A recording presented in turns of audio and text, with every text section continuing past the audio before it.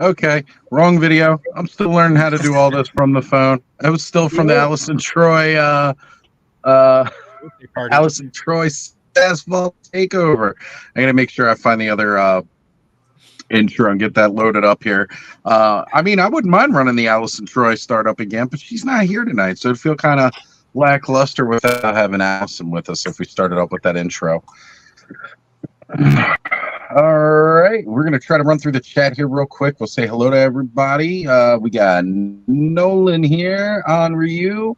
Christina Laney saying hello, Ozzhole. What's going on, Christina? Glad to have you here. We have Jeff Morris speaking moistly. Nolan again. Here we go. Same time toys. Ray Black. Good to see you.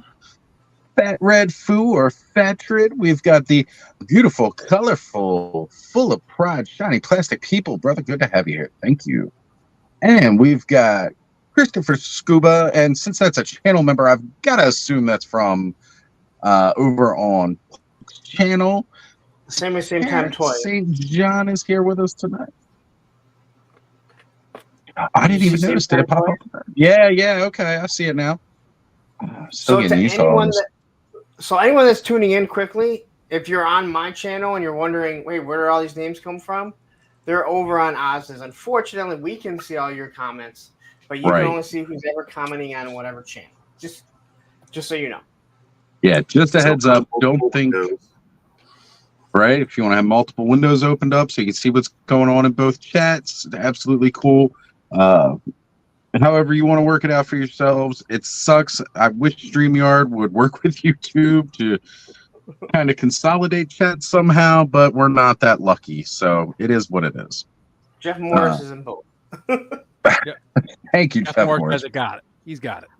That's right. And also, if you are addressing me on my channel, and I know there's only a few people watching, I can't highlight it. So don't get mad at me because, don't go like, you ignored me. Please don't send me. You ignore all your fans. Actually, just to be really clear, if you're sitting here and going like, man, this guy isn't responding to me, just continue to take it personally. It's totally intentional. And it's completely fine. It's fine. It's just I have proof. He does it every Monday. You would not believe how many people in his chats go, he's ignoring me, or else they'll put the same chat in there 18 times to try getting Lawrence's attention. He just ignores it. And consider when he does pay attention to it, though, if you put that all-powerful super chat on there, folks. That's right. Because he's that big now. So he's kind of a big deal. Kinda. Ooh, he's the shortest big deal you'll ever see.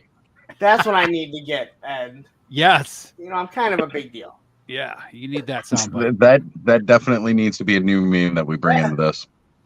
I'm gonna start calling you Big Deal with that Han Solo. Big Deal Lawrence.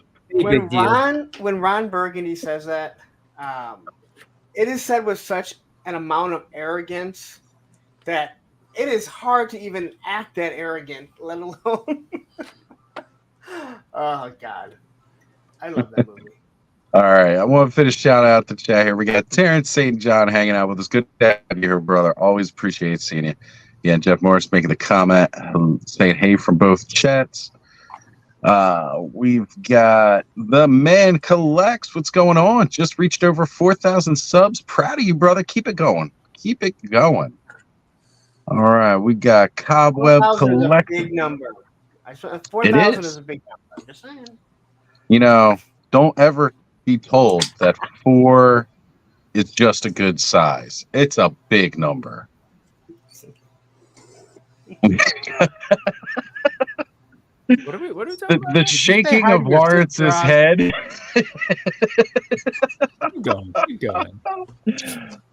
Cobweb Collector's here with us. Great to see you, brother. Thank you. And yes, Jeff, if you say something bad about me in Lawrence's chat, I will see. So please have at it, as long as you pay him a super chat for doing it. All right. Hey, Ro in the house. Good to see you here. Yep. He does. He absolutely hates all of his fans. That's why he's very aggressive with the milking.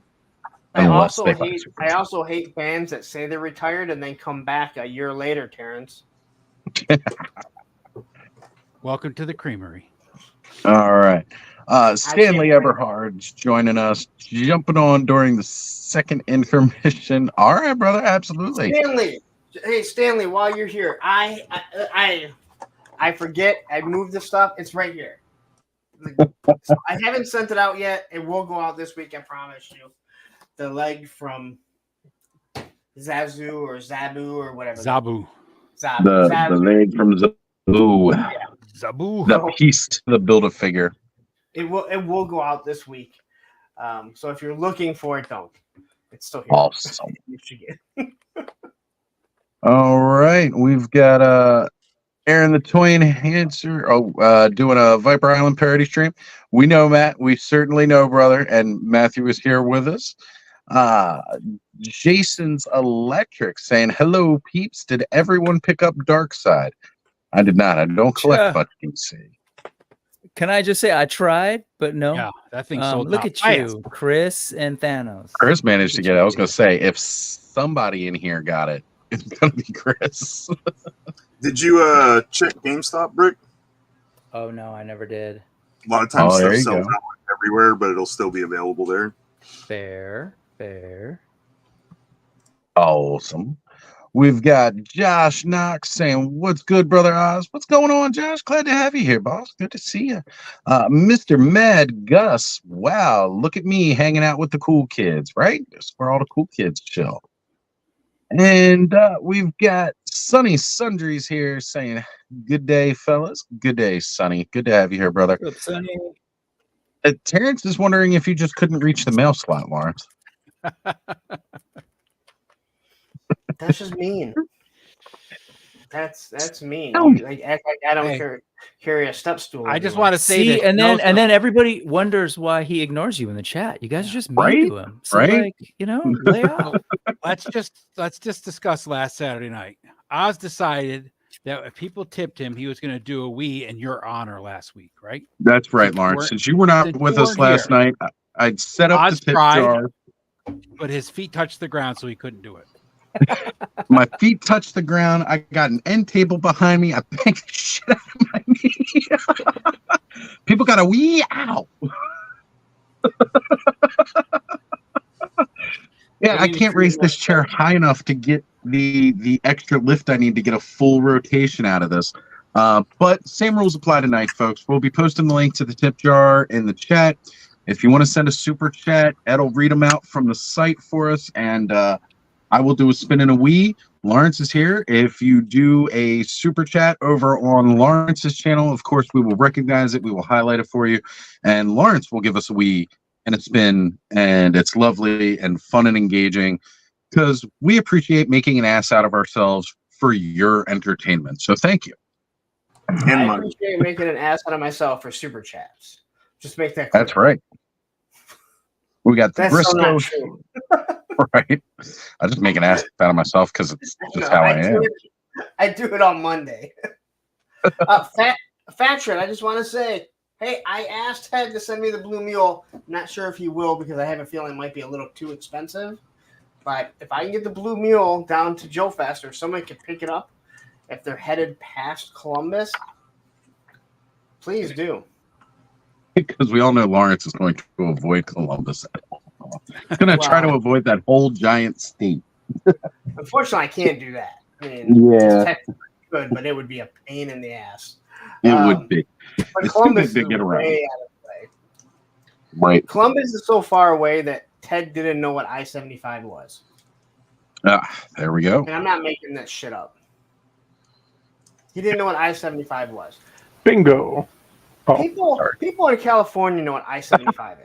I'm glad someone got Bud that. is apparently playing Clubhouse Bingo here. Just got a Would have been 075.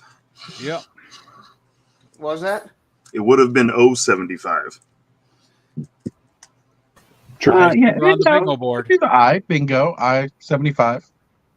It's a bingo joke, Lawrence. Yeah. You're too young. You're too young. 075 is the highest number. Leave it to us old guys. Oh, is it that? Yeah, all you guys with your experience, the geriatrics. Hey, it was every Punk's Sunday way and Wednesday too long night for with that. my mom. I just went to play the dabbers. actually called bingo for the first time in a while at work on Monday since it was a holiday. Then I couldn't do drives and stuff, so I actually got to. Oh, do nice! activities. I know that's something you used to do quite frequently. Yeah. You used to mention it in the chats. No, that's awesome. Yeah, you're saying you missed it so much, so that's great. Yeah, it was nice. It was a day in activities instead of all the nonsense that transportation is. That's right, because everything was closed, but they made you go to work anyway. Mm-hmm. It was actually a good day, though. Like, it was probably the best day of the week. That's awesome. You know, it was nice having the extra day off, but then like Tuesday we got slammed with calls because we were off for 3 days. So it was almost like there was no day off at all. That's the worst part about vacations and taking time off, man. It's like you just go back and it's twice as much work when you go back. Always. All right, Can I just say, Briscoe. as a teacher, real quick, sorry, as a teacher, that's the worst, taking days off. Because you basically still have to create a whole other lesson plan for somebody to do. For you somebody make all the copies, you do everything that you're going to set it up. Maybe a sub shows up, maybe they don't. And then when they do, they completely ignore what you did anyways. So then you come back and it's awesome. That's right. All this extra work, nothing happened. So there's Black Knight. Is there any, Ed, are you going by there by any chance on your way down there? You don't pass by there? Okay. No. I just think it'd be I think it'd be too expensive to ship that. And then I have to ship it back, but yeah. I do it through work. I wouldn't pay for it. So real quick, let's give a shout out to Mr. Wonderful. He's been like super sick for the last week. So everybody, send a little good juju his way to make him feel better. Definitely, Travis. Hope you're feeling better, brother. Hope he's probably just using it as an excuse, but that's Travis for you. You could have explosive diarrhea. We don't know. Is there another type of diarrhea? Yeah, there's a gentle trickle that just there's the drip. The drip. Yeah, I can demonstrate for you. Hold on. That's all right. Keep going, Oz. You just the stream has been known for that in the past, and we've really tried hard to distance ourselves from prolapses and judgment. At least now we know who did it. That's true. You weren't on the stream that night, I don't believe. No, he was here. He was here for that. Was he? Were you? I don't know. I gotta go back and check. Bobcats? No. Is that what you're talking about? No. No. Oh. The prolapse. The prolapse. Oh no, that was prolapse. That was my first. Yeah, no, I'm glad there was you, in that Lawrence, Allison's. So many of your first time. No, I wasn't on that. I was just a prolapse. Yeah. Thank you, Mr. We all know what it was. It was actually just a Lawrence. It was the show. It was the show before I was on. The last show before I was on. Look what Profit Director says. He shipped a Black Series TIE Fighter a few months ago, and it cost me $65. So my buddy that prints me all the stuff, he has that. And when I was over his house getting some more stuff, he has it like in the corner. He's like, I think it's so big. And I'm like, can you take the wings off? And he's like, I don't remember how to take them off. So I can't even store it properly. That thing is so big. That thing is a giant box. It's huge. So compared to the Hiss tank, how big was the Ramen Racer box? It was smaller due to... man, I should have compared them. It was smaller. It was because one thing, it didn't have all the figures on top. Right. It's also a shorter stance of a vehicle. Yeah. So the box is shorter. I almost feel like it was a little bit longer. I almost feel like it was a little bit longer. Still a good sized box then. Yeah. Oh yeah. It was packaged really well. So it was packaged exactly like the. Yes, that is me. And I give you full credit. I mean, I know I was hard on you about everything and making jokes. And well, if you don't know me, you realize I'm going to make jokes no matter what. But it was packaged nicely. Is it perfect? No, I don't think anything is perfect. I think we've discussed it. But if you go look at the review, Ace, he addressed many things that I had talked about on it, and I don't even think most of the things that even addressed that I didn't have too many issues with it. It is a nice looking vehicle, and actually in the comments there was a car guy. He said, "Hey, car guy here. I'm not going to be one of those military guys, but I have to say that the amount of detail that's put into this." And he went through a bunch of little details that the Charger around that year would have had. Yeah. So my dad would have done the same thing. If he saw that, he'd have been like, because he was a Dodge guy his whole life and had most of his cars were Barracudas and Chargers, and he would have been like, this is spot on. This is a little off, but looks good. Whatever. Right? It was just. But yeah, it was packaged really nicely. Packaged just like the Hiss tank for the most part. Not like the Sky Striker, but it had it had a nice thick box. Yeah. It was dropped down. Anyone that has ordered anything from what was the guy? We were ordering the figures overseas. Return of the Nerd, where we get all the Joe figures early. It had all the corners protected, so you really didn't have to worry about it. But again, it doesn't matter. I mean, if it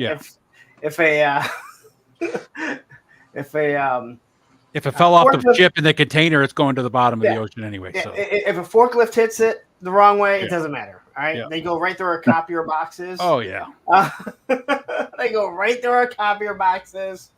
All in all, I think there was a few complaints that the second set rear tail lights don't fit in there. So my buddy that I got it from, I wasn't gonna push it, and he wasn't sure what to do, and I said, why don't you contact him before you get out your little grinder or whatever and start shaving shit. And it may just be from the chrome making it too wide, but it's something that I think that I think you'd rather contact Ramen before you go ahead and start making alterations. Although we know how customizers do stuff. Yeah, they just can't wait. So I can fix it. Some of those plastic things too. I mean, like with the heat and the cold, they get bigger, they get smaller. You have to tinker with them a little bit, without actually having to grind them down. It might be, put the left side in first and then push the right, the right side in and all that kind of stuff, right? It's just tinkering.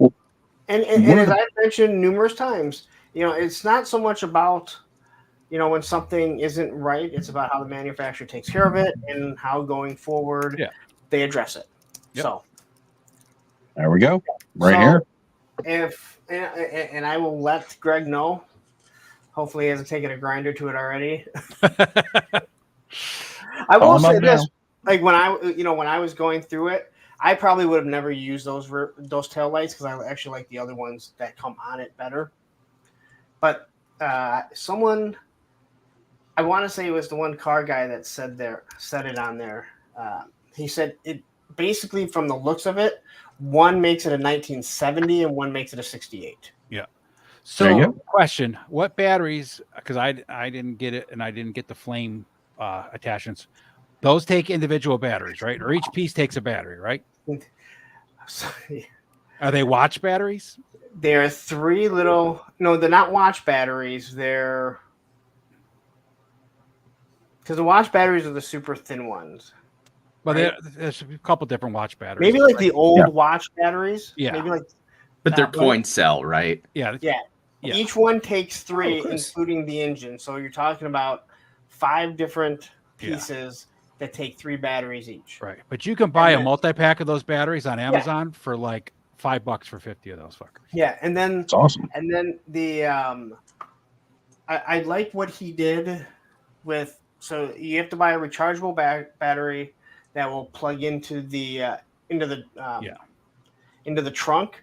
But he gave you a case that the bottom just comes out and it looks like it's so it looks like a trunk. Like a moon trunk. Yeah. So it doesn't look like you just have some big giant. It's just battery. an RC car battery that'll go on there. Yeah. In this day and age, who cares? I mean, we have all these electric cars anyway. They're gonna have batteries all over anyway. So I gotta head out for a little bit. I will be back. But All right, Thanos. All right, We'll see Thanos, how brother. it is. We'll see you soon. Chris shows up. Thanos got to go. wow. sometimes shit Right? happens. What's up, Chris? Hey, that's how it is. We got the Thanos, rotating cast on the Clubhouse. Always works. Chris, thank you for joining us tonight, Oh, brother. of course. Thanks for sending the link. I'm starting the rumor right now. Thanos has a problem with Chris. It's true. Shows Big up and problem. he's like, I need to get out of here. It's because I haven't made him a mod on my channel. He's a mod everywhere else. Not on my channel. He doesn't have a wrench on your channel. That's what it is. Yep. I was going to say, I don't even have a wrench on Lawrence's channel. It's I have very two mods, and prestigious position. yes. But the truth is, I have no mods on my channel at all. So, whatever. Cool. I didn't up until I started getting a troll. And then I was like, you know what? I need somebody else to deal with this shit while I'm dealing with all the other shit. I really do think that some channels go overboard with the mods. I've said it before. I think a lot of people are scared to hurt someone's feelings when they ask, or Right. like, it's my channel. I will make it whoever I want to be the mod. But Right. the mods are there to do a job, not be my friends. Yeah. Yeah. For me, I chose who my mods were based off of who is present most weeks. Like, who can I always know will be here? And it was like, all right, you get a wrench, you get a wrench, you get a wrench. I don't have a wrench, but I just have full control, so it's okay. I was going to say, you don't need a wrench anymore. You've got just as much power as I do now. That's right. So here's another thing that I think is really stupid on YouTube's part, is that if you have a mod, they should instantly be a channel member, but they're not. It's like, I thought that was kind of weird too, right? Yeah. It's like, I made them a mod. They can be a channel member too. Right. That makes sense to me, but It's funny because, like, even, a lot of people, I don't know if most people know, but, like, I'm a partner on Mega J's channel, right? So, like, I wasn't even instantaneously a channel member. I had to sign up. That's like, I could start a stream on this dude's channel. Why am I not a channel member? But, I mean, it's fine because I support him anyway. It's just funny. That's why YouTube doesn't do it, though, right? Because if you automatically become a channel member as a mod, that's money that they're losing out on, even if it's 2 cents. That's true. It's money that YouTube misses out on because they love to take their cuts. they got to have their piece of flesh. Right? Absolutely. Jesse's here. Just shelve it, man. The guys Hey, what's up, over Jesse? on Let's Go Offworld had a killer after party last night. Jeremy and Eric showed up. Absolutely outstanding show, guys. Yeah, that was great. After we did our thing and I jumped on, I was like, oh, cool. They're like replaying. Oh, no, they're not replaying. They're actually talking to Eric. Yeah, it took me a second to sort of piece that together. You know what's funny about this whole mod thing that we were talking about? There's someone in the accounting department at YouTube that went, hold on. How many mods are there? And, they'll calculate and they're like, so that's like about 30 cents per mod. Yeah, we can't lose that money. Nope. We can't just give those away to. I mean, if they really thought about it as a feature, it really wouldn't be hard to just limit. You get 3 mods or whatever it is, and then you could but they get full access. Anyway, Oh yeah, right. That wouldn't cause people, to be babies. Well, I'm not going to be a mod then if I can. but that's fine. YouTube don't care. Why They did you sound like generate you were babies. crying when you said that? They You were thrive on That's babies. fine. You sound like you sounded just like Ron Burgundy. Oh, me? Right. But if you're a premium partner YouTube channel, you can have 6 mods. Ooh. Well, I think you can have as many mods as you want, can't you? No, I know, but I was No, just no. joking about them incentivizing Oh, mods. yes. They would. 'Cause I've seen people they have like 20 people watching and there's 12 mods all in the. I'm like, why do you have 12 fucking mods? If you pay $5 a month to your YouTube channel to have it as a premium membership, you can have 6 mods. If $250, you can have 4 mods. Well, And I just want to throw out there, if that's a genuine question you're wondering, I think I do that I set them up a while back because I didn't know exactly what Oz was saying. Like, I didn't know who would be there at any time. And honestly, I had no pretense that or assumption that they're going to be there every single time I'm on. But I figured maybe out of these bunch of people, maybe one will be watching me at any given time. Right. And I just forget about it. And I don't really realize it until because I'm usually seeing the chat here in StreamYard. I don't. Does it note who the mods are in StreamYard? No. I barely notice it in the way that I do when I'm like. Oh yeah, it does. It does. Type something in the chat. It does. I see Matthew in there. Yeah. Oh yeah. But I don't know. It does give you a wrench. It highlights channel members for me. Yeah. No, I guess it's just more so like if you're wondering, I'm sure there's the case where people sort of set it up and keep adding and kind of forget, honestly. So I don't know that it's like an intentional. Well, it's different. I guess it's different because I think some channels just let everybody they like be mods. And then there's channels like you and Oz that, you have Thanos and the guys that rotate in and out, and you never, like you said, you don't know who's going to actually be in for that show. So it's yeah. Well, Ken had actually pointed out, because I asked him, like, why do you have so many mods? And he was like, well, he goes, unlike you, where like you're on Mondays and Thursdays, and Matthew's almost always there, and Ed is almost always there. He goes, I didn't know when I was going live all the time, so it was hard to schedule, and be like, hey, I just wanted to have a couple people that I trust, and I never really thought of it like that, and that actually makes a lot of sense. Yep. Yeah, that was the main reason that I did it, because even though I have a regular time, I just never knew who would be here, right?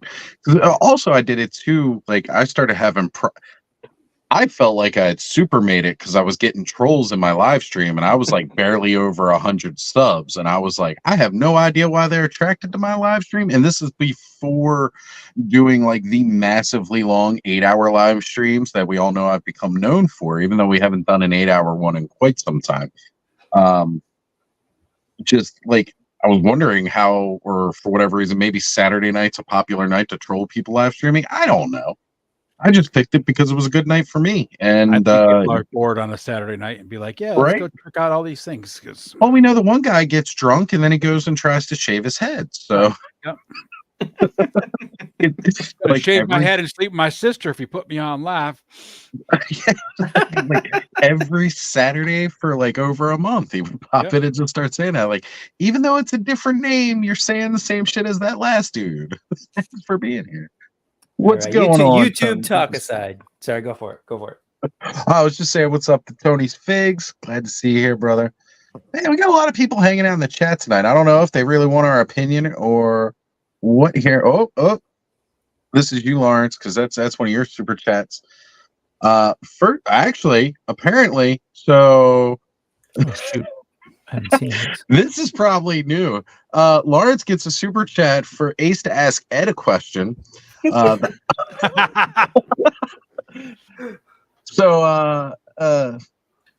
I have to do and it's all small. Can you read that? Do I have to do the Wii or what? Oh yeah, no, you still got a Wii. All right, here, I got you. Question for Action Figs. Wait, the Odd Frog. Wait. Oh, sorry. Everybody look at Lawrence right now. I didn't want to be weeing while you were trying to ask a question. Yeah, you never want to wee and ask a question at the same time. Right. It's a problem.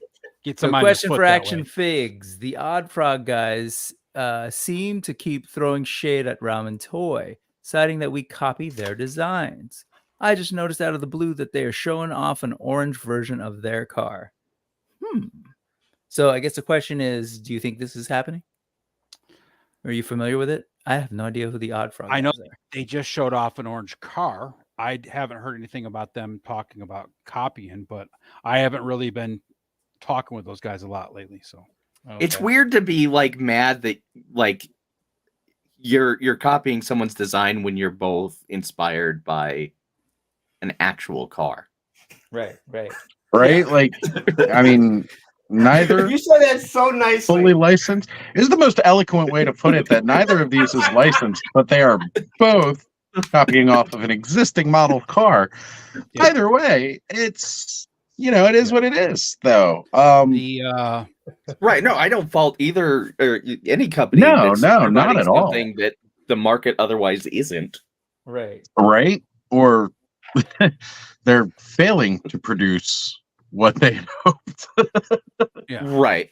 Because they threw a really shitty price tag. That was ridiculous. Oh, that was so ridiculous. It only made it worse, the fact that Hottie Mac was already putting one out for the Batman movie that was basically the same damn car for much less. Yeah. No, okay, that wasn't Todd. That was Hot Wheels. That was Okay. Mattel. Okay, yeah, you're right. You're right. I'm sorry, I get that licensing crossed up there a little bit. Yeah. That's only going to get more confusing. Even though McFarlane is going Batmobile crazy right now, so a little bit, right? I'm still No. convinced everybody bought that tumbler for, you know, just having a Morgan Freeman figure. That's it. So Greg, who buys everything, Morgan he didn't want that. That was actually a disappointment that it was an extra $25. He didn't want the Morgan Freeman. Yeah, I've heard a few people wish they could have just gotten a black tumbler. Well, just wait around for a couple months and he'll probably release just a black tumbler. No, he's going to release a Jokerized one first, because anybody see that Jokerized 66 Batmobile we were talking about? And then he'll do the Frozen one, the glow. Boy, I was hoping that you were going to reference black and white my one. really badly Photoshopped Jokerized tumbler that I did that somehow maybe made the rounds. Wait, I hadn't seen that yet. You want to share a screen on it? Yeah, you know, he was talking about the Batman 66, Chris, but his is beautiful, the tumbler. It's not great. It's beautiful. And I was happy to see it in the GDL server. Yeah, I'd have to find it. Okay, when you find it, definitely share a screen on it. Instagram? No, I just share it on some Discords because people are like, oh, I can't wait for it to be Jokerized. And I just, like this? Don't you?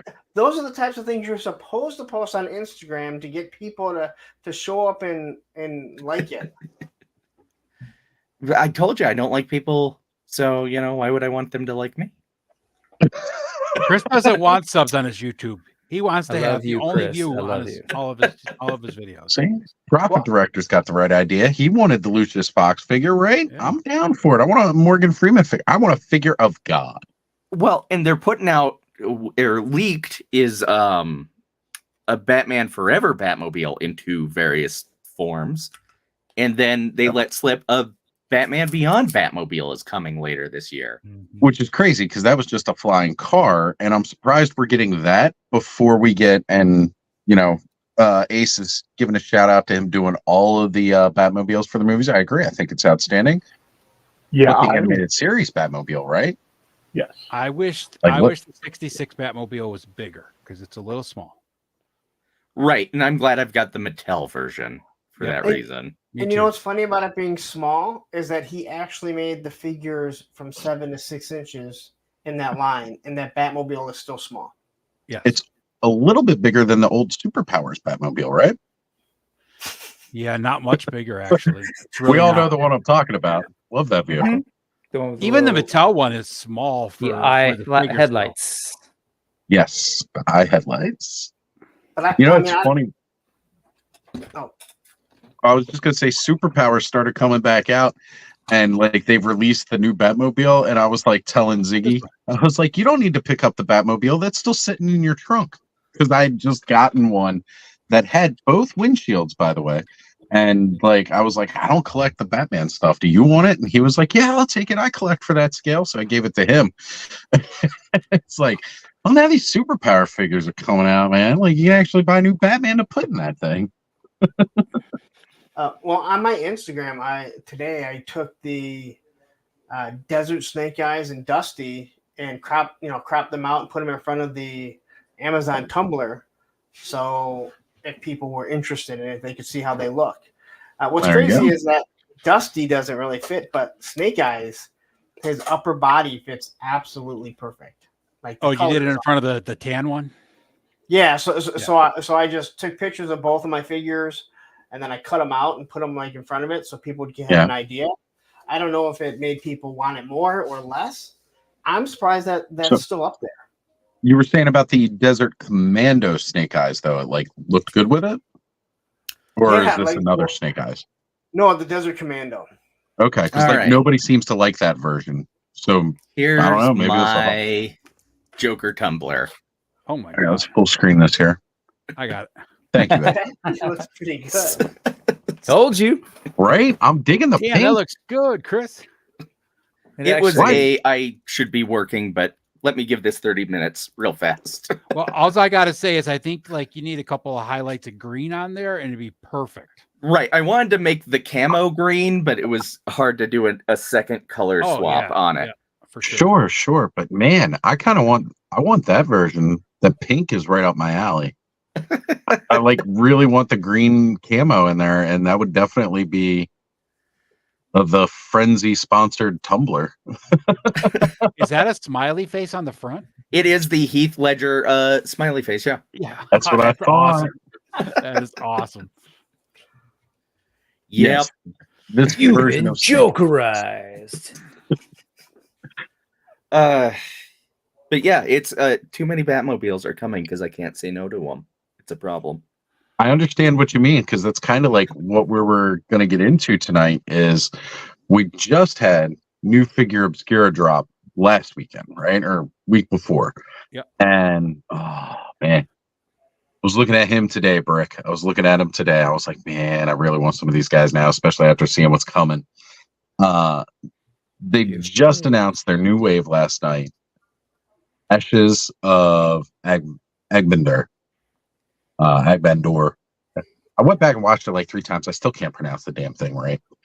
Think of it like I'm hearing it like Airbender. Yeah. So, Mr. Mad Gus, they have a bat boat out there. I just want to show this because it was still on the Batmobile thing.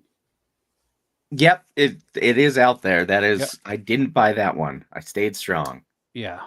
That Joker Mobile is awesome. I will be doing a review of that in a couple weeks here. Awesome. I can't wait to see that, because honestly, the colors just popped for me. I really like it. We all know I love green, purple. Been 2 of my favorite colors, not just Joker colors. They've always been some of my favorite colors. Well, and here's what's ridiculous on it. The tire tread is just ha ha ha ha repeated over and over and over again. Are you serious? That's great. Yes, just rows and rows of ha's. Awesome. It's probably one of the coolest things that Todd has ever done. He didn't make it.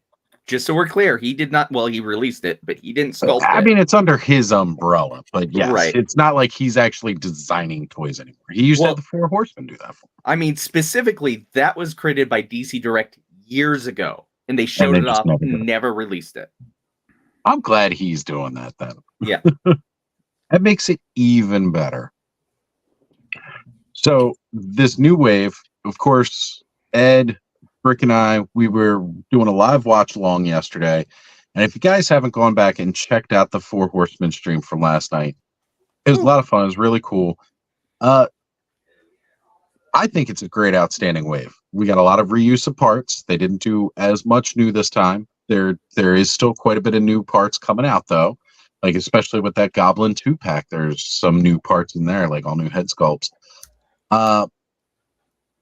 I really, really got to say, overall, I'm digging this, because we're getting some new colors and new styles to do with it. We're seeing reuse. Like, I'm sorry, Jacob Marley came out just before Christmas, and his new parts with like those leatherish boots and, you know, the fabric pants that we've seen on several characters already. It is great to see them finally use that for a character. Man, they were just really, really good. And then even the characters you may not like so much, right? Because like a lot of people were like, they weren't so wowed by the Blue Shield Knight, right? Admittedly, probably I would say maybe like the weakest out of the wave. It's just another standard Knight figure. The amount that you're getting with it, and if you picked up several Valiant Knights, it's going to be really cool to see a lot of people do some pop and swaps and add parts to the other Knights that they already have, because it is that deluxe Legion builder, so it's coming with a ton of stuff. 5 heads, like 2 different torsos. You got so like 3 or 4, 5 sets of greaves and stuff like that. Like, is really outstanding pack overall. And yeah, John's got it right there saying the Blue Shield Knight absolutely stacked. It is. It's a ton of parts. Yeah, I mean, just to quickly chime in, when you're saying, like, you know, people are maybe the weakest of the line instead of the wave, it's tough because there's so much variety in what Legions offers. that like the fan base is all over the place. We all know, like, if you're a Legions fan, you love Legions figures, period. But then there's like a ton of preferences, right? And so people love the Knights, people love the Goblins. Sure. And then if you're like a person who's like dry on Knights for a long time, then all of a sudden they release a new one, you're like, oh, that's cool. So this notion of like which one's weak, which one's strong, it's kind of hard for me to sort of like to nod or even acknowledge, because it's like different, you know, the fan base has all sorts of different tastes. And I look at those things and I look at the level of work, all the pieces they're including in each of them, the like consistently dope sculpts and paint jobs. I don't know, man. There's nothing really weak about it. I think what people might be saying is, oh, I already have tons of these, so I'm less interested. Fair enough. The figure's still dope, right? So I agree. And it's also a Knight with a new articulated body, right? So that's another upgrade. So I mean, I say that, and I'm not into the Knights at all, so I'm passing on. So you know, I fall under that category as a not Mythic Legions guy, but I have some. I look at it as kind of like D&D, the line, and it's like, hey, do you want to build your Paladin character? Here you go, buy the Blue Knight and swap it all together. Sure. I know I was saying last night quite heavily, like the Blue Shield Knight reminds me of, and again, like one of the main reasons I'm into like collecting the orcs is because I'm a very old Warcraft guy, not World of Warcraft guy, Warcraft guy. RTS. And like the exact coloration of the Alliance for the original Knights. And like, to me, I think he looks great for that. And I'm not the biggest fan of Knights, but I want to pick up at least one, right? Now, it's not an exact color match to the Valiant Knight, but there's enough pieces there that I can mix and match it and have something completely different, right? And it's going to look really good regardless. So I'm actually excited about it. I think it's a great one. And that I think is phenomenal for a lot of people. I love the story and the lore. Like this wave, we're getting a lot of lore put in with these bios that are going back to the first Great War. And the other thing is it's $420 all in for 10 figures. So not 420. So Cash out, Lawrence, it's 420. Get it? I got it. Oh God! This is all the figures for the line, because I haven't seen anything about it. Okay, yeah, it's 10 figures. The Goblin is a 2-pack. Okay, just like best figure in the whole wave. What was that? Yeah. What were you saying, Lawrence? Oh, I said Matthew. I saw Matthew and Ed talking about that today about the, and I didn't realize that Mythic Legions had anything. Yeah. That's why I'm interested. Yeah, they got to talk about it Monday. Well, that's the other fun piece when you talk about it on Monday is that, like, you know, normally we're not getting a whole new wave of figures like this in May. Yeah. So this month, we were talking about that yesterday, has been just like oddly stacked with Mythic product. They started in May with like, hey, here's some cosmic figures, and then there's the Figure Obscura figure, the Mysteries of Mythos, which were that, you know, that whole like blind box, whatever was left in the warehouse, and some sort of reissues. And then all of a sudden, the end of it, they're just like, oh yeah, by the way, we've got kind of a surprise wave. They normally do it in November, like the day before Legions Con. Right. The thing is, they're still gonna do something. I just realized how much money I spent at Four Horsemen this month. That's weird. Right. So it's just amazing, you know, when you're talking about it on Monday, some context, but also just, I think it's pretty damn cool. And it is mostly, as folks have said, I think there's maybe like 3 or 2 new pieces in the entire thing. The rest of it is truly like repaints. But when you look at this stuff, man, those guys can paint. It's like nobody's business. So those folks, I should say. Yeah. I gotta say, without a doubt, like, you know, again, the bread and butter of the toy industry is how many times can you use the same tooling over and over again and resell it and repackage it? And we can be critical about it, but we all know they do it. I mean, one of my favorite lines is Masters of the Universe is so notorious about it. Like, it was forever before they started adding in like new pieces, right? It's just the way a lot of stuff goes. You got to reuse what you have so that you can make money, so that you can make more new stuff. And the Horsemen went real heavy last year when it came to new tooling, right? Love that. Like through Necronominus. Quickly, can I talk like the apes that are in the G.I. Joe community? Oh, for $25, every figure should be a whole new sculpt. Yeah, okay. So let me see how you run your business really quick, okay? Oh, okay. Right. You don't run one? All right. Hey, how many $25 figures do you got to sell to get up to like $18,000 in tooling? Just let's ask ourselves these questions. Do you walk into your Chrysler dealership and be like, this car is $50,000, but I can tell you that you use the same radio in this car as you do that one, and this bolt here, this should be all new sculpting. It's completely designed from the top to the bottom for $50,000. Well, that's just it. Like Toyota calls that a feature. the next generation platform, the TNG, they're like, we're saving you money because if the headlight goes out, it's the same headlight on everything. Exactly. Thank you, Jeff. We appreciate that. I have a quick question here. Yeah, go ahead. So I was too busy looking at these goblins here. Are these two packs, or is it a 2-pack and these are all the different versions you can make? Okay. So it's 1 2-pack. It's 1 2-pack, okay. And you can essentially, from the 1 2-pack, you can build up to 4 different goblin builds. So I need 2 packs then, okay. Yep. Right. And although this is a goblin legion builder, legion builders do not have names. These specific builds, as they are pictured, are named after fans in the malignancy of what did they call Goblin Hollow? Goblin Hollow. Hollow. Yeah.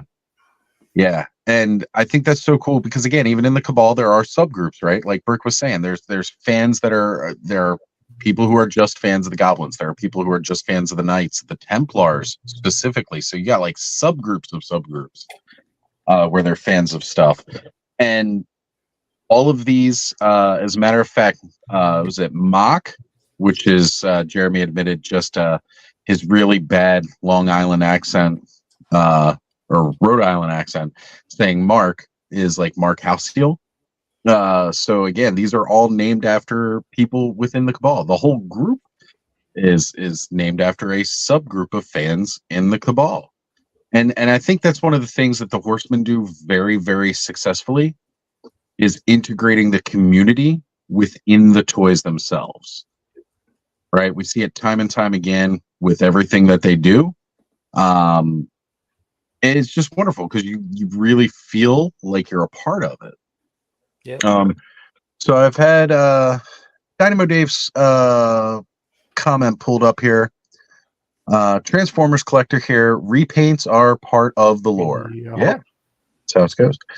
And Miss Mega saying Oz, that's why I walked away from Marvel Legends and went to Joe's. Freaking Transformers they released. It was like a year and a half ago. I forget which version of like Optimus Prime. And then the next year they started this whole new subline and literally re-released the exact same Optimus Prime, just in a new box. They got a long run out of one of that recent Prime molds. I think they had like 3 or 4 re-releases with just maybe like, but it's a little darker red. Yeah. The one I have is the it's not the Earthrise, it's the first set of the War for Cybertron. War for Cybertron. It's the Cybertronian. Yeah. Isn't there like 4 or 5 import companies all making Prime and Megatron now? Yeah, there was a version that came with 2 like transparent weapons that could transform into like little like kind of micro transformers, and then they had like the premium paint, which all those premium paint ones, I hate when they do that like kind of a, I don't know, it's like a digital paint, where if you look really close, you can literally see the pixels. Yeah, it's like an inkjet kind of spray. Yeah. I hate that. I love the fact that Chris has managed to pull that off for his. The rest of us get that little static image when we're off screen and we turn off the camera.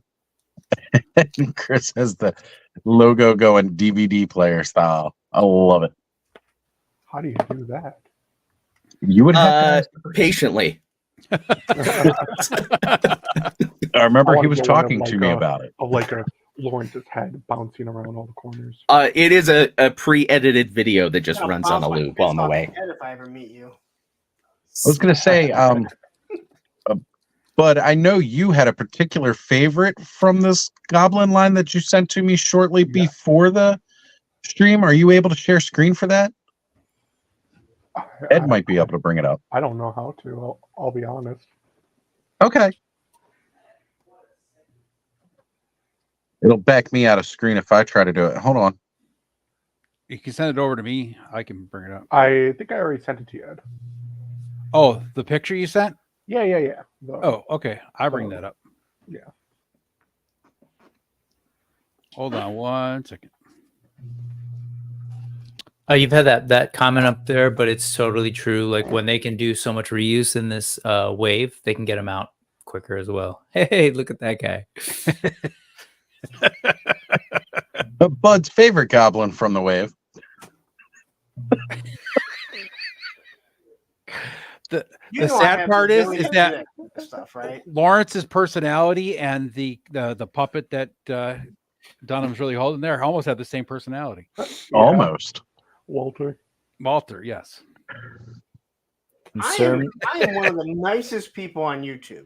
I just want to say how I lined up the shoulder from Lawrence's picture perfectly with the shoulder of Walter.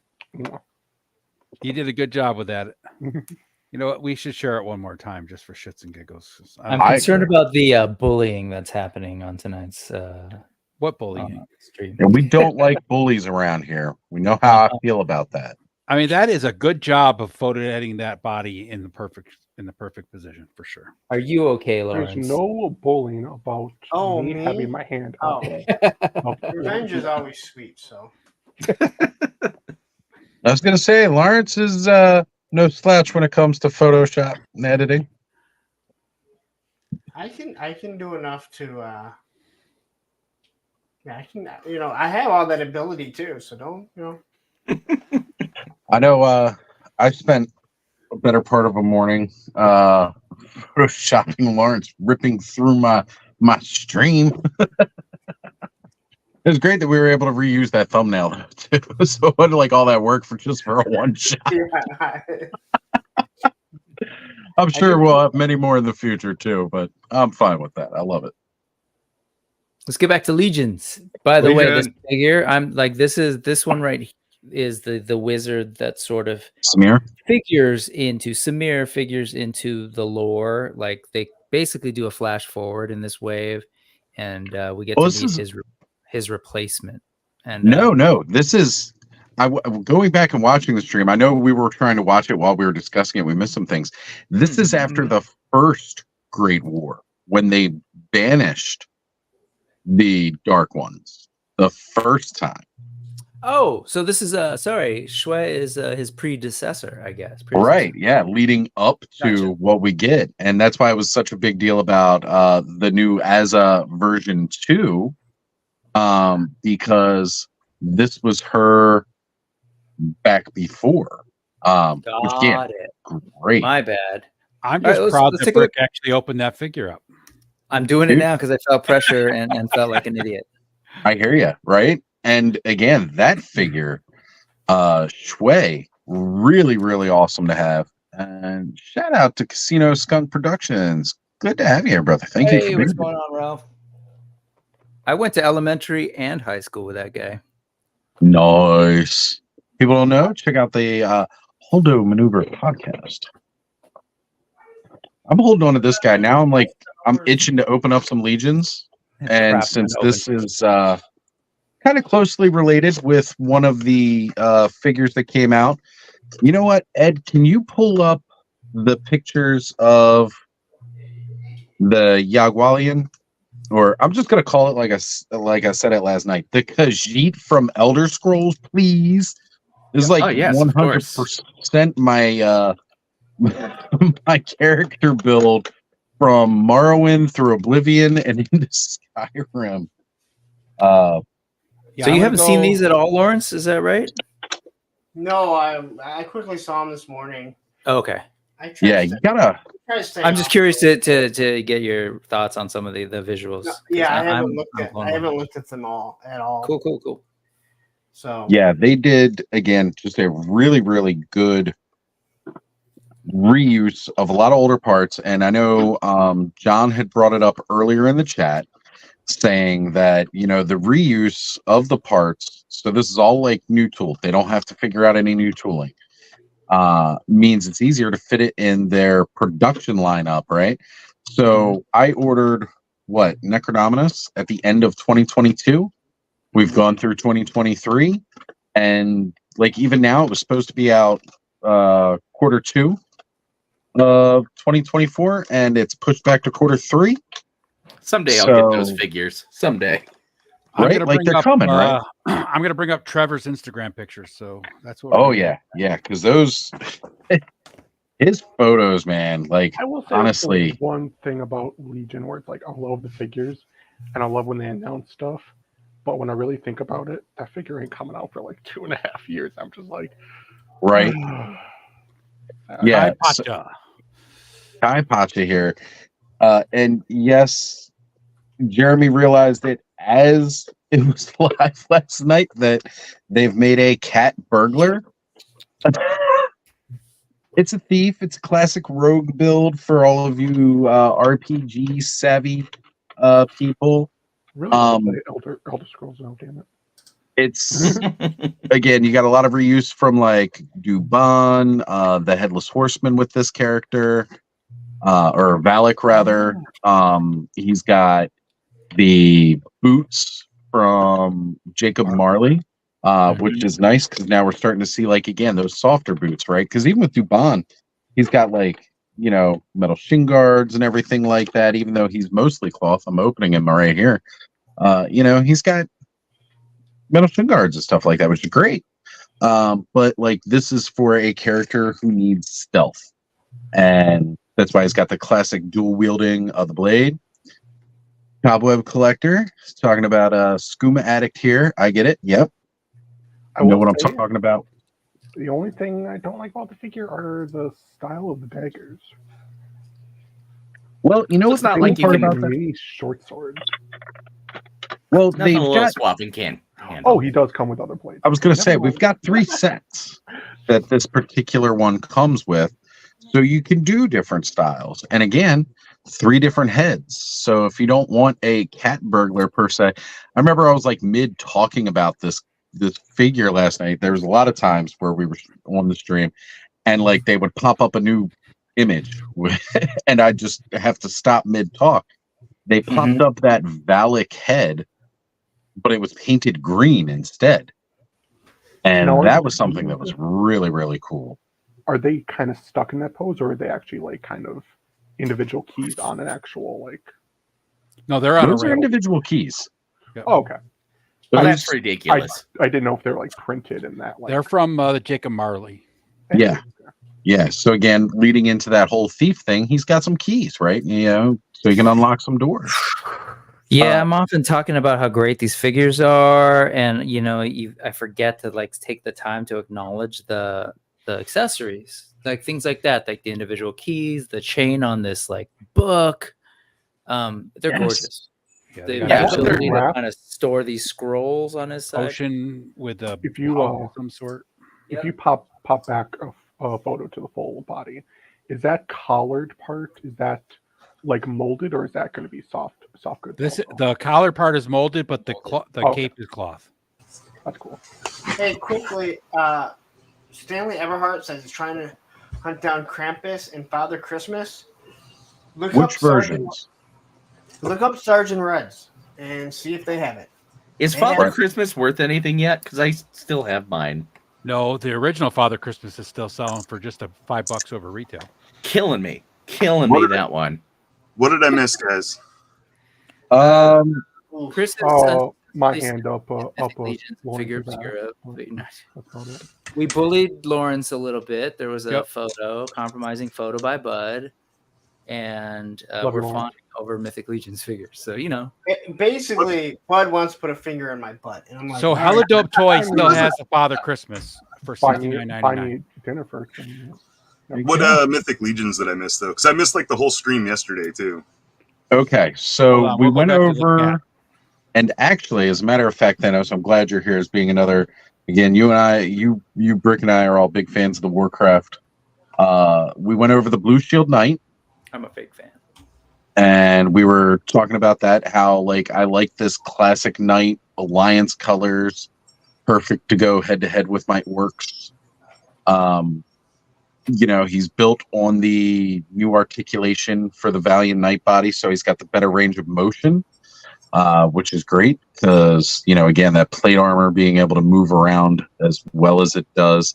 You also go to Four Horsemen Studios; they've got the picks there too. Yeah, I've been looking at them on the Store Horseman, and that's all like Trevor. Here's the Blue Knight. Yeah, there you go, Thanos. So, like you can see again all those Alliance elements right there. You've got multiple different. Got the Stormwind Tabard. Just got to put a lion on the middle of it. Yep. That's exactly what I was feeling last night. He's absolutely perfect for that. I love the way this looks. And again, I'm not a big fan of the Knights. Like, again, I want some fodder, but yeah, this one is actually kind of cool. I like all the different options. That one thing that really pops out and might be like minor for some people, but I really like that double-sided axe. That I'm guessing you can pull one of the like blades off if you wanted. I don't know with that one. If you can pull one off, I think that might be a solid. Because I know, like the hammers and stuff, you can. Can you zoom into that at all? No. Okay. Unfortunately, not. It looks pretty solid. I don't think this double-bladed axe pulls apart because it's the smaller version. But you know what? It's nothing a little Dremel can't handle. If you're feeling crazy, that's true. It's true. But Trevor was even saying on the after party that for like this shot, right? That's 2 Valiant Knights and 1 Blue Shield soldier. He just took all the parts from, mixing and matching with the Blue Shield Knight and put them on there. And even though the Valiant Knight is a darker silver, he lightened up the tone with some Photoshop to kind of make it match a little bit more. But again, like the customizers in the community can definitely make that match. I know I want this just so I can put some of those parts with those 2 other Valiant Knights that I have. I think they're really cool. I definitely think this is one that Emerald Knight John is going to be a fan of, except I bet he wishes it was a little green, which I can agree with. It's my favorite color. But again, like you said, Thanos, like this is Stormwind. This is my Alliance Knight, and I can throw these parts onto, my 2 other Valiant Knights, and now I've got 3 very different looking Knights, and still going to have extra pieces left over. I will say if they ever do like a Dark Knight version, I would be all over that. Well, they exist. Just I was going to say that articulation, and then just wait, they'll come. Just wait. 6 months from now, we'll probably have a Dark Knight. People love Dark Knights. I mean, Todd McFarlane makes 1,000 of them. Yeah. Thank you. Also, his ride. There you go. He makes Dark Knights, Light Knights, Blue Knights, all kinds of different Knights. Jokerized Knights, the Knight Who Laughs. A Jokerized Black Knight, Jokerized Gray Knight. Spell-shaded Knights, pencil sketch Knights. I'm trying to talk myself out of 2 of these packs. Oh, these are so good. The Goblin 2-pack was definitely the first one that, like, I enjoyed the Knight. I thought it was cool, but again, I'm not a big fan of the Knights. This one, I was like, oh yes, I need these goblins to go with my orcs, right? Like, these got to go in there. And that was just based off of the first 2 that they showed. And then it was like, when they got into showing more of those options, like, much like everybody else, I'm like, man, now I need to buy 2 of them. Trying to talk myself out of 2-packs, but it looks like you could definitely get use out of 2-packs. Yeah, and especially again, like you're saying you're trying to get it so that you only buy one. Yes, I got it. I didn't know if you're saying cut down 2, so I only get 2 or whatever. No, I want to get 2, but I think I'm just going to try to convince myself to get 1. Well, if you find somebody who's getting rid of a swig, then at least you could throw some of these parts onto another swig, and boom. Right? Like, all the thousands of swigs out there. This is a really cool pack because, again, you got a lot of different parts to pop and swap, different heads. You've got a bulkier goblin. You got a skinnier looking goblin. It's got purple. It's got green, which, again, just kicks it up an extra notch for me because 2 of my favorite colors. And again, it's a really, really cool pack. And then I'm down for this. The bear arms, which is awesome. Yeah. Yep. And again, I was rewatching it. Those are the arms from Red Death, Poxus. So again, they're getting some reuse out of that. They had it with Poxus. They reused it with the Red Death, and here we're seeing it again with bear arms for the Goblin in this. So that way we can get a quick turnaround, right? Because again, like instead of waiting a year and a half, they are looking at exactly 1 year from yesterday that we should be getting these guys in. That they will start shipping to us. We may not necessarily have them in hand quite yet, but they will be shipping out to us hopefully by that time. Nice. What do you remember the price on that 2-pack? $75. Oof. Yeah, no, Thanos, if you got the Source Horseman I'll up, be getting 2 of them. you could be our person. Guys, go to Helidope Toys. They've got payment options. Now, mind you, when you get it through Helidope, that price is going to go up. But at least you could do payment options and pay it off while you're waiting the year for this to come in. Yeah. And you can use my code, APWP, there you go, and get 10% off. Yeah, I don't have a code there. I just have a code at Stupid Entertainment Earth. That's right. And if you use Punk's code, what Punk pays the Helidope pays my paycheck. So there we go, folks. Don't worry, I don't get shit either, all right? They just tell me, hey, your code is one of the most used ones. And I'm like, thanks, I get nothing for it. Other than Mossman commercials that I can't play here today. I mean, you can play it tonight. That's fine. If they're going to give you money for it, I don't mind you, paying yourself a little bit on the stream. No, I can't. Oh, no, that's right. You can't. Yeah. Well, if you could bring it up in a video player and share screen, we can share screen it, but it doesn't do any else good. No, it's embedded. I don't even know where it is. Ah, gotcha. So I see that snout on that one goblin though, and I want him to be Pighead's little sidekick so bad. Is that a? Yeah, you say Pighead. I kept thinking Angry Birds, the little bad dudes in the Angry Birds game. Gamorrean Guard. There you go. I was just thinking how flamboyant Pighead would be next to that realistic armor. Well, actually, you can paint the armor to match his colors. Sure.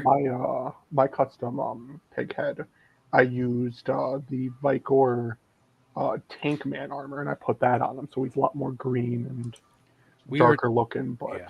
We were talking yesterday about how this reminds us of the goblins from Legend. Yeah, this shot specifically. Anybody who's a fan of Legends, especially since they had that pig goblin too, like it fits so well.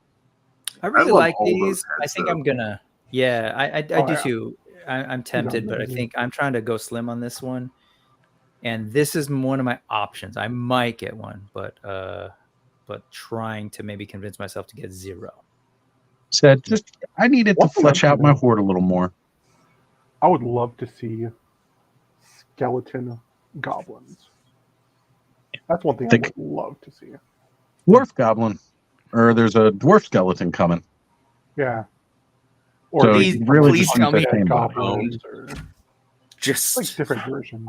Just so that joke can go further. All right, so here is one of the next up again. This is from that first Great War where they used to have legions of angels, and one of my favorite boners, Maxilius the Harvester, took them all out except for, what is his name? Yosef. So this is the lone angelic survivor. He's got that pearlescent armor, and it's different from other pearlescents, similar in color scheme to show that holier, how did they describe it? Holier than thou kind of during the stream. But yeah, he's got that very regal, very holy presence with the pearlescent armor and the purple, which again, that purple, I freaking love it. You got multiple looks for him here. And golden spear. I would have put in a little bit of gold. Oh, there's gold. Purple and Big gold. flamboyant shoulder pads, though, to give them like the paladin-y kind of look. Like, Yeah. Well, you can get like those a from level- Ukstack, The level who's coming out with Necronominus. 15 gray armor you can find in WoW for shoulders.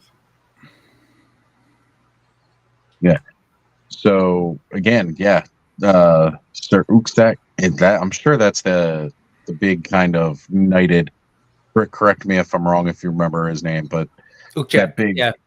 After what's his name? Formerly Greg, formerly Bruce Scale, named after. It's a tribute figure again to Yes. a member of the community. Like this one is, as well. His name. Yeah, Joseph. So again, this is another really cool, Might awesome have- figure. That was for Vasapolo, Joseph. Or which Yes, Joseph? Okay, I believe so. No, I don't. honestly- Rusev. Joseph Rusev. I Gotcha. believe that is. I had to go back and remember her name again last night. You know, I need to start logging onto Facebook and getting more involved in the Cabal. Like, I've been a member. I love seeing stuff in there, but I'm never on Facebook, so I always miss everything. Yeah, I'm saying. Angel, like, I I'm just passing don't use on. Me too. Yeah, I think he looks great. The wings look really cool. If you're into this kind of thing, like hard to resist for sure. And then I like that they give you the different options. You know, Mhm. you get That spell that more effect like is pretty cool, too. Victorian looking guy. The purple's Well, hot. That soft goods, like I don't know. I really, really love that they're working with CGSM to do some quality soft goods, like worked into the line, because you know these things can look a little stiff, right? Yeah. Yeah.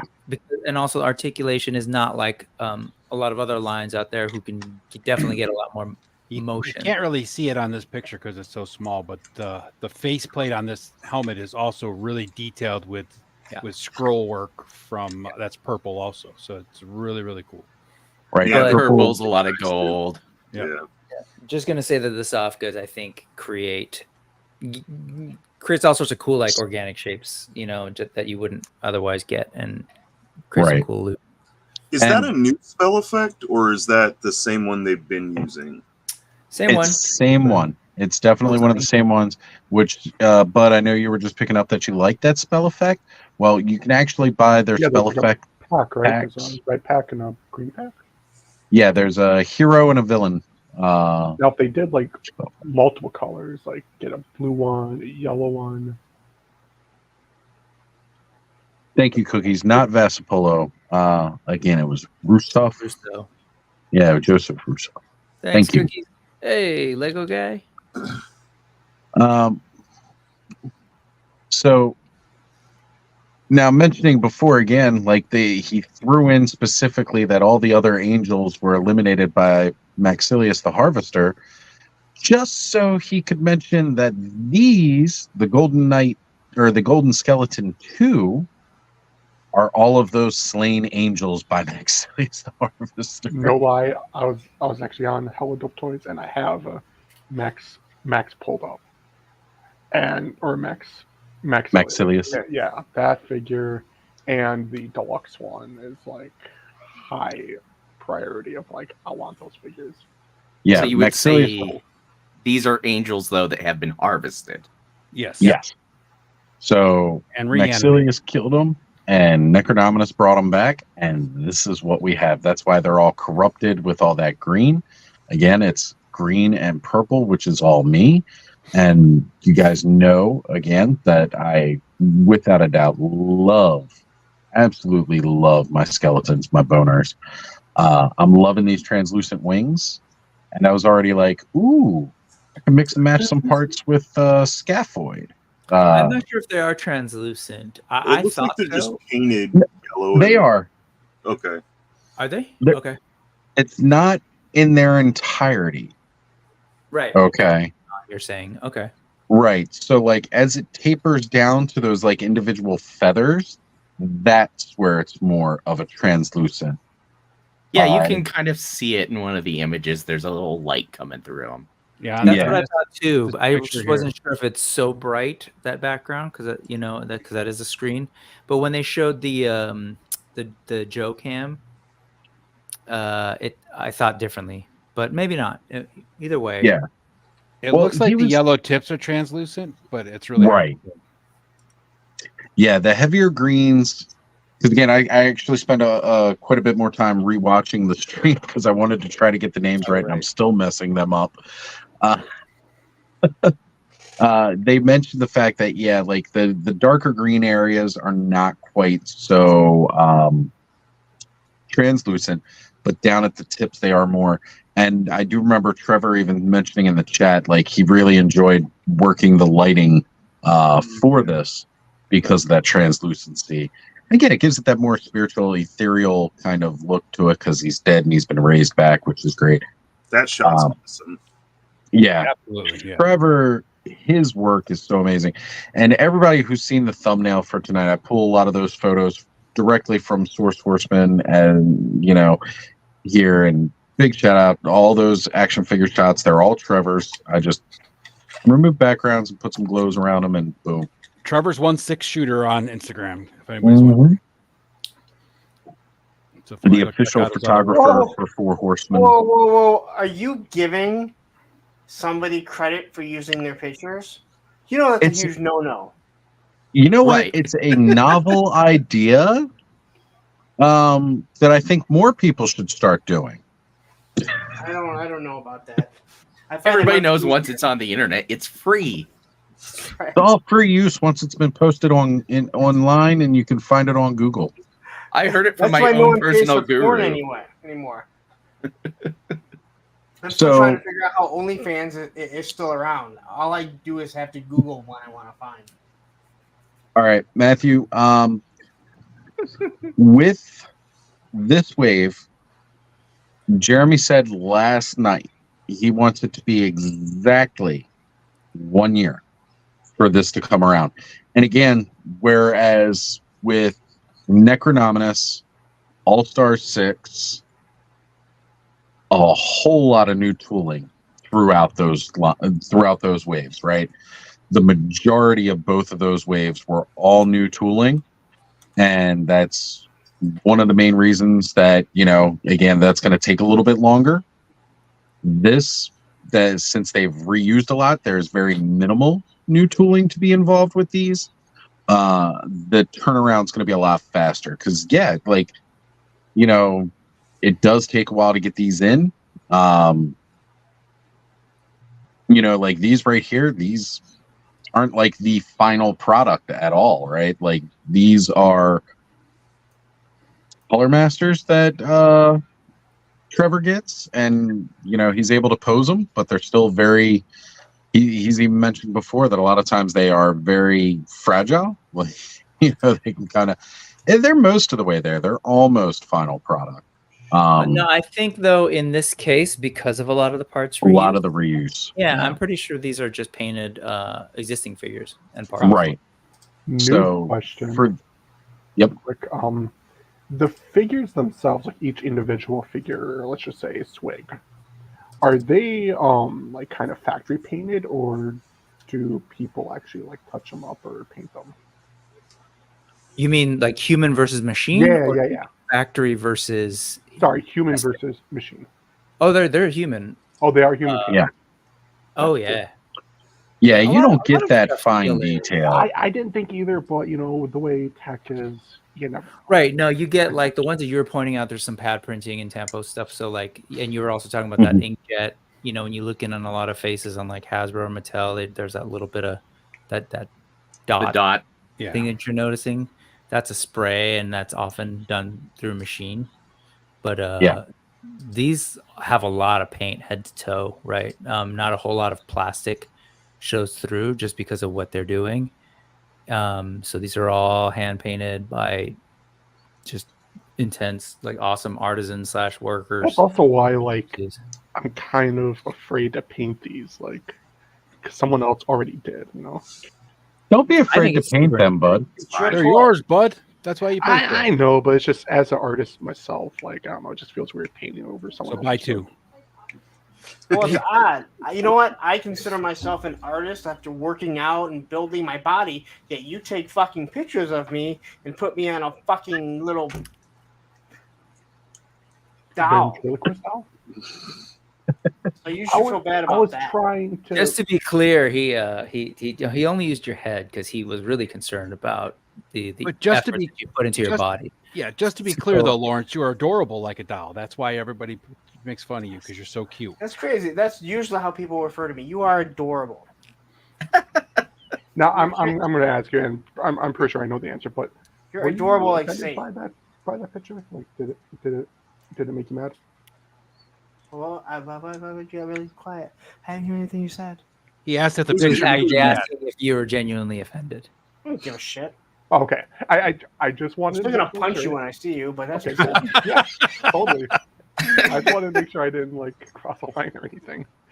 I'm not offended, but I've been provoked to violence. That's right. Yeah. Okay, cool. I'm not mad. I'm just furious. Because now I have a reason. I'm just going to. He's not angry. Just watch out your back for when you're around Lawrence. Yeah, yeah. I'm a South Pole elf. Okay. Yeah. So who's getting two of these? I can only afford one. But we all know how I've been loving the big boys, so I'm probably gonna have to get one.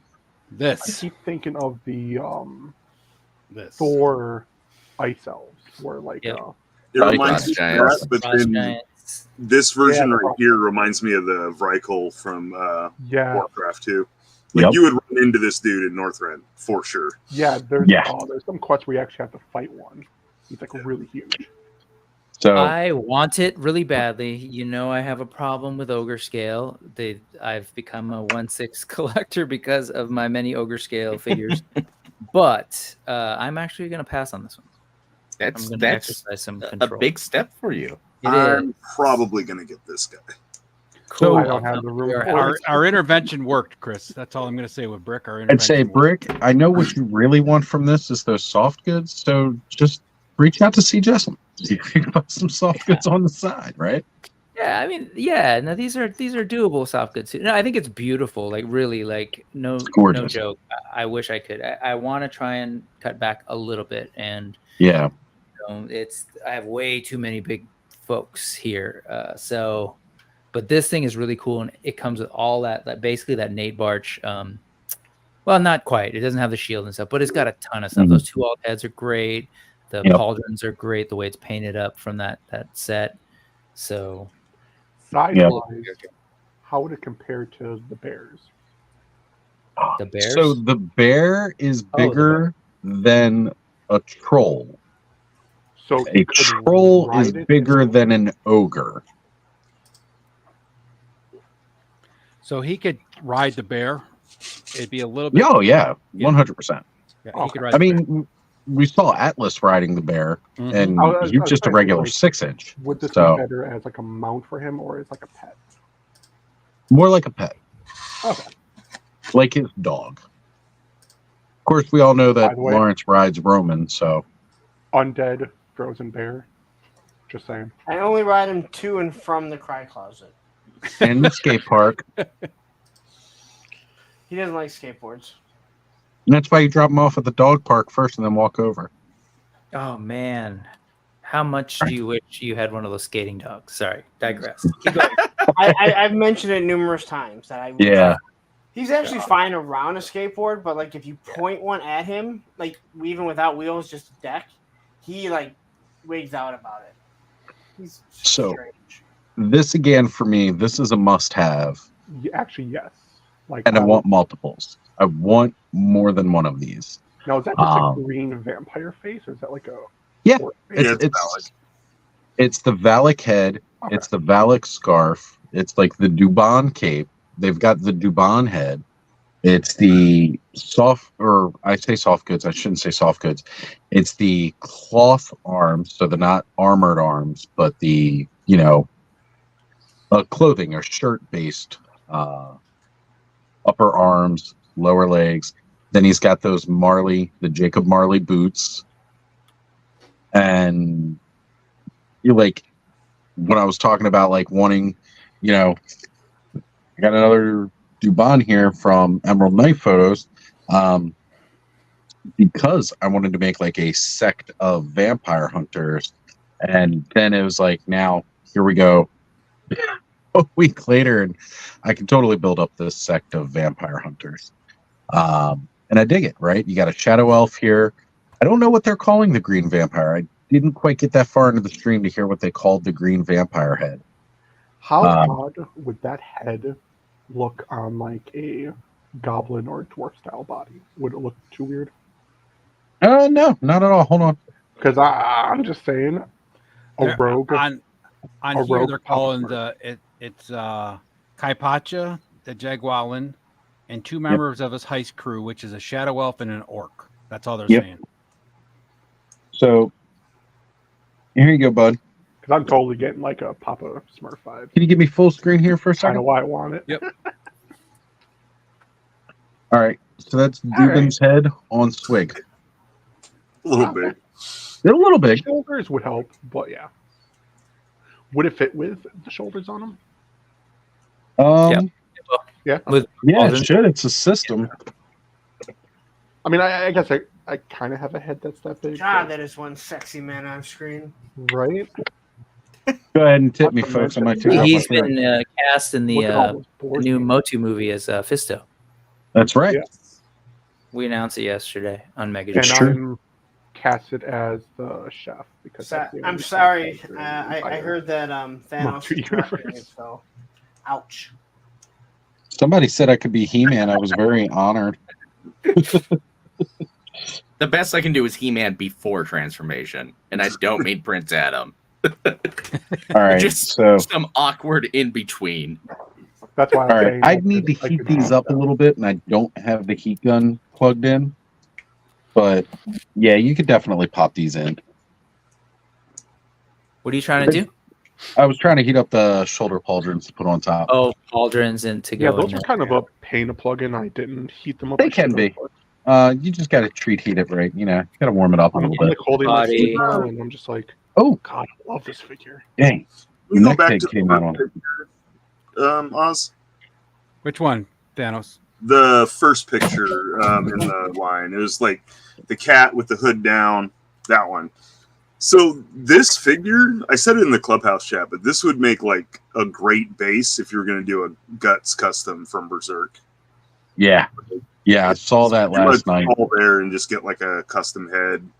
Like there are Guts parts that you can get as well. Yeah, I've seen people do that, so that's cool. There's a lot of good parts in this this wave. Oh yeah. I would like this figure and Dubon do the blue head, and maybe like do some kind of like a mirrored universe version of like Dubon or something. Have them face off. Oh, I know Guts is an anime, but I just keep thinking of the Nickelodeon game show. Right.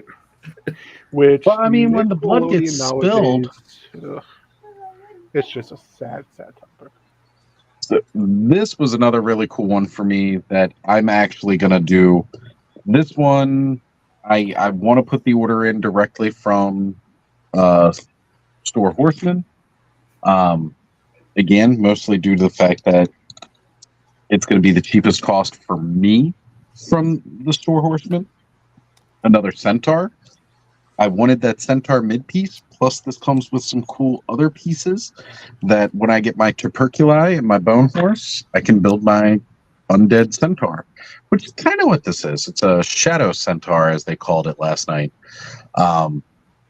They use these guys to hunt down all the mages after burning the library, and it's really cool looking. And already reusing That the. head. Yep.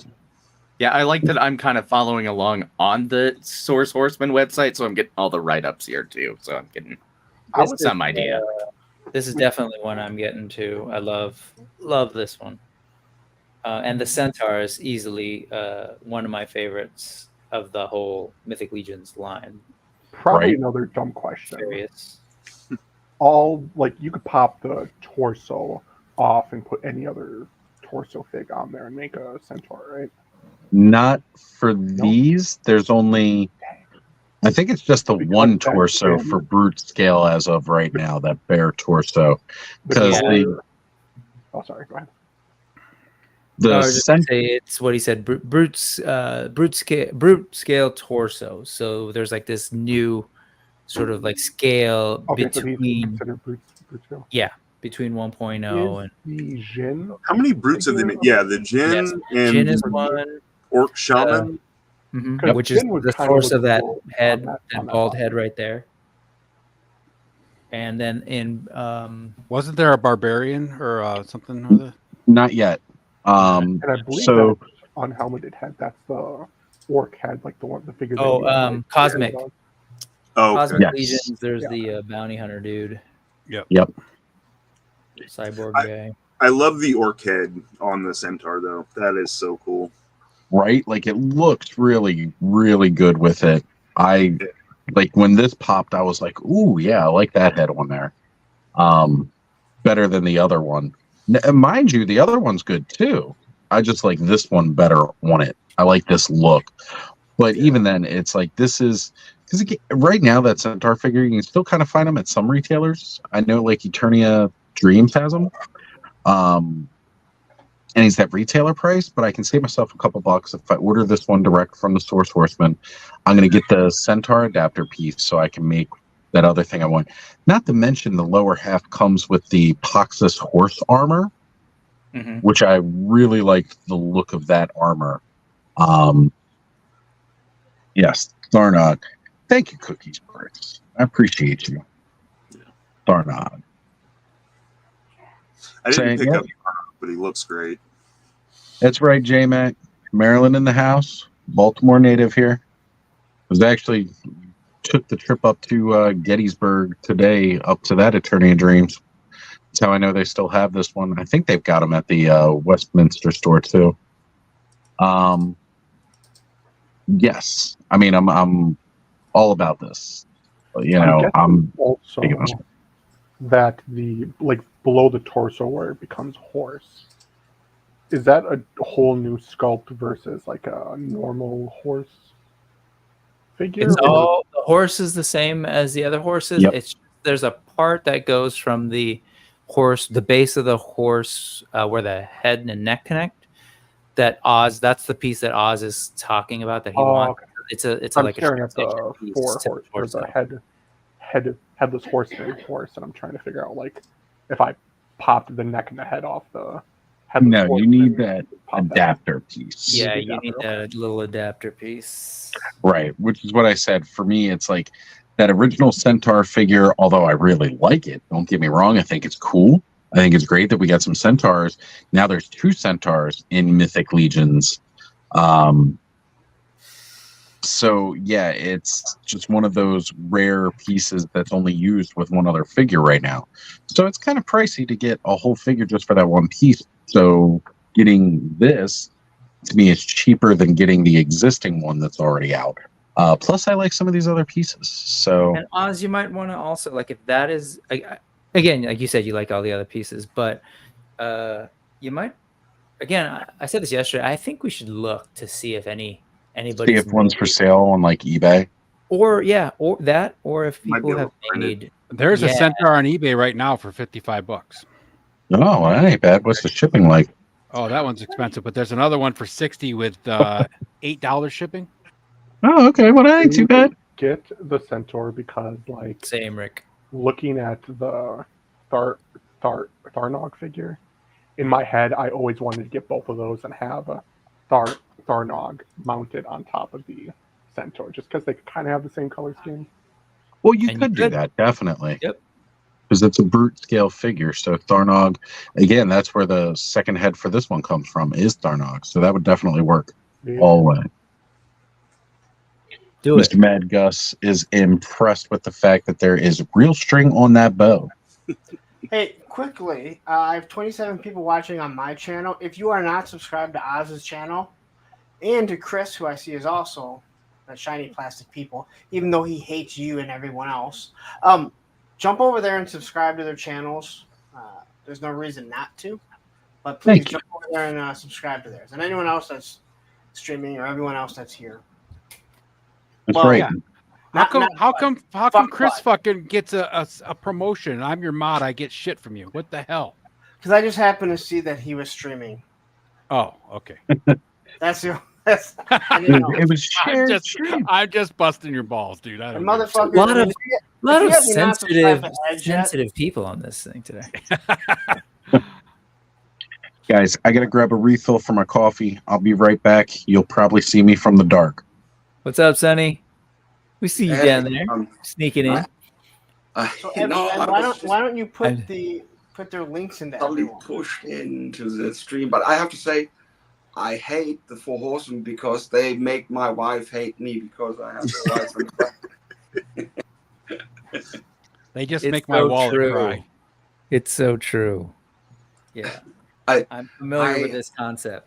I recently found an ice troll for a somewhat acceptable price in Australia.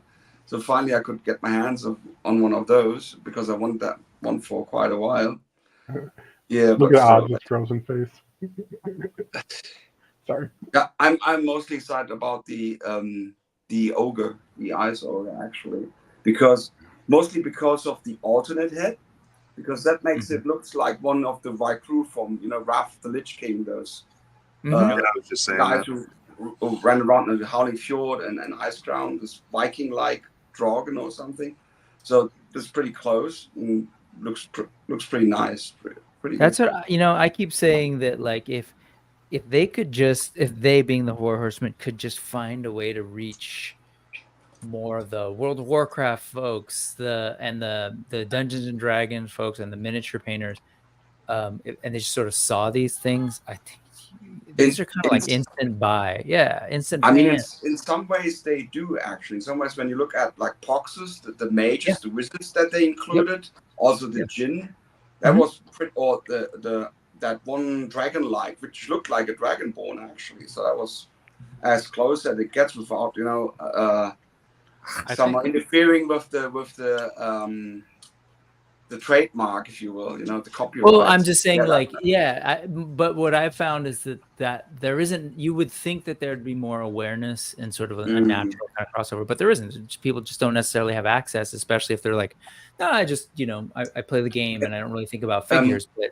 every time I've shown someone in that sort of description, these things are like, what is that? Where do I get that? So I guess maybe over time, possibly or most likely mouth to mouth, like instead of having commercial. But I think they will also the first couple of waves did not grow that much onto me, but they improve with every wave basically, like in details and accessories and anything.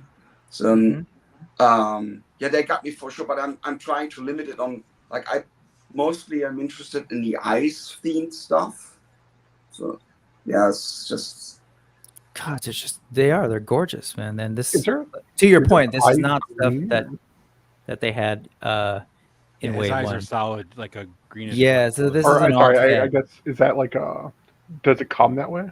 Yep, it's an that is cool. I'm sorry, focus is not my friend. That's when he's draining his life force using his magic. Like an old green avatar almost. And I just noticed that the magic effect is 2 different colors. So there's a glue point here, a bonding point here, and that's this. If you can kind of see, there's twin. Oh yeah, it's a blue and a green. Yeah, color. So they can do all sorts of things with this one piece, right? And just this thing is rad. Awesome. Hey, what's that on the bottom of the figure? That is a NECA stand. Oh, that's a stand. I'm sorry, I didn't know what stands are. Oh yeah, no. See, so stands, Lawrence. No, see, and I was about to jump in on it. Sorry. Anyway, sorry. There was a foot reaching the ground joke there, but I held back, and then I stated it anyways. So. You're muted, Chris. Yeah, Chris is doing all kinds of hand things, but he was signing. He was trying to get his iPhone to do something really magical. No, I was just saying, like, stands help prevent the mess behind me where everything just falls forward. Yeah. Yeah. Okay. Literally, my swig just freaking tipped over. I need to go grab stand your finger properly. Mm-mm. My problem is I try to shove too many figures in one spot. Well, you also I have stuff that stands for months and then just decides, nope. Yeah, isn't that crazy? I have the same thing, Thanos. I had a thunderstorm here 2 weeks ago, and like 5 of my figures fell off the shelf during the thunderstorm because the house was shaking so bad. I was like, what the hell? Yeah. Are you sure it wasn't an earthquake that hit New York? Yeah, I didn't feel it if it happened. Well, and the truth is, where I live, we have 60-mile-per-hour winds fairly regularly, so houses are built here to move a little bit. Yeah. Let's keep going through those figures while we're waiting on the great and powerful Oz. Bud, you got some of the YouTube links saved so you can pop them in the chat for us? What? Do you have some of the people's YouTube links? Oh, yes. Yes, we do. Hold on. All right, I'm going to go back to presenting the who's next. We did the Centaur, right? So we got... Yeah, we just did the Centaur. I think we're getting pretty down to the nitty-gritty. Yep. 2 more left, We got right? 2 more. Yep. Yeah, this girl with the awesome purple cloak. Yeah, she looks really good. I don't think I'm going to get her, but she looks really good. I love the cloak. This is back that Azza up. It's the same soft goods as Thrace. Same pattern, different fabric and trim. Yeah, right. But I'm just looking at it. You can kind of see. Either way, I mean, I think I love this figure, but yeah, they're totally, they're reusing everything. They have the team create the patterns, and they're just reproducing in all sorts of different fabrics, and they're matching. For $55, every figure should be an all-new sculpt. 100%. I mean, come on. I love that they're throwing in like all the spell effects again. Like, that's awesome. Depends if they use like reused body parts. If they, as a compensation, put in a bunch of accessories, that's still well worth it. Then. Oh no! I'm joking. That's what I know. That's what he was in these communities that being facetious. This is okay. Mr. Mad Gus over there. Yeah, man. They string up their bows, which is nice. Is that a skull at the end of that one effect? That's crazy. Yeah, that magic effect has a skull on the end of it. It's badass. I used the green version of that it's the same one that comes with Skeletor the other day. It came out really good. Yeah. They definitely put some value into these boxes. It's the same one that comes out with Thrace, as Lawrence was saying. Here's my problem with this. Is that the hand has to be in a shooting position, and it just falls out after too much time. So if you have the spell pack, you can actually kind of wind it into like the circle one that goes over the wrist, and it'll hold solidly. Oh, you're talking about the circular effect? Yeah, because I'm saying like, you can use that. But like the ones that come with the spell pack, there's like a little effect that goes over the wrist, and you can like thread it into that, and it'll hold really solidly. I'm just saying, like, they should look at when it's designed, that when her hand is held like this, where it would sit, they should make it so that's how the skull is actually sitting up. Where to make the skull look like it's in the opposition, it has to be like in a firing position. In this position, which then it uses the hinge, right? Because of the direction of the hinge pulls down. I mean, it's not a huge. I mean, it's not like a breaking point. Like I ain't gonna buy it now. You're not gonna leave a sad comment. It's garbage. It's garbage. The definite pass for me. You guys don't even have people paying attention to this shit. But again, Azza is one of those older figures. This is her version 2. Again, it's a lot of reused parts from Thrace, even one of the head sculpts. It's just a really, really good figure, though. And I like the females in this line. I love the fact that from the very first wave forward, they've always had like a female here and there within it. It's great that they do that. And, you know, you got to so say brave. one, right? They put female toys. I will say this is a lower ratio than in the past, but, you know, it is what it is. There was only the one in this one. And this is a 2.0, but or sort of a version 2 of the same character. Yeah. So which is cool because it is kind of somewhat highly sought after version 1. So the hood, is that a molded hood? It is a molded hood. Yeah, if you see in that accessory pack, that's the 2 heads. Yeah, that's different than the Thrace because she's all soft goods to the hood. Right. This soft goods head came with an earlier figure. And again, it's reusing that piece. So they're getting their use out of the, you know, again, reuse of parts, but she comes with enough stuff that really great. And again, that environment shot that Trevor puts next here, I love like the 2 blue Hagnons that she's summoning.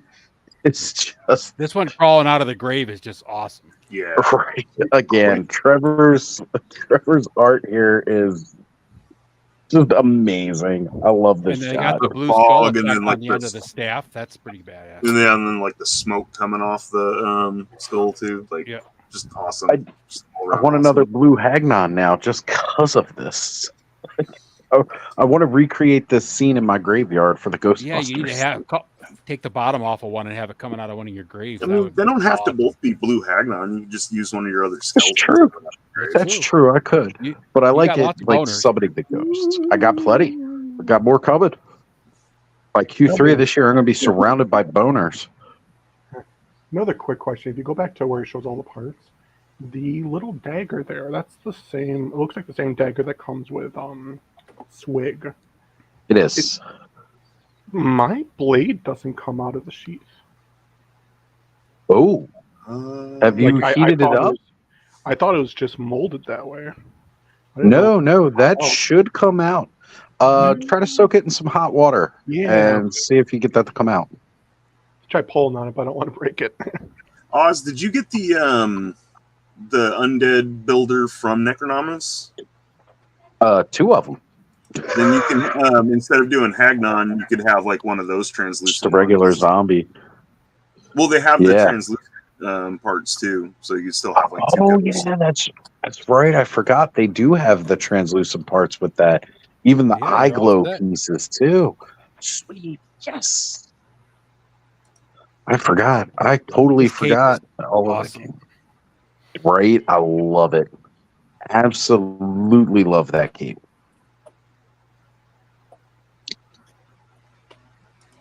And so I know we got 45 people watching, 46 people watching. Guys, if you could do the rounds and hit all the channels and hit a like from everybody who's simulcasting, please do so. Helps the engagement. I was actually going to ask if that's what the links. And make sure you subscribe. Yes, please subscribe to all our channels. We're all trying to grow. Yeah. So yeah, let's click on this last guy here because this was the last reveal, and this is XUE. It is pronounced Shui. Oh, I would have guessed shoe. Oh, it is Shui, which is one of my favorite words from Batman Beyond. So like they kind of revealed a little bit of him in one of the teaser shots. I love the soft goods on this guy. Again, he's a lot like Samir, reuse of parts from Samir. He's got a lot of soft goods on him. And, again, we're all suckers for soft goods here. And I'm going to highlight some links now as Bud's dropping those. Thank you, brother. See, that hand piece is what I was talking about. Like, you can thread the other effects through, and it'll hold them like really solidly. Yeah. Yep. So this shot is what sold me on this figure because, again, I am all about that translucent plastic. Just something about that again, that look. I compared this to Aang in Avatar mode for those Avatar The Last Airbender fans last night. I freaking love this look. Just love it. Yeah, we were talking about sorry, Oz was talking earlier about tribute figures to the community. I don't know if people realize, but this is actually my tribute figure. So this is me in a couple years. You You're never gonna go this great, bro. Yeah, less of the beard, just more of the face. So. Looking at this picture here, if you put a different head on this guy and a peg leg, he would be a pirate. Yeah. Oh yeah. Oh yeah. Actually, like with these boots coming out and not translucent, you could do like a whole pirate crew. Like, for sure. I want pirates in this line so bad. And they are using them a lot in this wave, which I love. Yep. His whole outfit is dope. The layered soft goods, and these are all different pieces that we've seen. But and the hood, so smart. The hood does go over his face. There's no picture of it, but it does go over his face. It's actually. Did they ever say? Did we ever figure out? Is it which piece they're using for that hood? No, because all they did was showed that on the live. Remember, they just showed the hood up. Yeah, I didn't know if after because as I'm going through my pieces, trying to put stuff away before I shoot the next figure. That Samir has, the pretty typical cloak like Dubon and the other wizard. I forget that's the hood connected to the cloak. Right. The figure obscura Red Death has sort of that hood, but that kind of comes down as a shawl, which I wondered if this was it. And then I was just reminded as going through my thing, I held it up. There's actually a hood piece that just comes up to here that is just truly a hood that came with the Skullman tribute figure. Oh yeah, that's right. The Skullman piece. I forgot about that. They've got a couple of different soft good hood options right now in the line. So they did a really good job matching that hood like color and texture to the plastic on his arms and legs. Yep.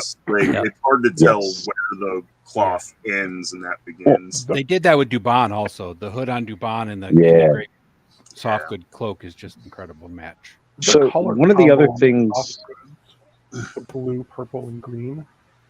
Is that right? Because I keep looking at that, I'm like, that makes me think of some character, and I just can't put my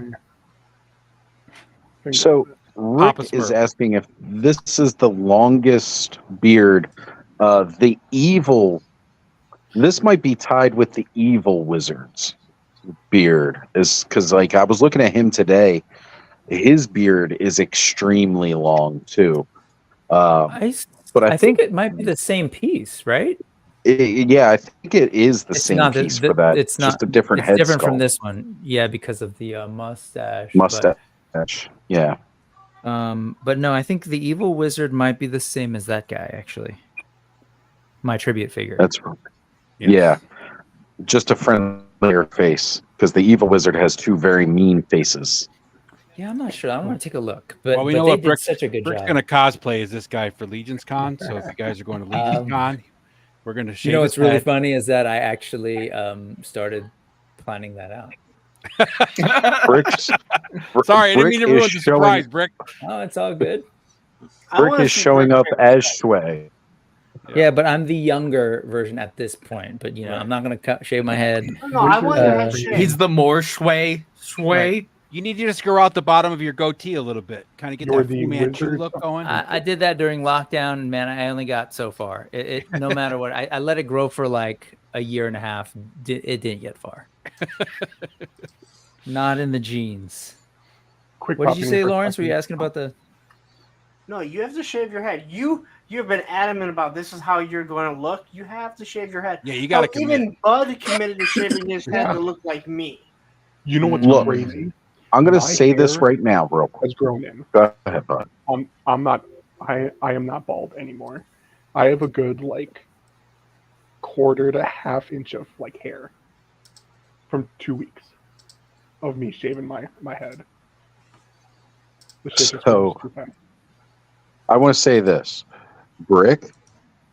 You have a full head of hair. Keep it for as long as you can. I don't think it's going anywhere if he has it this long. But or just I think he'll be good for life. You know, remember that period where there was that app where like you could turn yourself old? Yeah. So like, I kid you not, like this is me, and it's totally that figure. Like that's why I say it's a tribute figure. That's. And the funny thing is, it totally looks like one of my uncles. So it's that's legit. funny. That is funny. So the other thing here is we don't have a shot of this figure without the soft goods on that they did show last night during the stream. And I mentioned the fact that if anybody wants a body to make a Fallout Vault Dweller custom figure, you need this figure. Because his body looks just like the Vault uniforms. It's missing a little bit of yellow. I want all those weird bags and the books and like a little stack of gold and a potion. Oh, the books are because they burned the library down. Cool. So these are the books that they're trying to smuggle out for hiding. Yeah, to preserve. Next to the little small dagger that I have that I can't separate. Are those like rolled up scrolls? This one looks like a scroll. This one looks like a bone. Well, he is a master of records. No, there's scrolls. Yes. Yeah. Here, check it out. No. It's the same ones from here. Yep. Can come out. There's a short scroll, a thicker one, and a longer one. There you go, bud. And again, you can get those accessories on their own if you'd like, bud. If you get the accessory packs from Poxus, they are available. It's like $30. One like just little accessory that'd be really cool, and maybe the what was it the there you go, Lawrence. Marley figure might have. Is there any character that has like a candlestick? No, that's a ball but you know, like the little thing where you like loop it through your finger and it's got the little metal circular stand and you put a little candle on it. I was kind of hoping. Well, let's see what we get this year from Figure Obscura around holiday, because it did not seem like they were done with Christmas Story for Charles Dickens. Yep. That would be a really cool accessory from a Scrooge figure. Now, I will say, Brick, you probably remember his name. Who is the guy who does all the sconces and torches? What is his name? Carver? Yes. Thank you, Carver. Oh my God. He does, if you're looking for stuff like that, he has like, what is it? Lanterns, torches. I know Emerald Knight John has ordered some for some of his shots. They are really, really good. Carver's Customs. You can check him out on IG. He's a member of the Cabal. Reach out to him. Give him some money. Thank you. He is phenomenal. I was going to say, Brick has covered him on the news before. Again, there are just so many amazing individuals, customizers, and stuff that you can find in the Cabal. If you guys get into Mythic Legions, and you have a Facebook, join the Cabal. Because Oz hasn't made me a wrench. I threw it in the private chat. Somebody with power wants to. How are you not a wrench? You were definitely a wrench. At one point, you were. Kicked out. I think one time I said something nasty, and you were just like, "No, dude." You probably called large short. Me? I threw it. Thank you. No, it's probably because I never have engaged in such behavior. That Brick has been one of the most polite people. He even sends me nice messages behind the scenes. I'm like, no one can read this. Like, you don't have to kiss up and make it seem like I'm nice. You can tell me I'm an asshole. Yeah, my problem, of course, is I can't call Lawrence short either, because as Brick knows, I'm very short. I have photographic evidence of how short Lawrence is standing next to me. So, Lawrence, and I'm not even that tall. I angled the camera to make Lawrence look taller. It's not a secret. Oh man, I would totally shave my head for super chats. All right, guys, if you're watching for Brick's channel, he is monetized. He can get super chats. You don't even need to do the tip jar. Brick's willing to do anything for money. You can only shave your head once. You can weave many, many times. Well, no, you can. I'm just now we have a saying. super chat battle going on. So- It's the perfect time during the summer too, because I don't get back to school. So you may want to set a price that a super chat will get you to shave your head. Yeah, let me think about that. I was gonna say the tip jar is open too if you want wheeze for Boz. If you want Oz to wee all over the place in the middle of this stream, bang my knee a couple times. I will do so. All right. Well, I think that about covers everything from Four Horsemen. Now, as we have a lot of G.I. Joe fans, we're not leaving our military friends out of the picture tonight with reveals. We had 2 pretty awesome reveals in the last 24 hours for military lines. Why don't we bring up our good friend Ken and Delta 17's reveal for all of the fans going to Joe Fest this year. They've got a little something extra for you guys. What was that word? Extra. Joe Fest? It was extra, right? It was extra. Yeah. Extra. Did I not pronounce something? Figures. You said extra. Like you left the X out.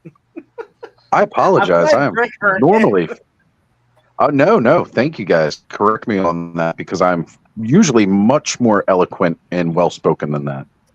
Although when it comes to trying to pronounce...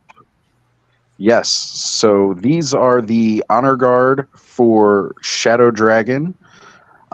This is the Okami Ninja that is already released that you can buy at delta17toys.com, done in a different deco. So they did a great job covering this last night, where you could see these were the original concept colors for the Okami Ninja, and then they toned it back and did gray for the regular release.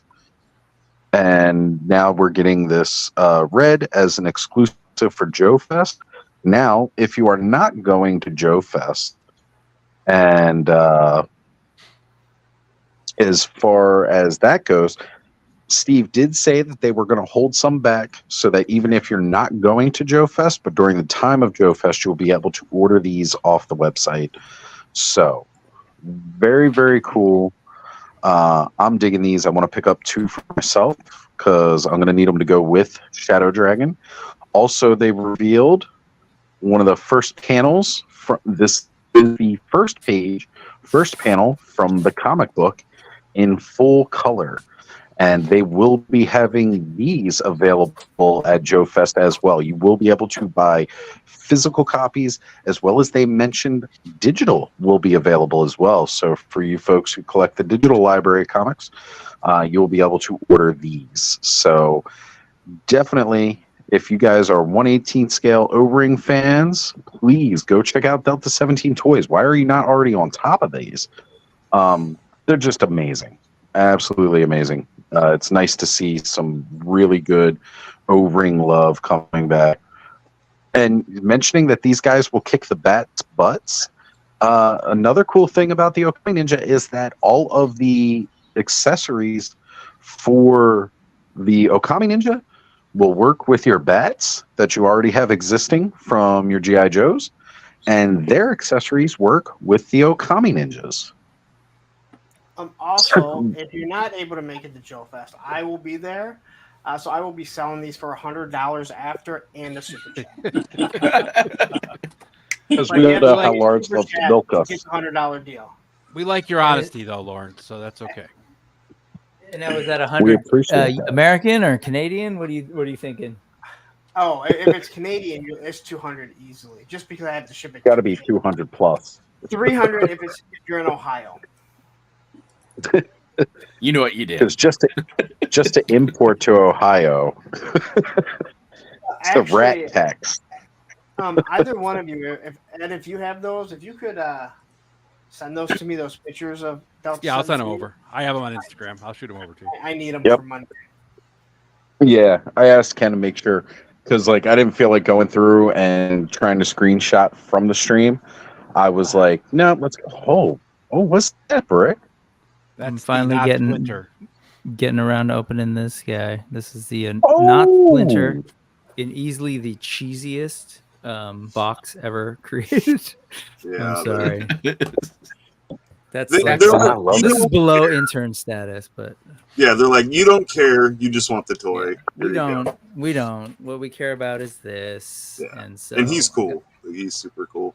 He Got is rat. really cool. I love that. Is he from Ohio? He's from Columbus, Ohio. If anybody goes back and watches the live coverage I did on Toy Frenzy last year when we were doing the Thursday night Toy Frenzy while I was in Columbus, Ohio for PowerCon, there's quite a bit where we were just admiring all of the rats running around the Arnold statue. Like everywhere else, we did not see rats, but for some reason in that little park area, that little rest area there, tons of rats running around all night. It was crazy. So plug for Toy Frenzy and The Frenzy. Definitely go check out my usual Thursday night shows over on Scalavator's channel. Love those guys. Now, today, They're my favorite people. All of them. Every single one of them. I really hope we're going to be talking about the Order of the Crimson Moon because this Yes, one's we are. so cool. That's coming up next. oh yes, that is definitely what's coming up next because I loved looking at these today. I was sitting in the car with Ziggy and I was like, oh shit, look at these. And he didn't know what I was talking about. yeah, man, those are great. I'm happy to sort of see the Eagle Force kind of make it into this larger scale, as well as basically Action Force, old school Action Force. Toy, excellent. Old school Action Force, not the current. Got that red shadows, the crimson moon here. Looking great. They're going to work with your Monster Force, your Classifieds, your Valifans. Like, they're going to tie in well with everything. And look at the whip, too. Like, I'm sorry, that whip had me. I'm a fan of Ghost Rider, so anytime like I see like a chain whip with like effects around it, I'm like, oh yes. It's very cool. Are you a fan of Ghost Riding the Whip? Ooh. Sorry, Vallejo, 707, Bay Area. And if you look in the picture, they have a blast effect and a smoke effect for after the blast goes off. Cool. Right. Very, very cool. I love like those little extra pieces that go with it. I love like we get those spell effects now. We've got blast effects coming out left and right. Like it really helps the dynamic photography and stuff. And if you look at it's just amazing. Fresh Monkey Fiction is putting out, like all their Monster Force figures and all these figures come with amazing accessories. I mean, just a ton of different shit. So yeah. And again, here these Vorg, and then like, are they calling them wargs this time? I didn't really read a lot. I was just looking at pictures. It was a lot like last night, where I would get distracted as I was looking at everything. Not really sure what they're calling these guys. Okay, they look great. Well, then the next one. I love all the alt heads. That I mean, really, if you take a bunch of these, you know, and they give them an AK-47. So I mean, there you go. Mm-hmm. Proper with removable magazine. The zombified head. This one that I like. That's cool. Yeah, that's right. It is gridiron stuff. Gridiron. Molded, injection molded. Yeah. So that's cool. Yeah. And if everybody's wondering, if you buy basically this entire lot, then you can build like Baron Ironblood and because here's the mask. And, so they switched them up so they could get around the licensing stuff. They did a really good job with that. I definitely saw the line that they were towing there. This guy looks like Brick. This is definitely Brick. Brick? White hair. Oh, look at that soul patch, though. Yeah. Right? I love it. I dig it. And here you go. I just love the idea of a werewolf with a jetpack. I mean, that's what we need in the world. How scary would that be, right? Oh, man. Again, these figures are just looking great.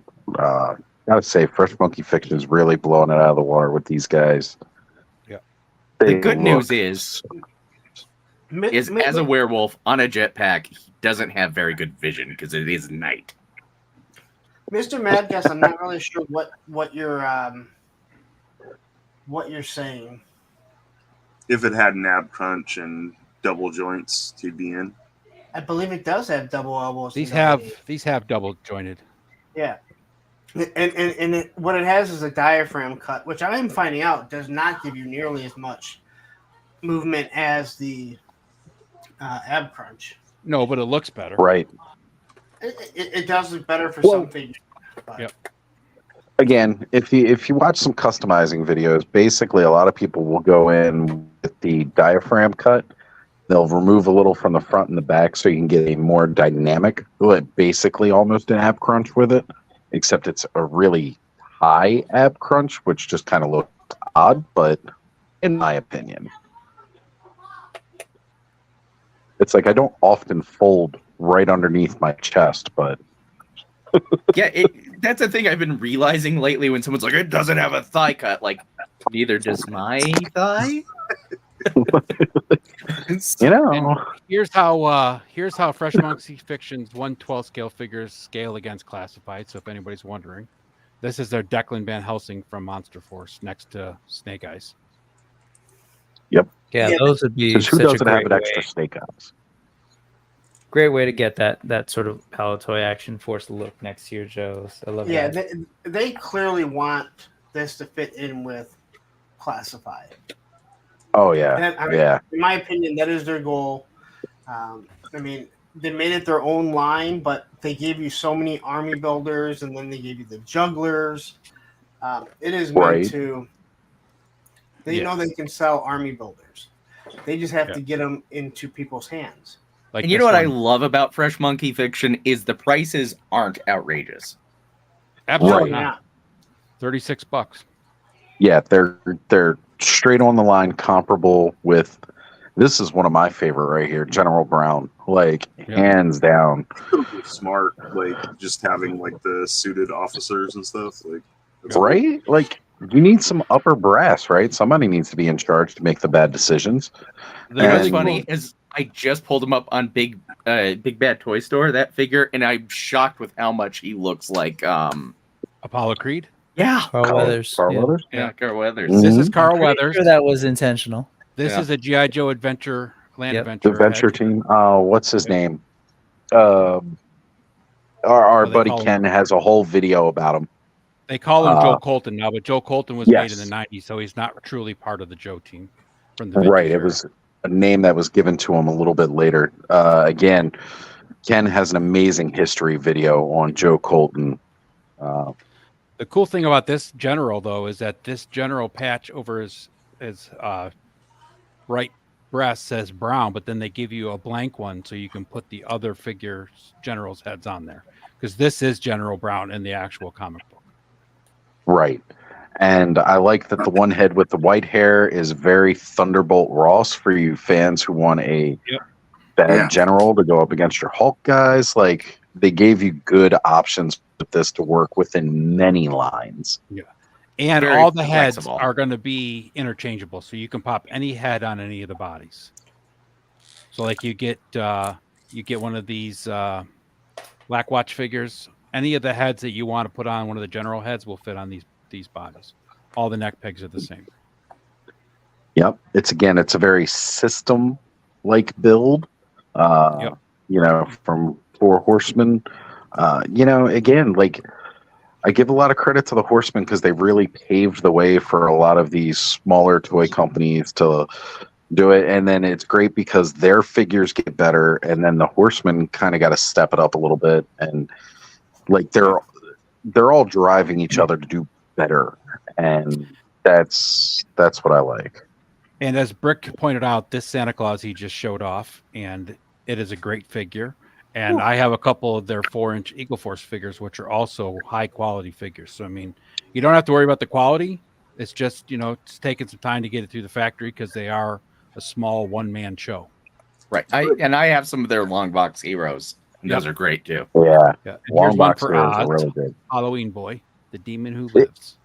Absolutely. This is an outstanding figure. And honestly, I've gained a few pounds since my Santa suit. So I can't really fit in it anymore. The Barbarian Santa gives me my new Santa look for the year. I just got to get a polar bear skin. Do it, man. Rick, can you do me a favor with that Santa? Can you see how the like fur goes on one of the orcs that you have? Like the like little mantle and cape? For sure. Oh, yeah. Give me a Good second. call. I'm just running through the articulation on this guy. And You linked me that Duratan, and then I've been seeing that the Santa, and like you could totally make him like if those fit together. Damn. True. Okay, I'll try it out in a sec. And there will also be an Eco Force and Monster Force comic book series coming out. So very cool. That's cool. I'm glad we're getting that extended media again that was very popular in our use. Because it's just fun. It adds to it, right? So I just want to double check. These Crimson Moon stuff. This is a part of Monster Force, right? No. Or is it its separate own line? It's a separate. Oh, so this is its own unique thing. Oh, okay. I didn't clock that. Got it. Okay. Yep. They seem to be compatible, though. Right. They're absolutely compatible. Yeah. You know what's really funny is what I'm missing is that this is new. But was it last PowerCon when they announced there was a whole other line, like a more sci-fi line? Yeah, that's called the Voyagers. Voyagers, yep. Was it Voyagers? Yeah. Yeah. It was called the Voyagers. And we haven't heard anything else on that. Okay. They showed off there it is. This right here. Yep. And then so this had Wild Bill from the Eagle Force. Yeah. In 6-inch scale. Then these two not time. Yeah, not Micronauts. Not Micronauts. But go down, go back for a second. And then go right down. See that? This one? Dead center? Yeah. That's Wild Bill. Yep. Yeah. I don't know. I really dig that. Which is also he's Eagle Force, but done also very I love that guy. Micronauts. That last one. Yeah. Well, the next Eagle one Force, is they actually did in the Eagle Force 4-inch line. They have the Eagle Force, and then they have a branch of that's called the Space Force, and they all came with space suits like this, with actual domed helmets like this. Got it. I love that. I've always loved that. That's Buck Rogers. Yeah, Buck Rogers. Old school. And then the next one is very Saga. This guy is awesome. Yeah, it's also very similar to our actual Space Force guys. Yes. This guy's really cool. He's got the same. He's got the same suit as Dracula from their Monster Force line. Mm-hmm. It's so great. He's so goofy. I want to see more of that. Have we heard anything about? No, they haven't said anything about the Voyagers at all. Okay. Oh well. Yeah, I've been waiting for an announcement with them too, because I was geeking out at these a little bit too. PowerCon, like yes. So Obi-Wan is asking any photos and opinions on the loose collector Death Dealer. He's a little bulky, which is kind of funny considering I like Masters of the Universe, which is known for being big and bulky. But I just feel that version is a bit bulkier than I would like. But I mean, it's still a great figure. Yeah, if you could pick him up, definitely go for it. Death Dealer, Frazetta, I'm always all about them. I can't not be all about them. So I need to open my loose collector Rocketeer yet. I am slacking. Here is the 4-inch. Please open do, it now. Man. I want to know about it now. Here's the 4-inch version of the Crimson Moon. I got like 17% left on my phone. Do it now while I'm still here. So Ed, they did the smaller versions of Crimson Moon as its own line as well, or did they make it a part of Force? It's part. This is part of the Eagle Force. Got it. So they're kind of taking all the figures that they're doing in 4-inch scale and blowing them up into 6-inch scale also, because this is Wild Bill in 4-inch. Yeah. As you can see, it has the same head as that 6-inch one. It's got that's totally Mega Force, dude. Yeah, that head. Yep, exactly. Because in the original Eagle Force, this is what Wild Bill looks like in the face. He's just a regular old military. Right. So, because my phone is dying, I don't know how much longer I'll be able to last on stream with everybody. I did want to give a big shout out. I've sold 3 shirts, 3 mugs, and 1 hat to anybody who's bought my merch in the last couple weeks since opening up my merch store. Thank you. Thank you so much for that. Ed's got the link. You can drop it in the chat if you definitely want to buy. There's a really awesome Clubhouse mug on there. I did add some new things because Bud was asking about a desk mat. So guess what, Bud? It's up there for you, buddy. A blankie to keep warm. Yeah, it's really cool. I appreciate it. All the funds are going to help me buy new PC. And shout out to Aaron. Payne's Toy Samples. He sent me a link today for a really great deal on a laptop that I might go in on. It's a limited time deal. I'm hoping it's still there. But I really, really appreciate that because finding those sources to help out and see these deals definitely help. Should we highlight that? I don't know if we should highlight that. Bounty Killer Customs, yes. Dark Wolf is from Frazetta Girls. I know there's a little mix up with those properties, and they're kind of like amongst many different. So, well, we got, figuratively speaking, John with us. What's going on, brother? Good to see you. Oz, quick question. Yes, sir. Why don't you put your telephone on live support, meaning charging cable, and you can continue with this? That's the thing. Like, I will be going in and I will plug it back in, but even when it's plugged in, it still drains the battery because just StreamYard. No, I think then your charger is not strong enough. You might he needs a 5-watt charger. He needs a turbocharger, is what he needs, Sonny. You're right. Yeah. I definitely need to pick something like that up, but right now the focus is on other things that I need to purchase first. Look, Rocketeer. All right. While Chris is opening up plastic, does anybody want to see the picture that Viper Island is passing around to Lawrence? No. I mean, is it that bad? Yes. I don't know where he got it from, but it's that guy it's tight. I mean, whoa. That wasn't me. That wasn't me. That's something. That's a little tripod action there. Whoa. I didn't see the tripod until I blew it up. Where did that come from? That was not me. one of your biggest fans. Well, that doesn't say shit. You know what? A lot of people were complaining about the paint apps on this, but it's really not bad. I don't know. I kind of like it. Bad, but is it good? And that's a legit question. Is it good? I think it's good because there's some nice shading in the pants here, some darker spots, some nice wash. I like how it came with that Masters of the Universe mini comic too. That was pretty cool. Yeah, it's really great, isn't it? Cross promo. Yeah. Nice to it came with this Robin and. He looks great with that helmeted head. Oh, can he do the Rocketeer pose and look upward at all? Not bad. There you go. I don't know if John's still here. John was wondering about that. That's pretty good. Yeah. Yeah, that ain't bad. I've been jonesing for a good Rocketeer figure. I love that film so much. Somebody was complaining that it's a little Marvel Legends-esque in its articulation, but that's not a bad thing coming from a small company. Hell no. Those are interesting reflections people have. But it's really cool. And that's their first slim down dude.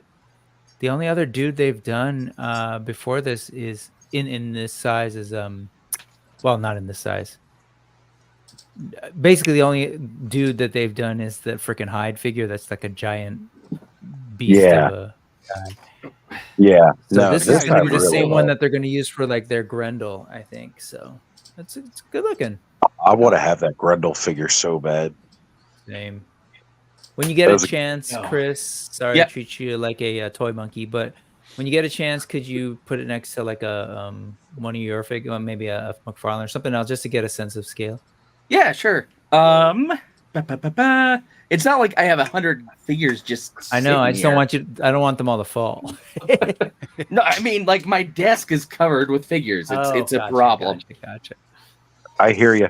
Is it time for an intervention, Chris? It was a long time ago. I'm actually trying to like settle down, but McFarlane's releasing 100 things right now. Oh, here we go. There he is. It's Chris, the Ghostbuster. That's right. You wanted one of my figures, so. Oh, okay. Bigger than Hasbro. Yeah. I like it. Then we have He-Man here, and there is a okay. There is a single pack of this guy coming. Well, he comes with the dog, so I'm sure they'll still charge you extra for that. Does the dog count? Yeah, sure. Oh, look at her. I love her. I have one of those. Yeah, I gave it to you. Oh yeah, duh. You gave me two McFarlane figures. Joe. Oh. Yeah, but the dog is a McFarlane style posed figure though. Right. Wah, wah. Yeah, we should also pop Betty Page out here. That's what I've been waiting for. Right? The Betty Page figure? Yeah. You want them flying with the rocket pack while she's mounted them, right, Thanos? I mean, hey man. That's a classic right there. It's a Betty Page figure. That's dope. Right? Let's go back That's what I love. Here. Again, there's some nice subtle like paint variation in the skin tones. Well, that's good. They hide the ab pretty well there at the top. Oh wow, yeah, look at that. So that's not bad, and I bet they do the same. Yeah. How does she stand on those heels? You know what? Let's go back here because I had her standing. Oh, damn. I'm impressed Okay. because most figures in heels can't stand for not. Yeah. We're complaining about the Red Sonja and her heels, but she stands pretty well. Like I haven't had any issues with it. That's my only concern when they put a figure in heels is can it stand on its own? Sure. Or am I going to be forced to put like a, do they have a hole that I can use a stand with? Well, and she does not have any peg holes on her, so she does have to stand. Right, because a lot of times when it comes to the slide, the slide foot pegs, like the female feet tend to be smaller, and most of those are made for, larger feeted, the male figures. So, yeah, I think your two loose collector figures might have scoliosis. They seem to be standing a little funny. Yeah, well, that happens. Well, they crashed from trying to do it up in the air. Thanos, so you have the Red Sonja. Does it look like a lot of maybe not reuse because I'm assuming there are, but like are they built very similarly? Let me go grab her real quick. Okay, I'm curious about that crunch because that's been their bread and butter. It has been the female body type, whether it's Red Sonja, the I don't know, Vampirella. They did a character from the Philippines called Darna, and Teresa. But so they've done that for a while. This God, I can't talk tonight. This Rocketeer is kind of a new thing. Again, like I said, a new dude buck. Well, and they're doing the Liefeld stuff. Yes, they're doing the Liefeld stuff, which is like a alien buck, and then that was a joke. And then they're doing the Great Wolves, and which is pretty cool. So, the Great Wolves. There's probably a little bit of reuse, but I don't think it's just all reuse. No. I assume it's not. I meant sorry, less reuse. Because they got to have different underwear and pants. And shoes and stuff. But are they built the same? Like, are they basically using the same kind of body type for all of them, or are there variations? Chris was moving them quite a bit different, but those are the only two I have. And Tarna was like one of the older ones. Mm-hmm. Gotcha. So Matthew's mentioning they recently changed their female articulation. I don't know if it made it to birth. To Betty, I'm assuming he meant. Yeah. Yeah. No, that was my question. Was more about have they changed their articulation or not? But I definitely, Obi-Wan, 100%. Like they're all unique sculpts. They're different parts. I was just wondering about the engineering. I messed with the Tarna back in the day, which was sort of their first one based on that heavy metal character. Yeah. That one was rough, but it was really early. Thanos, so they've improved. I think it was Robo who was saying that they moved the thigh cut down on Betty from previous figures. Is that true? Or Yeah, because Red Sonja's is really high. Sure. Robo, that's just above the knee. Red Sonja's got Robo don't know. I don't know. Yeah. Red Sonja, hers are like right at the loincloth level. So right. With that's a Betty, great though, it's kind figure. of hard to hide it anywhere. There's nothing really to hide it. Well, especially when you have just bare legs. Like, how about her knees? Yeah. Are they double like her arms? They are double. Nice. Oh, classic kiss pose right there with the leg kicked up. Yeah, it's those Betty Page pinups. Right. That's cool. How does her head move with the hair? Little limited. Not really much in the way of up, down's fine. Yeah. Side to side is okay. You're gonna tilt down whenever you get over the shoulder. It's not bad though. Well, the down look, it kind of takes me out of the mold a little bit with the way the hair is molded. Like it just sticks up too much in the back when she looks down. Yeah. But I mean, again, that's just how it's going to be. Otherwise, it'd be even more limited range on the looking up. Like she wouldn't be able to look straight ahead. Yeah, no, it's great. There's 100 hands. It feels like here. Super Saiyan territory. Gotta catch these hands. Yeah, no. I like it. You know, in the 5-second mess around here. Yeah, it looks really good. How about the paint on that male head? That's the one thing I was like, the male head didn't look so great. It looks a little flat. I believe they are going for that vintage comic book, old pulp style look. Sure, there's a little bit of red in the cheeks, but not a whole lot. Again, I don't know if I'd ever use this head. No, totally. Yeah, I feel like they definitely give a lot more love and attention to the women for sure. Yeah, because the women head sculpts are pretty good. The head looks like it'd make a great sidekick for Clark Kent. Oh yeah, Jimmy Olsen, 100%. Yeah, Jimmy. I mean, he may be a little bit old for Jimmy. I like to think of Jimmy as the kid's sidekick, but gee whiz, Mr. Kent. That's cool. I haven't pulled the trigger on a loose collector up until the Great Wolf, so I'm waiting on those to come. They're supposed to come, I think, July, maybe June. So I have been curious about them and wasn't too happy with what I saw with that heavy metal, which is totally a character I would have gotten. But she's a little disappointing, but Avi's her mount, awesome. Like it's so cool. I mean, it's limited on the movement and whatever, but it just looks like really, really nice. Yeah. You know, I will say I bought the set after seeing Robo's unboxing of it, and I thought, you know what, I'll pull the trigger, and I'm not disappointed. It's cool. Thank you. Yeah. Shiny plastic people. Yes.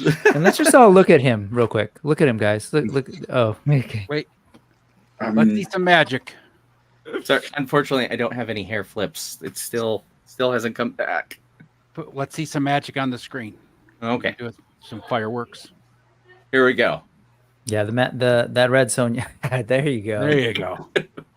That red Sonja does look good, Matthew and Thanos. I really like her. I have a question towards Brick something. Yes, sir. Since you showed off the Samurai Force figure earlier on, are you familiar with this one from the SNK Samurai Showdown games? I'm not familiar with that figure. I know the character, but from Beast Kingdom, maybe that would be something for you as well. I can just wait. I open the box. Yeah, you said by Beast Kingdom. Yeah, Beast Kingdom. There currently that figure is on sale at Big Bad Toy Store for $78, down from $119. So yeah, check it out. You have the cover. Wait, I remove it, and then you have basically 2 layers inside. The first layer includes just a Now we can moment. all stare at Sunny. Everybody stare at Sunny. I said we're all staring. Yeah, let's all look at. So first box has a sticker with 2 extra heads. Oh, man, man, that looks good. It comes with oops, no, everything is falling off. It comes with the katana and wakizashi, of course. You have the second. That's with the katana and wakizashi. So you have the effects. Oh, wow. For the special moves. You have basically for diorama a lamp and the stand for it. He even comes with Dango. Yeah, that's great. So pretty much a lot of for snacking, man. You need that. You need to keep up the energy for the fight. Yeah, something like that. So he looks pretty big. Is he like? Yeah, he did look big. Okay. No, he is maybe 7 inch or something. Okay. But maybe slightly bigger than the regular stuff, but yeah. Wow, the Hakama. Wow, that's fantastic. Look at the little folds in there. Yeah, the soft goods look good. Love it. Oh, yeah. Huh. Love it, man. Thank you, Enabler. No, I'm... you might, just in case, you might want to check it out. That's what I call Speaking Brick of Sunday show. Samurai, this is for Thanos. He was asking about this earlier. So the answer is you could get away with it scale-wise. I know what you're thinking. Unfortunately, the heads I have all have like a ponytail or a helmet on. What about the something just fell? The Star Studio. Oh Jesus, man, that figure's dead to me. No, Okay. That's what I was wondering. No, it's not. It's not dead to me. It's just not. I have no idea. I know where his replacement legs are. I don't know where the original figure. Sorry. Nah, no worries. I was but like that would 100% work scale wise easily. The one that you linked to me is Durtan, and he's got basically that like in the game. So like you could customize him a little bit to make him look more like from the game. No, totally. That figure's got to be coming, right? Because he's got a lot of cool things. I love his his boots and stuff. So you're talking about the paint prototype that I shared a while back. No, the right? one you asked me the other day. I'm like, do you have this? And you linked just to review. recently. Yeah. Yo. This Anybody Samurai else Force scared guy. about 5K? That they had to take the sight down? Yeah. I mean, it helps with resisting temptation. I'll give it that. There's some language barrier probably. I'm assuming they mean server, right? Or said they were might be website. So okay. I mean, I don't know anything about 5K and their server going down, but I know every time Valaverse puts up a line, their server crashes for a day. I just have a lot pre-ordered with 5K with down payments. So like, they did say that. Fortunately, they said everything was saved. Yeah, I know. They did say that, but you know how they have the comments? This is perfect.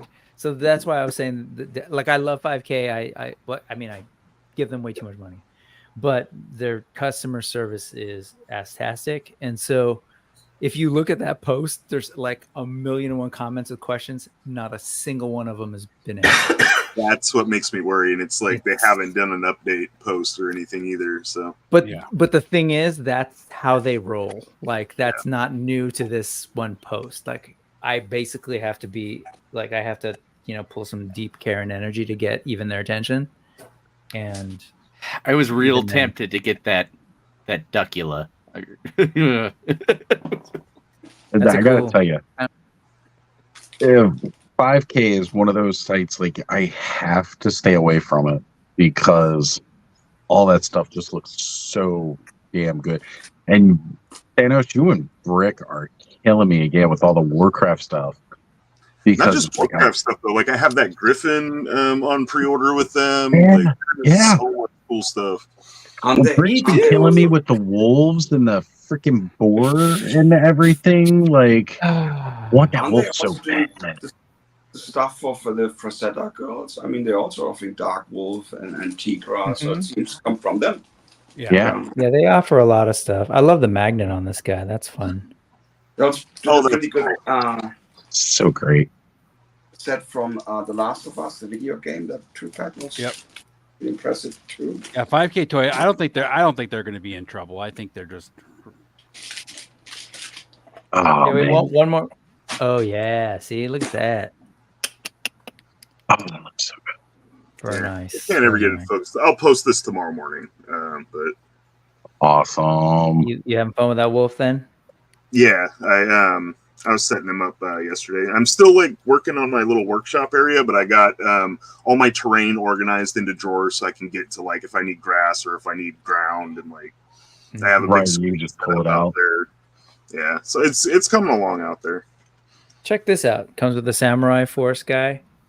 I love this little thing. This was my favorite part from the original Mirage Ninja Turtles origin story where he like Splinter learned ninjutsu by watching his master, and here's one of the scrolls, I guess, that taught him. That's great. A cute accessory. I like that. I really like that. You know, guys, I gotta say, the scrolls for the secret techniques. Right.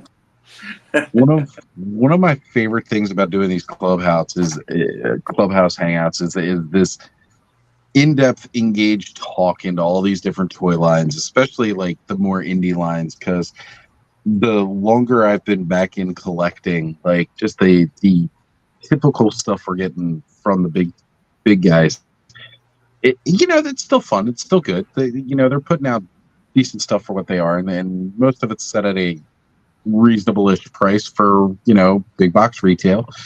But just to get into some of these indie lines and or the not mass retail produced lines, they're just doing so much good work, and there's so much good stuff to buy, like no matter what you're into, right? Like again, I didn't talking earlier about some cyberpunk stuff coming, and it's like that's really cool. You've got high fantasy, you've got all kinds of futuristic stuff. There's so much good stuff out there.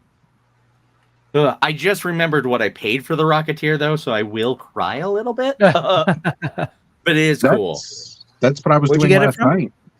I got it from Big Bad Toy Store. Okay. All last night throughout that stream, I was like getting stupid excited, and then I remembered I can't buy any of it. Right.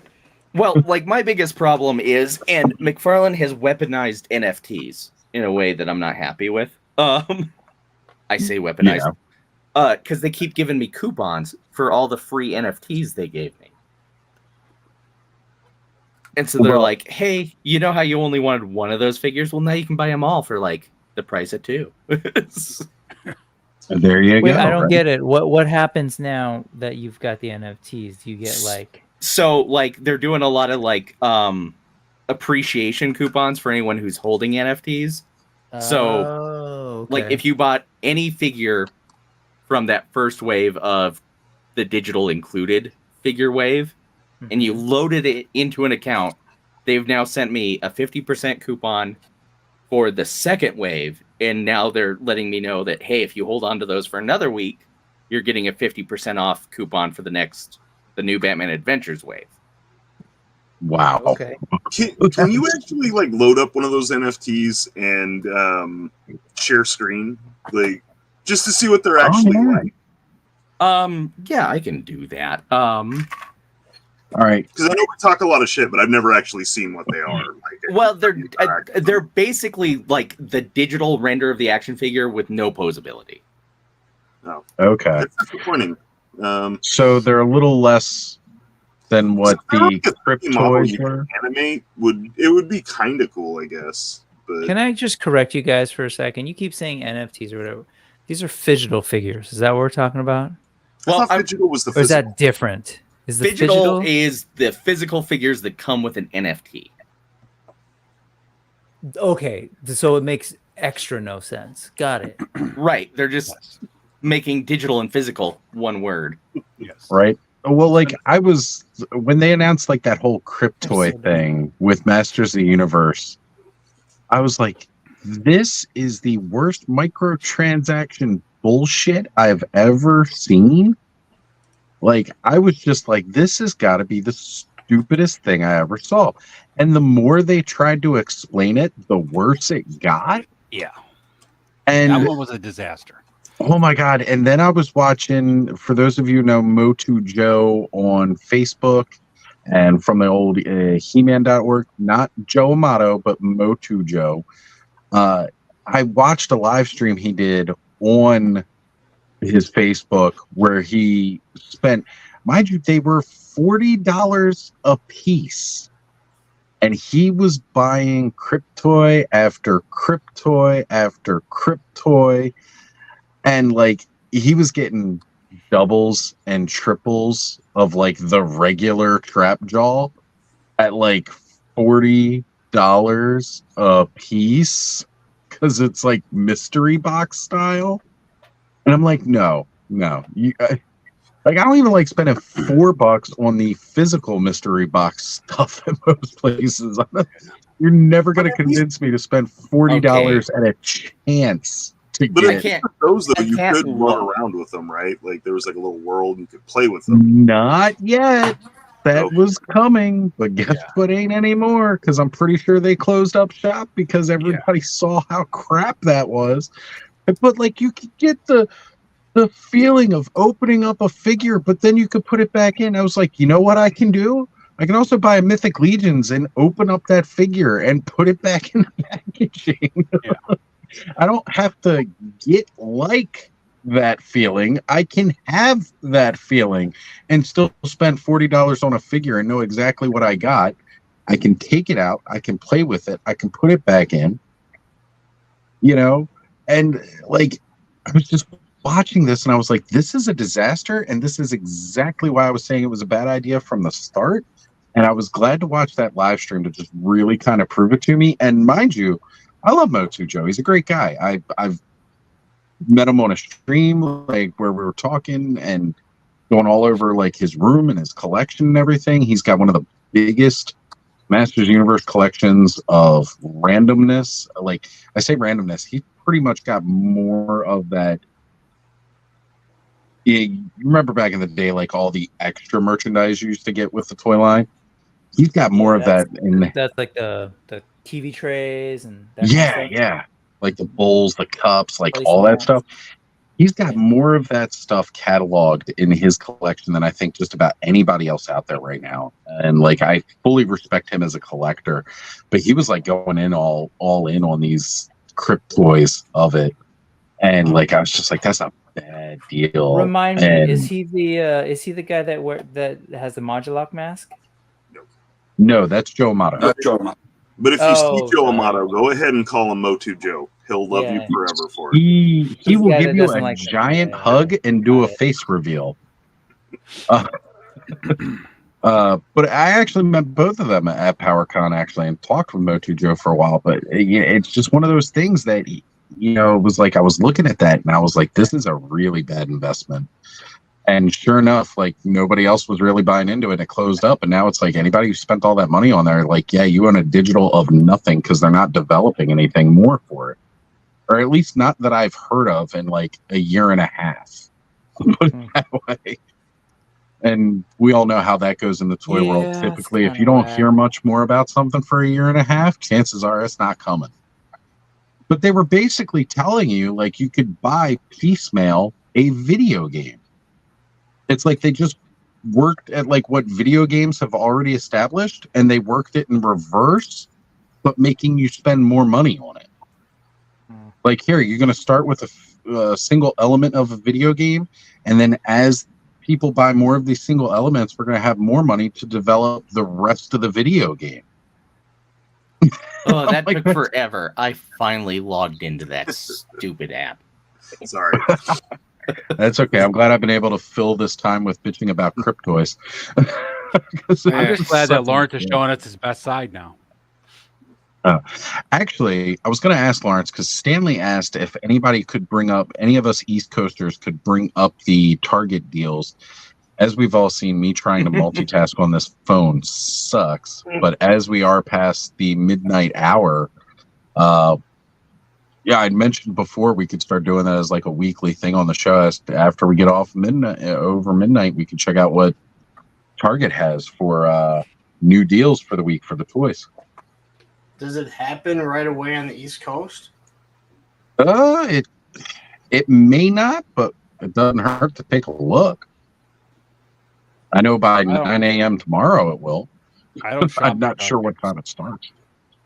Only go there to pick up cool exclusives because you can actually find Target exclusives as opposed to Walmart. They just have the sneak peek still up. They still have the weekly ad that goes to the first. All right, so yeah, we don't have it just yet. We'll see, because y'all know we'll be streaming probably until 3 a.m. or whatever. I've got 10%. I'm hanging in there. We'll see how long it goes. I was at 13% when I came inside, so we'll see. So, Brick, going back to McFarlane now has the DC Multiverse, and they have the Page Punchers, and now they have the Fidgetals. God, you're hurting my head brain. NFTs itself. Okay. And then the Page Punchers, which I learned through Chris, is really tricky because they got the small Page Punchers and they got the big Page Punchers. They have 2-inch Page Punchers and 7-inch Page Punchers. Gotcha. So my sister was telling me about getting the Batgirl Page Puncher, and I had to ask her. I was like, "So, which one? Like the small little 2-inch? No, it was the actual Barbarian Batman Wave Batgirl." And I was like, "Oh, good, thank God," because that is really cool. She was a really cool looking figure. Yep, this is about all you can do with your NFTs. Oh, okay. You can put them in a room. That looks so fun. Yeah, can you put it back in the packaging? Oh, what? He's moving. I can do that with an app that I use to make my thumbnails. Yep. Oh, he rotates. Oh, what a time to be alive. I can do that with my actual action figure. Them at all? They're just in like whatever. They're pre-posed. They are what they are. Do you get a bunch of environments? You can change the environments. So you could put them in the tower. Can you put them in the hall? Return to. Oh no! I want to get out of here. Yes, I want to leave. I don't care. Let's see. Spaces. We can put them in a Christmas alley, a penthouse, the night penthouse, the day penthouse, the garage, daylight penthouse. I don't know how many of you guys. They don't have the Hall of Justice. I know. That's really disappointing. But I've got Aquaman, I've got Green Lantern, I've got this dragon. What's more I've got important? This badge. You've got the coupons because clearly these are terrible. Here's the thing: like I have bought one of these, and I will admit to it. I paid $10 for this Blue Beetle because it got me 30% off a Superpowers wave with vehicles. So it was worth the coupon was worth more than it cost. So I was okay with that. I respect them making attempts to do something. It's like the execution is not anything that sounds remotely interesting to me, and I'm trying to figure out. I guess maybe he thinks there's a market. Maybe there is. Maybe what do I know? Right, they're about to drop a Batman Beyond one, I think, next week. And if you own that, by the time the Batmobile comes out, you get 25% off that Batmobile. Well, that's what I was gonna say. It sounds like a lot of the ones that you've gotten were because they come with something else or like some kind of deal, right? Right. Well, exactly. Like the dragon I got for free. This badge I got for free. This poster I got for free. You know, it was because I went to one live event where they announced something and they're like, scan this for an NFT. And so I did. And then they're like, oh, here's a thing for having an NFT. Oh, you've been here for a year? Here's a thing for that. Oh, you got those action figures? Here's an NFT. I mean, if they're giving you coupons for a lot of free stuff with it, like that, I guess that's not too bad then, because it's almost you're kind of getting the value that at least like for that one that you've paid for, and if the other stuff is all free, that whatever. You know, it's hard to complain about anything that's just given to you, right? Can you put them in a refund? Say it's hard to. I didn't say. Please. You can sell them. You can find a sucker, and they will buy them. But, now I'm all in. I'm all in it because I'm gonna go on the scalp end of that.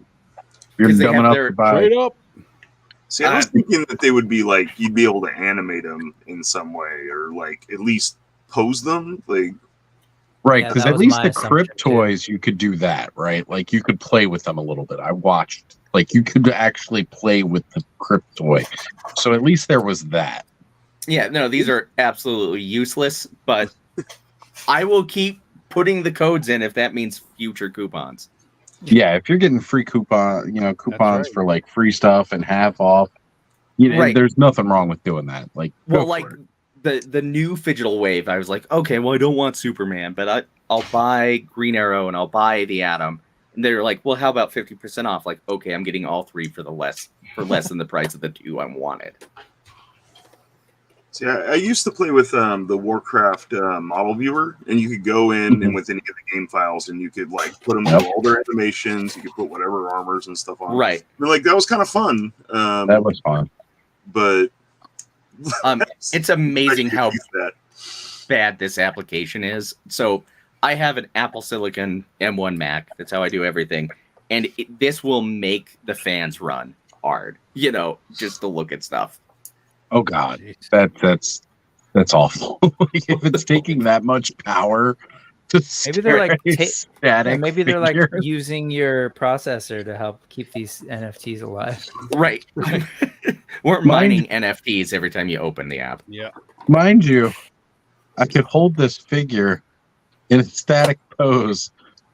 And my battery's still draining on my phone, but it's not making it run any harder. Right.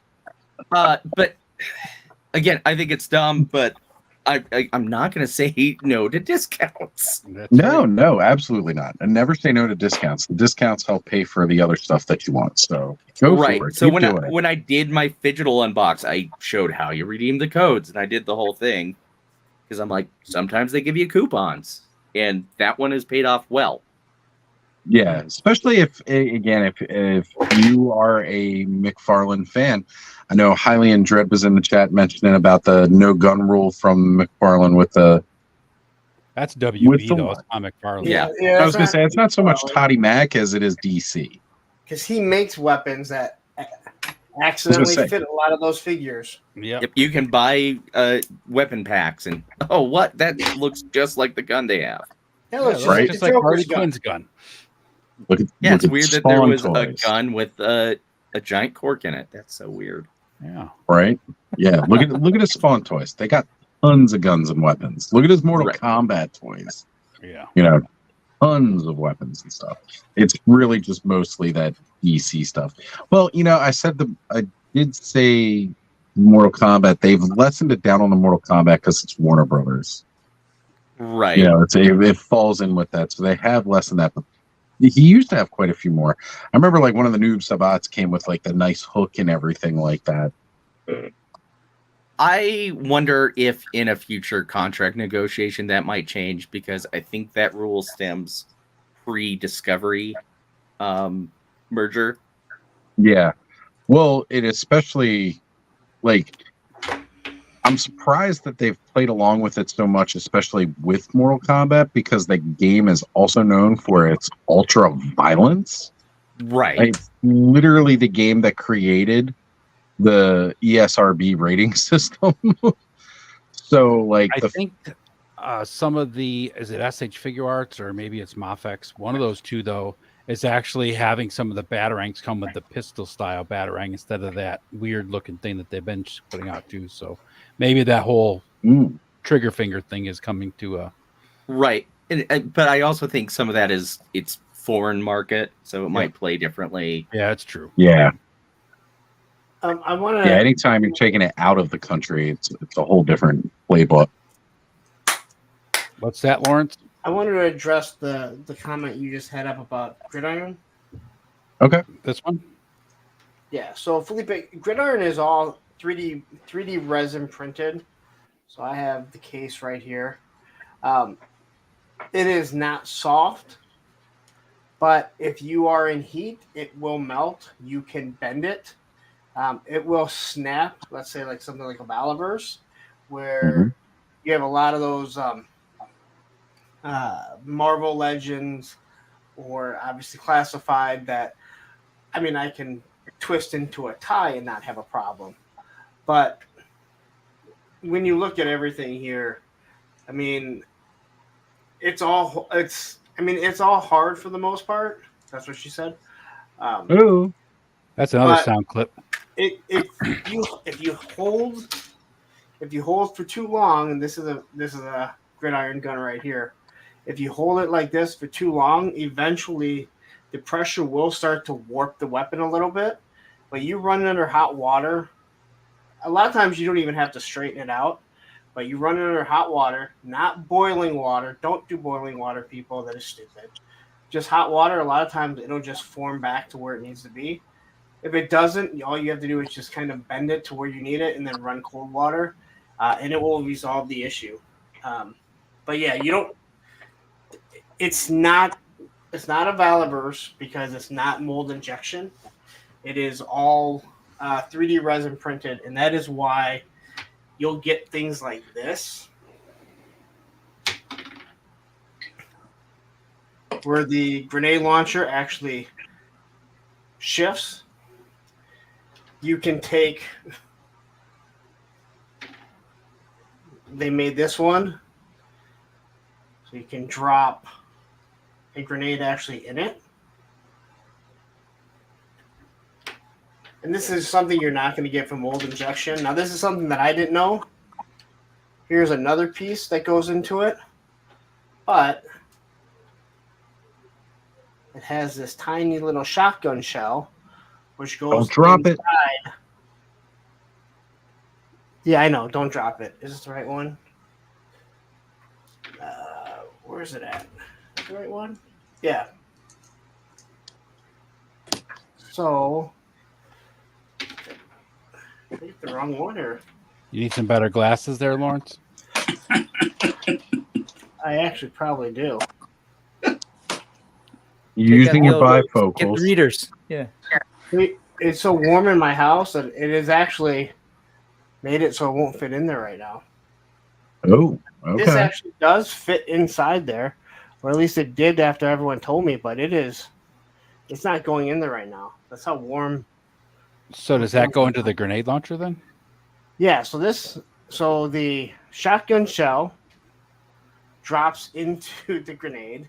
This is something I didn't notice, and a bunch of people told me in my review. Oh, I guess it goes in the other way. So it goes in the other way, it just dropped right in. And then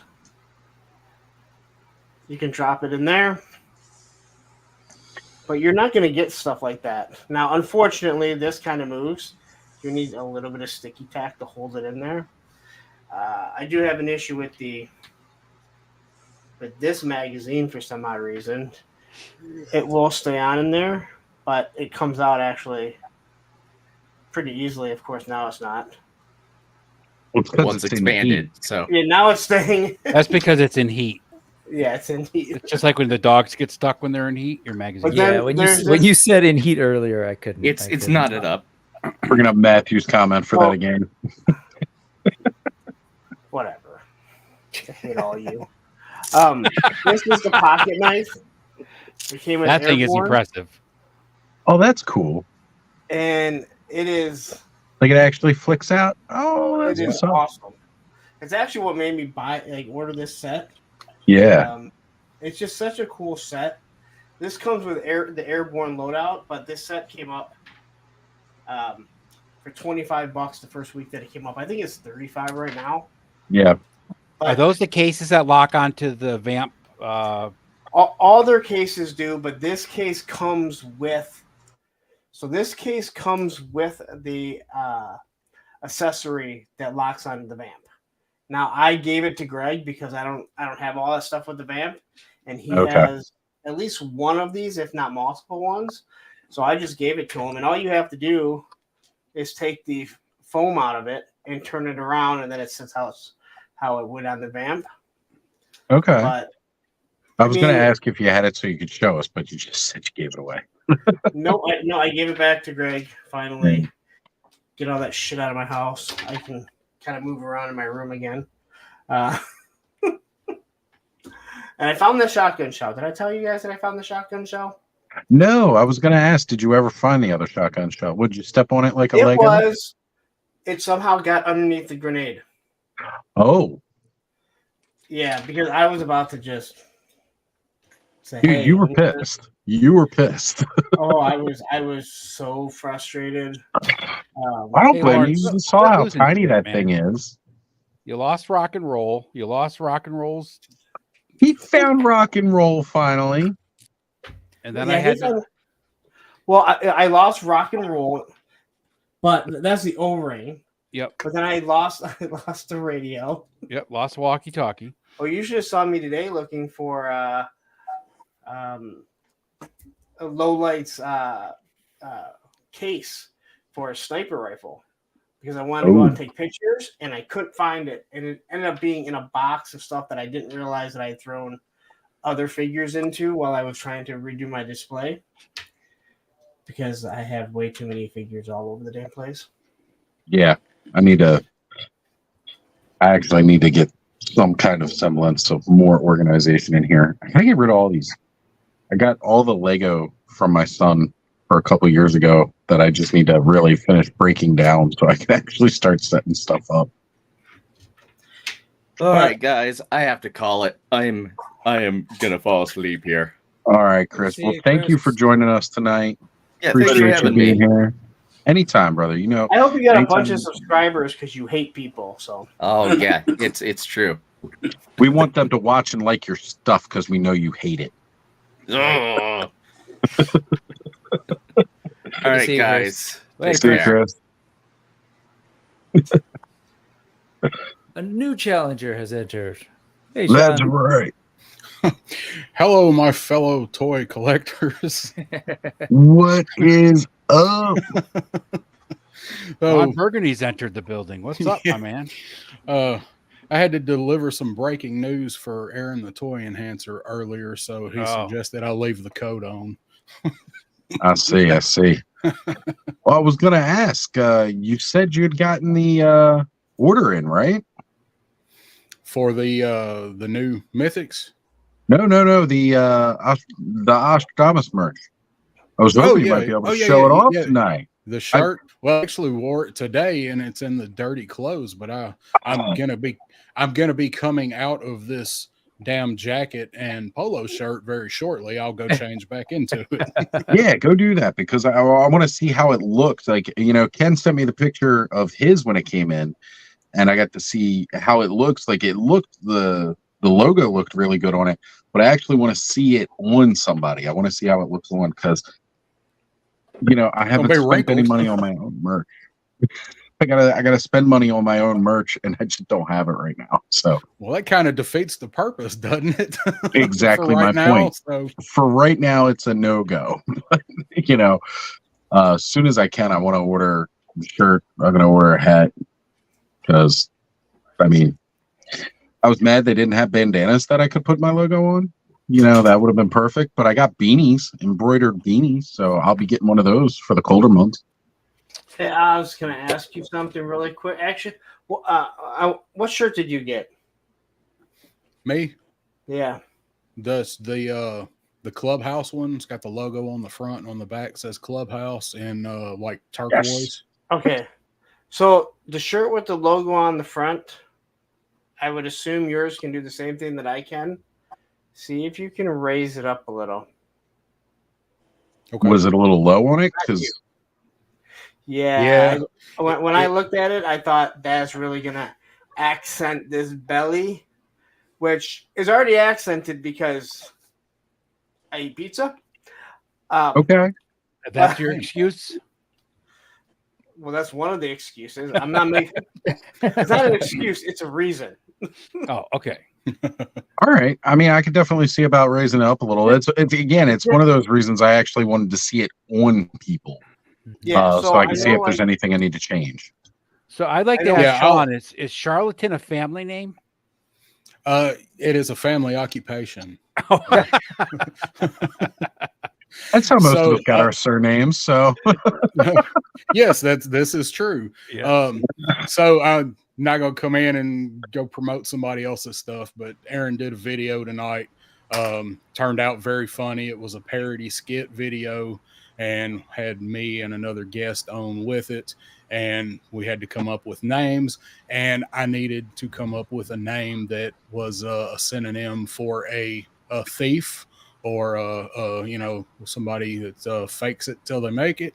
So I picked Charlatan. I thought it fit for the theme. So perfect. It's pretty funny. You guys want to check that out later? It come out pretty well. So I will go check it out later because I love watching Aaron's stuff. So seeing all you guys working together is awesome. I love that. I'm gonna tell you guys something, and I kind of told Aaron this. There are no checks and balances with Instagram.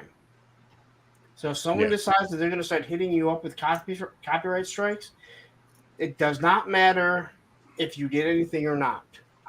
Yeah. So just be leery. I know I didn't want to bring too much of that up on tonight's stream because it's been all over the place, and I'm a little tired of hearing about it.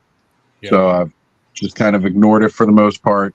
But yeah, guys, be careful. Like, it's you've seen what's happened to other accounts. They're getting shut down, and there's nothing you can do to stop it because, like Punk said, they have no checks and balances on IG. It's not like YouTube where they will do an investigation. They'll look into it. You can appeal it on, YouTube. You can't do that on IG. They're just going to shut you down and shut you out. And then you got to start over again. And that sucks. Punk had to do it before anybody else did, basically. He had to rebuild. And somehow magically was able to log back in and get his account. But and I will say that I talked to Chad today. And whatever he got hit with, either Instagram changed their policy from 2023 to 2024, or he hit them with something different, because you could always see my account, even though I couldn't access it. And when I tried to access it, as I mentioned to you guys, it completely wigged out. I couldn't do anything. Where their account is just completely gone, and I believe that they can access it to try and kind of put something in, I think. They got something different than what I did, so just be careful, guys. I mean, we discussed it. We talked about that when he come up with the idea, and I didn't want to bring it up. I just wanted to explain why I'm wearing a sport. No, I get it. But I know it's not something that you guys go into here frequently. So all good. But you know what? There's a lot of people in the community that are, they're, and I understand why, but just be careful. It is a lot of work to rebuild everything that you've spent time building, and it's very frustrating. I have to interrupt here for a minute. I'm at 2%. Guys, I'm bugging out. I'm going to leave my phone charging. I know we continue to go for several more hours. I will be back. The phone's just got to charge up enough that I can actually hang around a bit longer. I want to see, I know down south, I know you got that shirt. I want to check out my merch. I want to see it on somebody. Thank you so much. Again, I was giving a big shout out earlier, thanking everybody who's bought merch. And we've got that link. I know Ed can drop it in the chat. Also, Ed, check to see if I owe any weaves while I'm gone so I can give them all when I come back. Nope, you're good so far. Thank you, brother. I appreciate you co-piloting all this. Guys, I got to run because my phone is at 1% now. I will see you all back in maybe like a half hour. All right. See ya. I'll be in it.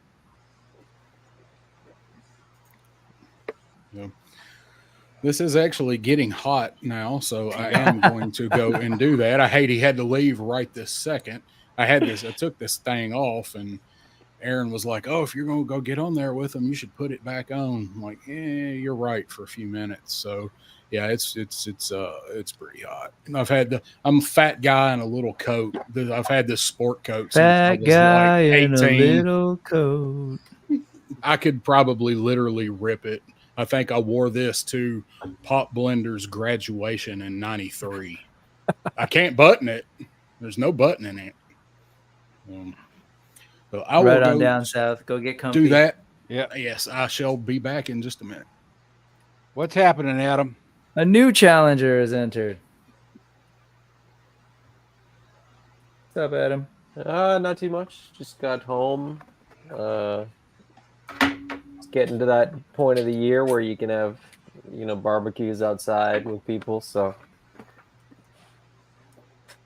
just enjoying the warm weather, opening up some toys now. What's going on with you guys? What did I miss? Do you give that for like 2 weeks in Canada? Yeah, it starts June 1st and it runs usually till about the middle of the month. Well, you know what? And then it's mosquitoes. And then don't worry, because you're going to get a nice blast of heat when you get to Atlanta. Is Atlanta humid or is it just hot? Oh, it's humid as shit, dude. Oh, yeah. Georgia is a humid, like the most humid state there. And the cicadas are in full force, yeah? Yeah. Are they this year?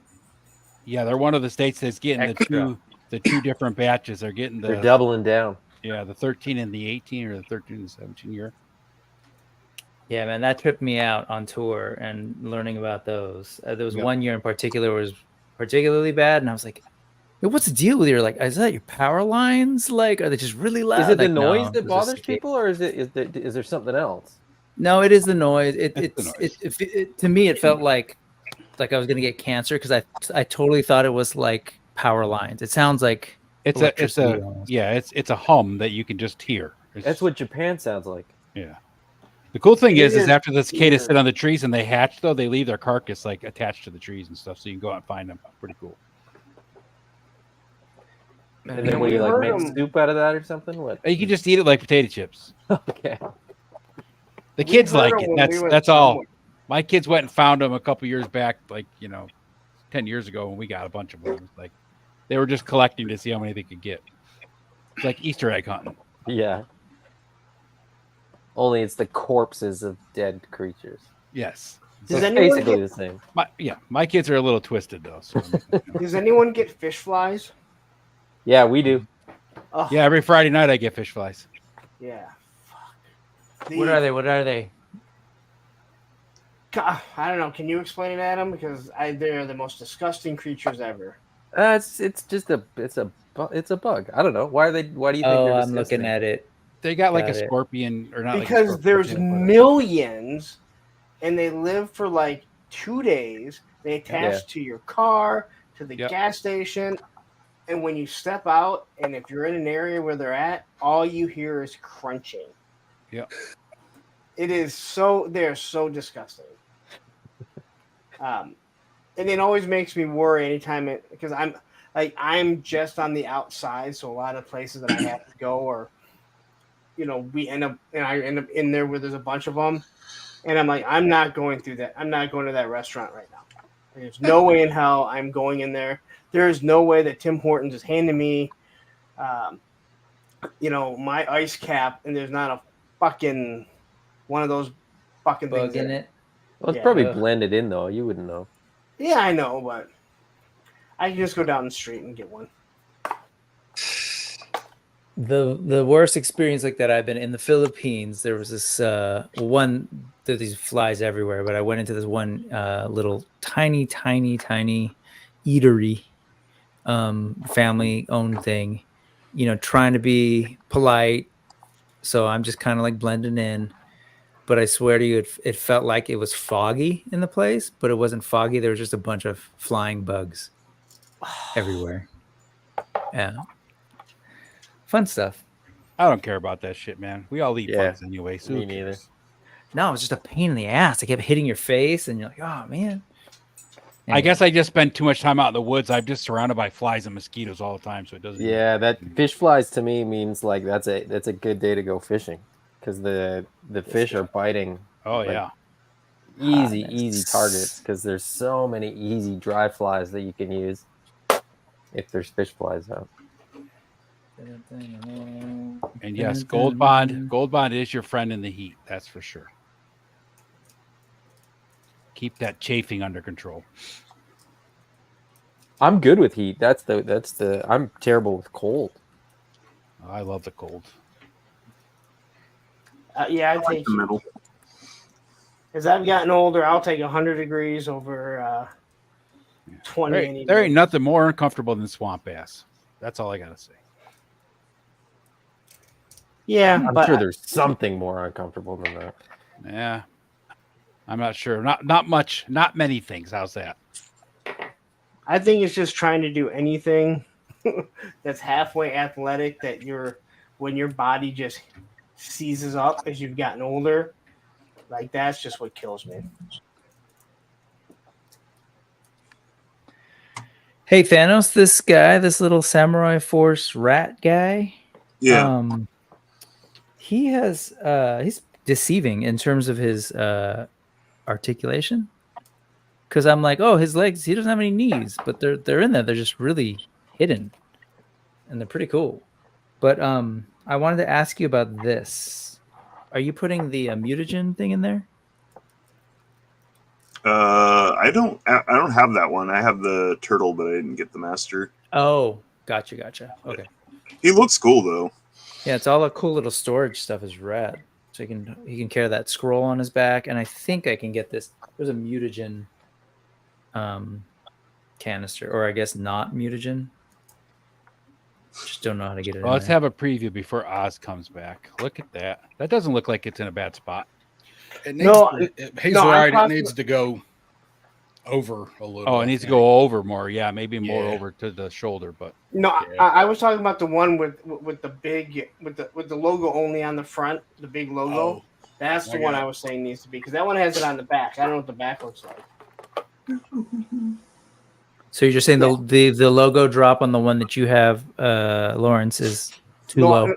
No, I didn't get it when I looked at it. It looked. Like gotcha. So I know, when I was putting shirts. Which one are you talking about, Lawrence? The black. This one? Yeah, I think it's that one right there. So if you see what I'm talking, how it's super low, like. Yeah, definitely would sit on top of your beer gut, or in your case, Coca-Cola gut. Oh yeah. Yeah, it needs to go up a little higher on the chest. Yep. You got an edge gut? I would say it's a pizza. Pizza gut? It's pizza gut. Super solid though, like it's kind of strange. So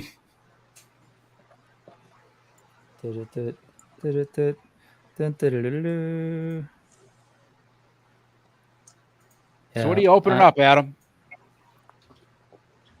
I was opening up. They're already open. Oh, nice. Some kitty cats. I got so I have a set of these. I have like the fuzzy version and then the other version. Excuse me. Other version. No, there's only one version of this. There's the battle damage in the regular. Oh, is there? Mm-hmm. Yeah. Like a bloody one. I have two versions of the same one, or two copies of the same one. Because my kids want to play with them, and I didn't want them playing with locked Panther. And somebody happened to find them for us at like our version of Ross. So we were actually at a birthday party for the guy that had picked these up, and it's the same guy that got Eternia. He hasn't even opened it yet, but is this the guy with the Castle Grayskull, the classic, or Smeg Mountain, was it? He has all of them. He has the classic and the Super 7 one. But he so we gave him an Origins Landshark and Wind Raider, and I gave him a Animal Warriors of the Kingdom figure, and our like goodie. We kind of joked like that our goodie bag was a Panther and a Battle Cat. Pretty sweet party. What'd you have for the cookout? Which is the most important part? There was just everybody just sort of brought their own stuff, and it was just just a nice little dish to pass meal. Nice. Yeah. Potlatch.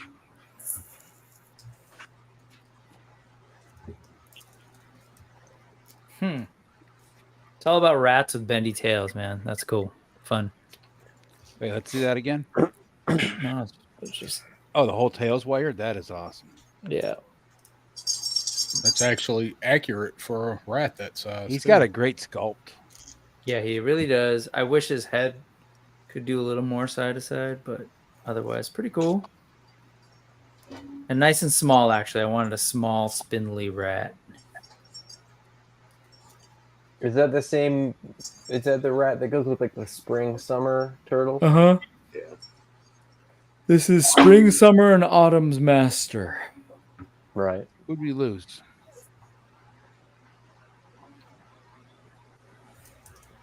Sunny. Sonny dropped, but he's back. They haven't made Shredder yet, right? They just made the. They have not. Seasons and Splinter, right? They haven't. Yeah, they have not. And I was just reading the story that they provide. And they refer to, what was it? Their mission to stand against the resurgence of the Demon Dog Emperor. So I don't know who that is. If it's actually their version of the Shredder or something else. Huh. What am I saying? This has nothing to do with Teenage Mutant Ninja Turtles. That's right. They battle the knee, not the foot. The wrist. The toe. The hand. Oh, never mind. No, the hand's already been taken. Yeah.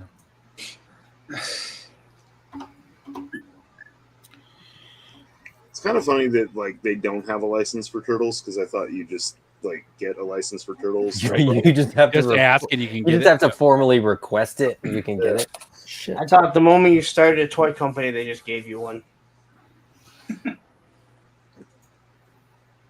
Do Eastman and Laird still own the marketing rights to that, or did they sell it off at some point? One of them does. Or no, actually, I think is it Nickelodeon now? Nickelodeon. Yeah, that's what I thought.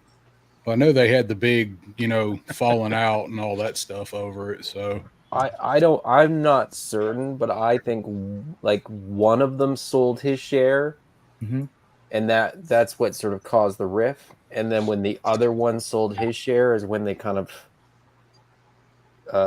came back together a little bit. But Nickelodeon's owned it for a while. Okay. And they've brought them like back into the fold, so to speak, and they're kind of like, what do you guys want to do? Like, you guys seem to know something about these turtles. What do you guys we need some fresh ideas for turtles. Yeah. What do you guys think? They just reset the comic book though, so it went to like issue 150, and then it just cut off, and they're sort of rebooting it. Somebody with neither of doing those a guys live involved. action Last Ronin movie though. Yeah, I mean, I'm hopeful that that'll be good. That story is amazing. Yeah. Or I really It's gonna enjoyed be. it. I guess It's going to be No, it was R amazing. too, right? R-rated. Yeah, Yeah. as it should be. I mean, the comic is R-rated content, so. Anyone to get tech? Lawrence, All right, I'm gonna cut out. I'm done with this guy, and I'm gonna do some other things. So, Later, Brick. All right, Brick. always great to hang out, guys. You have fun. I don't know why I made a cat sound, but He's getting it's chased ironic. by a cat. Yes. See ya later. What were you asking, Ed? Todd asked if anybody got a Technodrome pre-order. No, I wanted to. I've got every time I've seen a Facebook post that's like it's back up. I'm like, oh, and I like click the link, and then I go back and I realize the post is like 6 hours old, and I'm like, oh, I guess I missed it. What's up, War Chest? That makes me think I should check right now. See if it's on there. Yeah. Don't you hate that? And you're like, oh, I haven't checked for a couple hours. Maybe it's late. Yeah, and I haven't found it on .com, but I check the .ca as well because I'm in Canada. And it's funny for us because like the page will look exactly the same, but there's like no picture, and it'll just say item not available. So it's which makes it seem like it's gonna be there at some point, but that there's no rhyme or reason about whether or not it will be there at some point. Speaking of which, I haven't had lunch yet, so I might drop out for a bit, but might be joining soon. All right, Sonny. Later, Sonny. Sonny. Catch you later. Take care.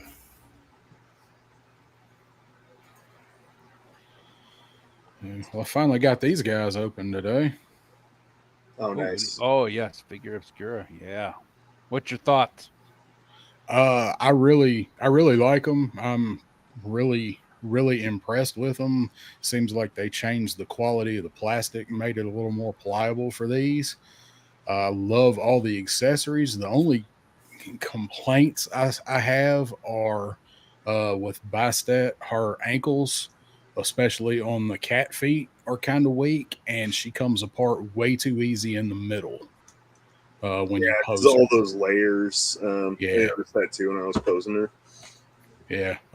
Other than that, man, this set's beautiful. They come with so much stuff. Yeah, their accessories look amazing. Yeah, there's her cat. Does yours come apart? Your cat statue? Mine is really loose, and it looks like the glue might have broke loose there. You know, it looks like that's not supposed to be that way. Yeah, and it still fits in. I mean, it still holds, but it was in one piece in the box, and when you take it out, or when I was pulling it out, I was like, well, that's loose. Is that supposed to come apart? But no, mine's like it doesn't. They glued yours when the glue gun was getting a little cool. It wasn't hot anymore. I did break this thing already, though. Oh, really? The chest? Yeah. One of the. Oh. I glued it back on, but one of these, like, it fell and just like popped to the side. Like, shit. Didn't take long, but it's because I was holding it from the top and that came off. Oh yeah.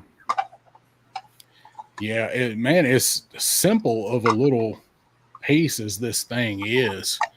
I mean, this thing looks so good. It's only what three pieces total when you assemble it, and the statue at the top, and then the box and the bottom part.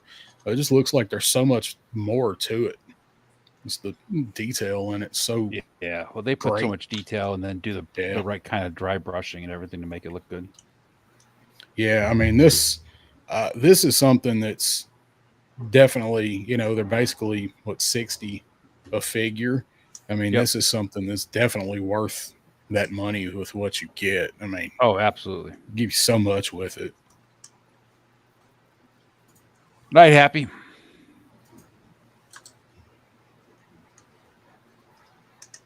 War Chest says your pussies are loose. I hate when that happens. Yep. Sometimes you just gotta take what they give you, though. I'm just seeing these Jada Toy Street Fighter, the military guys, Cammy, and who's the guy? Guile? Is it Guile? Yeah. Somebody needs to print some trigger fingers for these guys. Did Jada Toys release the next set of Street Fighter figures? No, they're showing them on. It must. I mean, they showed the next set of them. Well, he just has them in hand, just like he had the Cyberpunk. Yeah. Oh, that guy. Yeah. Wait, Matthew, you sent it? When did you send it? You said hours ago. I've been on the stream. I thought you sent me Cyberpunk.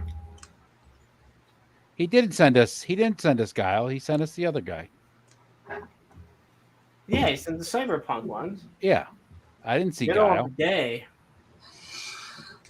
Send it to both of us? Yeah, listen to Matthew getting all pissy about it.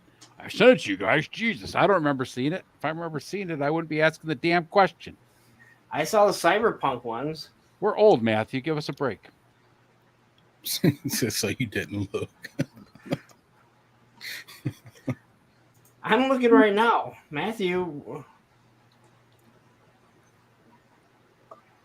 You did not send it to us. You sent us the Cyberpunk ones. Yep.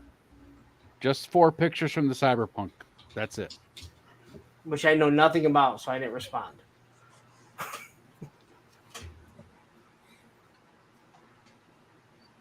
Yeah, so take that, Matthew. You didn't send them in the middle of the day hours ago. You didn't send Mega Man. No, you didn't. Nope.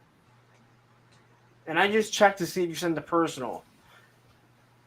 Wait, there's new Mega Mans? I don't know. I don't know. You'd have to ask Matthew. Maybe he should jump on and tell us what he sent us. I didn't get any private messages from Matthew either, so I know it's not there. Oh, Yeah. In my chat. I was saying hi to folks. And I forgot about the whole, intermingling chats don't get to see each other thing. Night on, Ryu. Because we can't get along. Can't we all just get along? Let's go look up Jada Toys here. I went to 2 Targets today, and they had stuff, but they didn't. Yeah, look at this, Loris. Oh, yeah, see? Screenshot it. First, you don't do your Power of the Force video. Then you're determined that you sent it to us, and you didn't. Wait, your mod didn't do his Power of the Force video? Your mod did not do his Power of the Force video. We already discussed it. I wasn't even signed up for a Power of the Force video, and I did one. You're welcome, Matthew.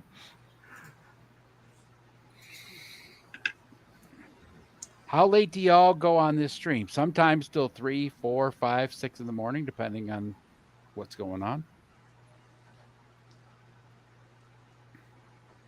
Did you guys see that nun from Snail Shell? No. Bring it up. We'll share it. Here, I'll link it. All right.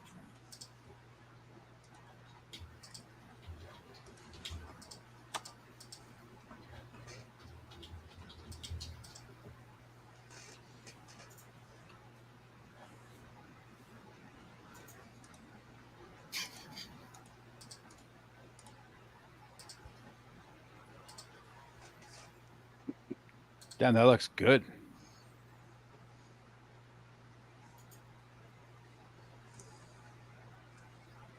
That cross is pretty badass.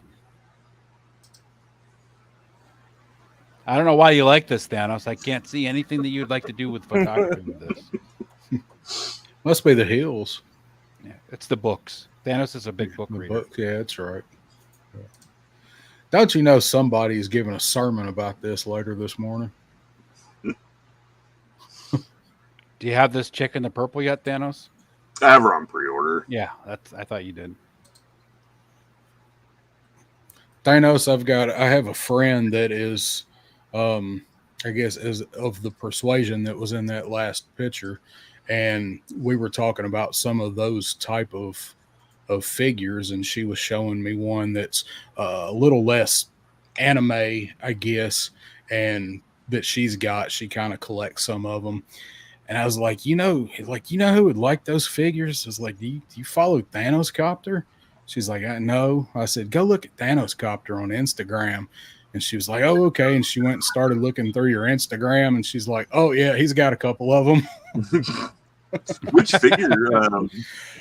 Man, I honestly couldn't tell you the name of them. I know they're on BBTS. Like, there's a whole, like, Legionnaire series of them.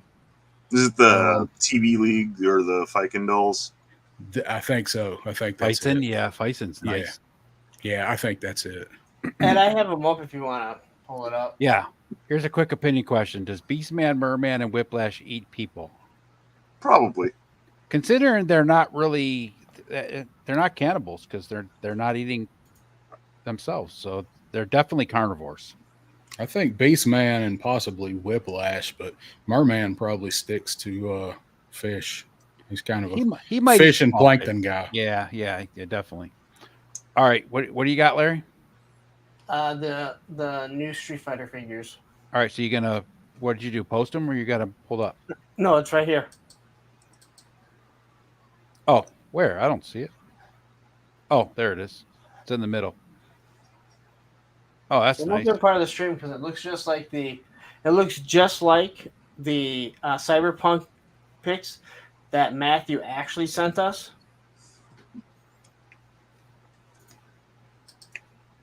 And then there's the Guile. We need trigger fingers because I have lots of guns. I haven't tried do any other hands fit on those. I don't think so. They're really bulky hands. Yeah. I mean, their hands are. I mean, they. You might be able to get a Motu figure. That might work. Yeah. And then you just have to, take the C hand and just take a razor and cut. I didn't even think about that. I don't have a lot of. So what does Guile come with? Just fist and open hands, or probably? Comb I would assume he has. If he doesn't have a comb hand, I'm going to be disappointed. Yeah. Well, any other hands? Do those hands come out on those figures? I don't know. Yeah. Are there any interchangeable have scale hands for trigger fingers? They always have something that goes with the character. So, like the effects and stuff. Yeah, like Chun-Li has a fist and a 2 fist hands and a hand like this. And Ray have the Hadoken hands and the punching hands. Yeah, and they're. I mean, it's such good plastic. Everything about those figures is so good. Yeah, I've only seen a couple of them. I don't collect them, but I've seen. I saw Chun-Li and what was the one I sent you? Was Fei Long? Yeah, Fei Long. Yeah. Those are the only two I've actually seen in person. So. Yeah, they shouldn't make them easy to get. That's why you just order them from Hella Dope Toys. Yeah, I mean, there's always that. Like I said, I don't have a Target close to me, so. I have lots of them. They don't have any. Well, that was where one of them that's somewhat near me is where I saw that Fei Long, and I saw Chun-Li a couple months ago. But I check them because I know, I have friends that collect them, so I always look to see what's there and try to, see if anybody needs any of them if I find them. But I've only ever actually seen those two at Target. Do we see this picture of Cyberpunk? No, I didn't see it. So these are on a different size. This is at a different scale, they said. Yeah, I think that's what Brick was saying in the beginning, that the bigger ones that have the soft goods are going to be a different scale and different price point as opposed to the all plastic ones. Yeah, I saw a different price point, but I didn't see.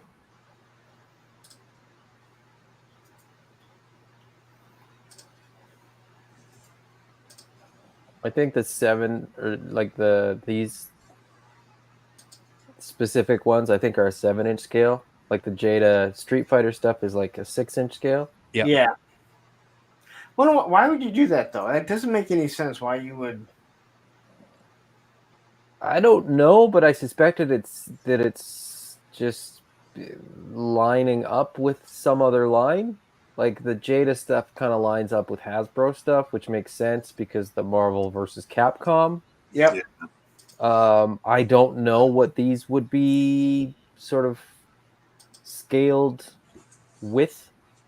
But Matthew says it's not a different scale, but it's higher price. But he just proved that we can't trust him because he's telling us that he did something that he didn't do. So Oh, I thought they were a little bit bigger too. I don't think they're saying that they're a different scale, but from what I'd seen, they looked bigger. But Yeah, they that look could taller. be down. I mean, that could just be down to like artistic license, right? Because even in Street Fighter, you've got figures that are considerably bigger than others. What's that? Who's that? PK. Night Woody. Hey, Woody. What's he PK from? from Street Fighter. Is he? Yeah, it's when the Super Street Fighter characters came in. Oh, okay. He's one of the figures that I have no interest in picking up. I don't even remember seeing him. I mean, I didn't play the game a lot, but my friends were always playing it. He's capoeira, right? I think he's Brazilian, and his thing is capoeira. I'm not sure what his fighting style is. I know he's got like some spinning kick things, and he's got like it looks like dance moves. Hey, look, Ed. Here's the Mega Man that we didn't get. Yep, there's Mega Man. There's Mega Man Thanos. I've seen these ones. I was hoping they showed off some new stuff. Yeah, these are the bomb and whatever the hell they're called. They look good though. Like I Look at that. I like that wave. And that's it. Where is this guy at that has all of them? Is he in China? No, I think he works for him. I think they. June is like their production man. I don't know. He's some sort of He's sort of the front facing guy for the Jada Street Fighter and Mega Man. DJ, he says he's from Jamaica, and this guy's here. Oh, What's up, Ken? Hey, Ken. I'm out. How y'all doing? Hi, Lawrence. How we going? Take care. How you doing, Ken? Doing all right. Just a little tired, but had an afternoon nap and I'm still tired. So I don't know. Did you wake That up? just means you needed 2 afternoon naps. I think so. It must be age catching up with us, Wow. 3 hours, 46 minutes. Y'all are doing well. Yes. We've reached the halfway point. Almost intermission time.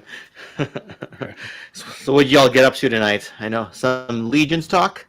We talked about presume? Legions. We talked about the Delta 17 Joe Fest exclusive. We talked about and that's when Lawrence had a nap, right? So yeah, that's when Lawrence he had his back turned to the camera the whole time, headphones out. It's like it's like he's doing the Wii, and all of a sudden the Wii just stops, and we hear. Yeah. Oh no! I let everyone know that if they're not going to Joe Fest, I will have Delta 17 figures for $100 after. just the exclusive, right? Yeah. Just the exclusives. And we talked about the new. But they also have to send a Crimson super Moon. chat.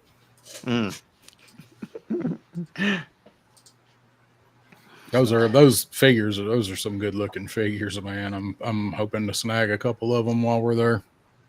I guess we'll meet you there, hey? Yes, we'll be there. My cousin and I will both be in attendance. Why does your shirt look so familiar? It might be the background logo for this stream. It might be. Huh. Oh wait a minute, Ken. I want to see your shirt. If the logo's too low. Oh, Ken's got. He's got that. He's got that one. It's by special request from Oz. Like, you got to wear this one on the stream, and I'm like, this one doesn't hide my beer gut. Damn it! I should have got one size larger, or I should have just lose the beer gut. We talked about that too. Yeah, we talked about how that one highlights the beer gut where it's placed on the shirt. Yeah. Did we meet last year at last year's Joe Fest down south? No, I was not there last year. This will be my first one. Okay. Yeah, because I know your screen name just from comment sections and whatnot, but I'm like, did we meet while I was hungover at the Sarge breakfast? Because there was a lot of people who were like, "Oh, I know Toy Connections. I sat at his table at the Sarge breakfast," and I'm like, "I'm sorry, I had my forehead on the table." Yeah, I was there in body after that night. Say what? I saw a good picture of you after that night, curled up in a chair down in the hotel lobby or something. I've never seen that photo. Thinking Beast Battlegrounds must have taken that one. I think it was Bees that showed that. Yeah. Wait, are you being serious? Because I didn't realize that photo actually Somebody existed. showed me a picture of you passed out, curled up in a hotel lobby after you went out drinking at Joe Fest last year. Maybe it was Wilhelm.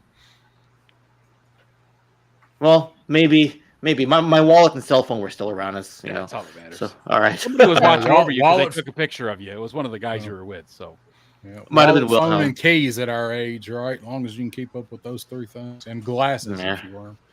Oh, Yeah, wait, hey, hold on. What? Chaz just posted the stinger. Chaz What? the guru. Hold on, let me pull Hey, this. bring it up. Let's see it. Let's present it. I bet It's it the looks a lot first- like the vamp. Except Mr. Yeah, First- little. I saw that earlier on Instagram. I didn't know if it was one of the ones that somebody customed or. Yeah, I see it. This is good. Oh yeah. Yep. Huh. Now we know what the driver looks like. So is that his driver a repainted trooper like we thought? Oh, more than likely. It definitely looks like it, but It looks like God, an I hope- officer, doesn't it? Yeah, it can. I hope they fix that Hold hip on. and leg someone else has issue. gotta have it up. I really want to screw. Oh, Oh okay, shit! so they changed the rifle. Oh, the blue looks sharp on this thing. Yeah, it does. So That's, wow. we're looking at that, and then That's Spirit's rifle, right? oh yeah, I that's hope. what it is. You're all right. It is Spirit's rifle. Well, good. That's the best one in the line. Yeah, That's sniper RoboCop's rifles. pistol. So this, I believe, is the overlay is Stalkers.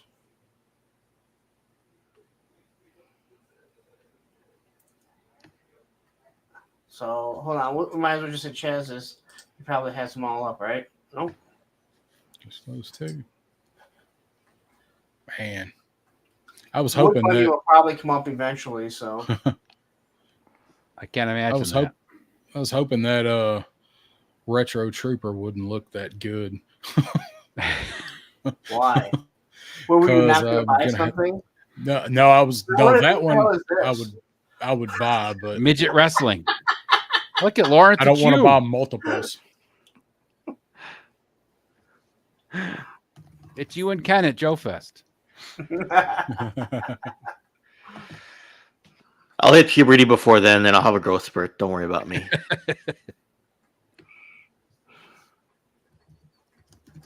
Well, really, I Legend? guess those are the only. When did he post those? Couldn't have been long. 3 Are people minutes trying to ago. see pictures If 3 of minutes what- ago, that means the rest of them are about to pop up. Yeah. Are Oh, people trying to somebody's see about to do a pictures video. of what's coming out on for the Yojo June thing? Or are people trying to figure out what is coming out for Yojo June thing? The list was leaked. Yeah. You haven't heard. You haven't heard what figures are coming out. No, I know what figures are coming out. I'm curious. I'm curious what people know and what people don't know. Because I don't really pay that. Because you know more than you're allowed to say, right? That's probably what it is. Well, yeah. That's kind of like there's like that Stinger, and then I think there's 4 figures. Yeah, the leak. What is The it, list was Tuesday? leaked earlier today. I think Terry Ruin was one of the early ones who got that list. He was the first one that posted it, and then the other dude, Maxis or Traxis or something, posted right after that. And he's another. I don't know that guy. I mean, I know Terry Ruin, but that was the second guy was the one that said possibly the Cobra Commander that everybody clamors for. The listing alluded that it could be that one. But those Terry leaked it first. Yeah, I think Full Force eventually covers it pretty quickly after as well. So anyway. So it has the doors in the roof. It has the same, the same type of rocket launchers.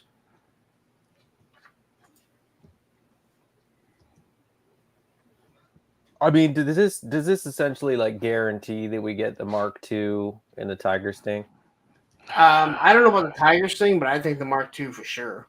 Yeah, definitely more. They're gonna want the Dreadnought ground assault as well, aren't they? Assault. I'll be honest. I want the ground assault as like a SDCC where you actually get the bike and the vamp. They could do that as a PulseCon exclusive. or Pulse exclusive, or like whatever. I mean, whatever. Yeah, Just make it like that. That sort of that's the kind of thing that should be in a, like one of those things where if you don't get it, like big deal, move on with your life. But like that sort of to me sort of shouts exclusive. Yep. Make it a little harder to get. I mean, let's be realistic. If you have any friends at all, you can get one. There's not been an exclusive in the G.I. Joe line that has been hard to get unless people strongly dislike you. So if you did since Cobra Island in Target, that is, the rest of them have been easy to get. So like no, if they even did those, that I as mean, a set, it'd be what, 179 if they did that, the bike and the Jeep and then a figure, about 179.99, somewhere in that area for sure. Probably 199 once they did a fancy magnetic box for it. Sure. It's just hard to find space for it, right? Because I've got my vamp pretty tightly fit somewhere right now, and I'm like, man, a stinger on top of that, I'm not so sure right now. You only got one vamp, Ken? Yeah, we were talking the day that we got the vamps, and you're like, you might want to get a second to make shipping worthwhile. And I'm like, yeah, I'm good. You know, I should have got one up here for trade bait. You know, go to one of the vintage guys at the toy shows up here and be like, for that really pricey thing, I'll give you a vamp. You know, so I really thought there was going to be a whole lot more of them. You know, a few weeks after they had 1-2 restocks on them. I mean, I subscribe to the sort of philosophy that you buy it when you see it. If you like it, you buy it when you see it, and you buy the quantity that you're going to need. Because yeah, and the ferret hasn't gone up publicly yet, right? It's just for Pulse members. Is that right? No, it was up. The ferret is only but it's a Pulse exclusive, is what he mean. No, I meant was it only Pulse members that had access to it, or was it actually up? No. Okay, I missed out. too. I missed out. So asleep at the do wheel. Both versions of the ferret. So the Tiger Stripe, Tiger Force, whatever the hell it's called in Tiger Force. Did that one come out yet? I think it's called Tiger Paw. No, that one hasn't come out yet. Okay, that's the one. Well, that's supposed to come with wreckage, isn't it? Or which one's supposed to come with wreckage? Yeah. Huh. Okay. So I totally missed out on the ferret. God damn it. Anyway, I'll figure something out. I think they'll probably restock them at some point during June. It makes sense, right? I mean, yeah. I think there'll be another run of vamps. Yeah. I think there'll obviously be more ferrets. But I don't think you're going to get, I don't think people are going to get as many as they, you know, that they think they're going to get.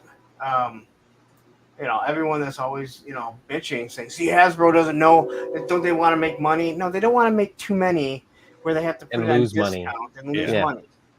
You know, I know everyone hates to hear that, but whether you like Hasbro or not, they are in the business to make money. It's crazy. Well, especially with something like the ferret, because like those trouble bubbles, a lot of those sold on clearance at Target. So it's like they're not going to take the risk, and it's so hit or miss with the vehicles. So it's easier to sell out of a first lot and release it again. I think a lot of the Pulse exclusives is like it's only a Pulse exclusive so that they can control the distribution network, so that they never see that stuff go on clearance at Target. Absolutely, because that's worse than them holding on to them and doing a second release after a batch. Yeah, they could have a whole container of them and say, "Oh yeah, we remade these," and you would never know the difference. But just order it.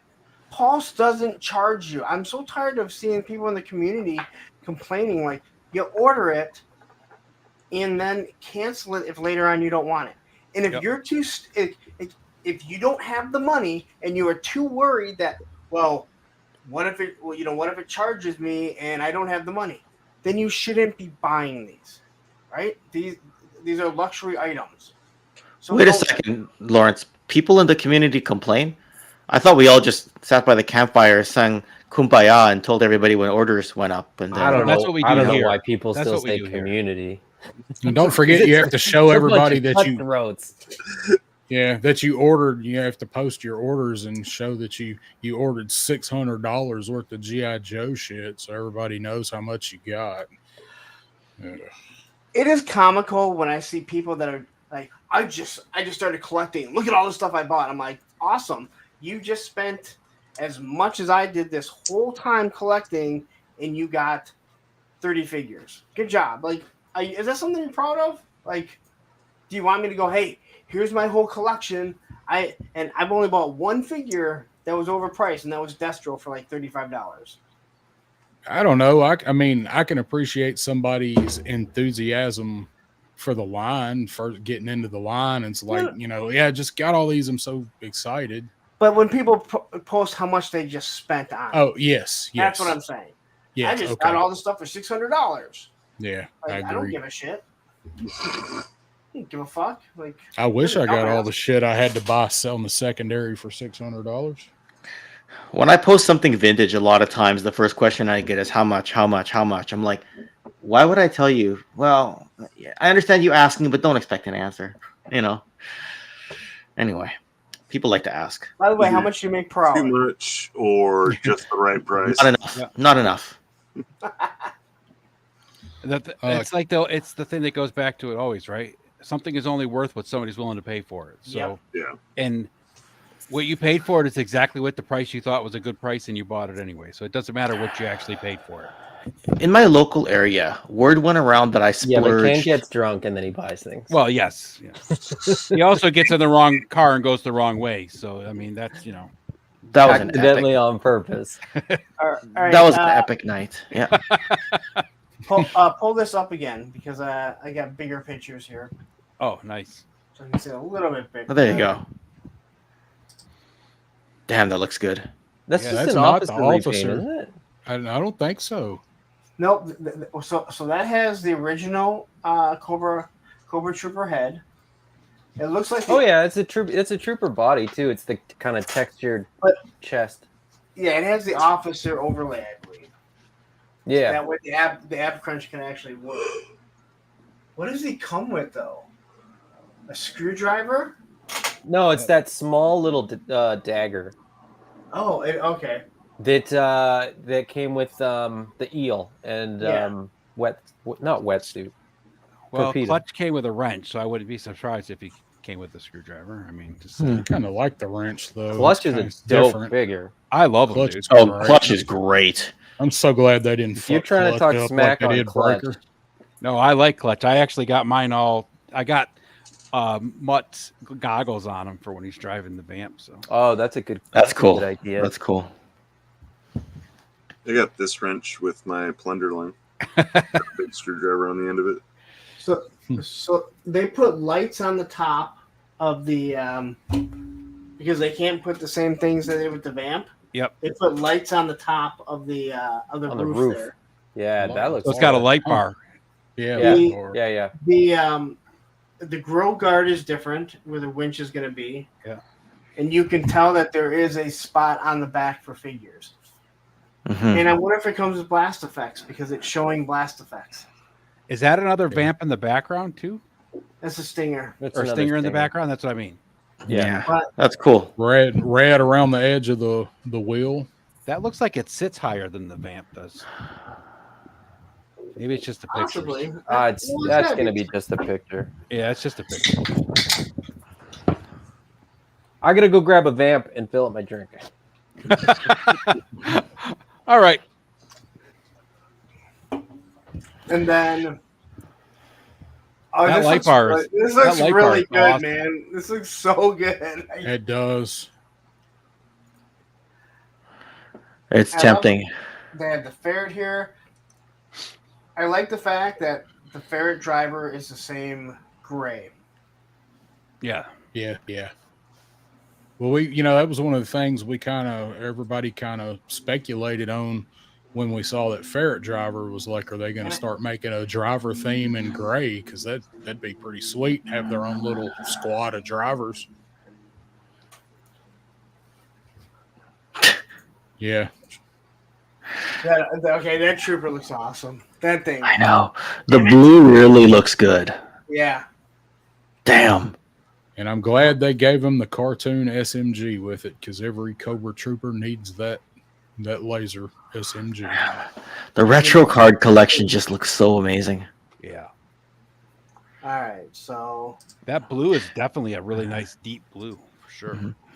What do you do with the original versions when better ones come out? Like, did you keep your Cobra Island Firefly? Did you keep your Cobra Island Beachhead? Like, well, I keep everything, but I don't have I don't have everything in a standard pose. Everything is, you know, I have different spots where I have different stories going on. But I did, you know, I did put when the new Scarlet came out, I retired the original Scarlet. I finally retired the movie Storm Shadow and Snake Eyes because I just don't need them. so do you just like put them in a box, or do you like take them to sell at a toy store? Or like, what's your usual? I put them back in their box because I keep all my boxes. Ah, I gotcha. Yeah, so they just get stored back up, and I was gonna put Duke away when I got the retro Duke, but Mm-hmm. the first Duke is really good. It's still a really good figure. Well, speaking of all these, did you all touch on the Fresh Monkey 6-inch reveals? Yeah, we did the Crimson Moon. Okay, cool. Yep. Okay, that's good stuff. Shadows of the Crimson Moon. All right. Order of the Crimson Moon, something like that. Order of the Crimson Moon, maybe that's what it is. Something like that, yeah. I mean, just the head swap ability alone.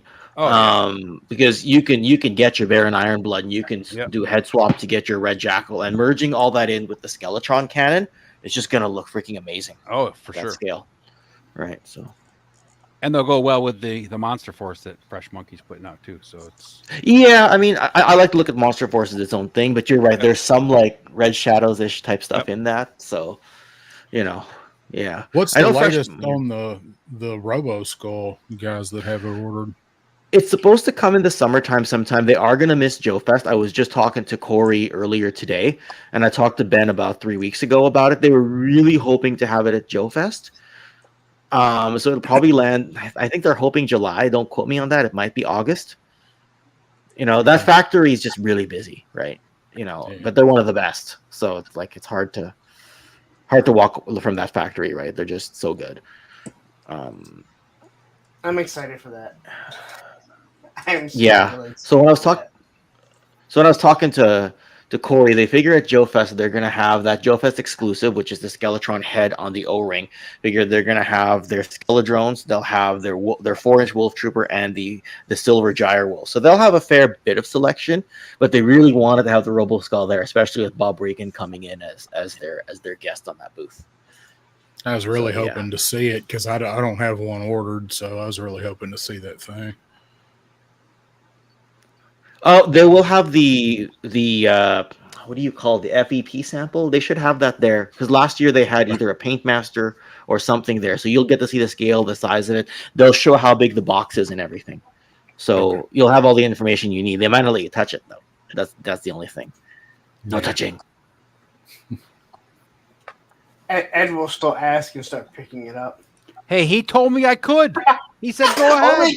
You already had your fucking hands on it when you're like, "Can I pick it up?" That guy was so scared. I think probably what he meant was, "Yeah, go ahead." Like, I did not you have it. Already off the had table. it in hand. It was not off the table. Lawrence is lying. I just had my hand around his legs. That's all. In that guy's face.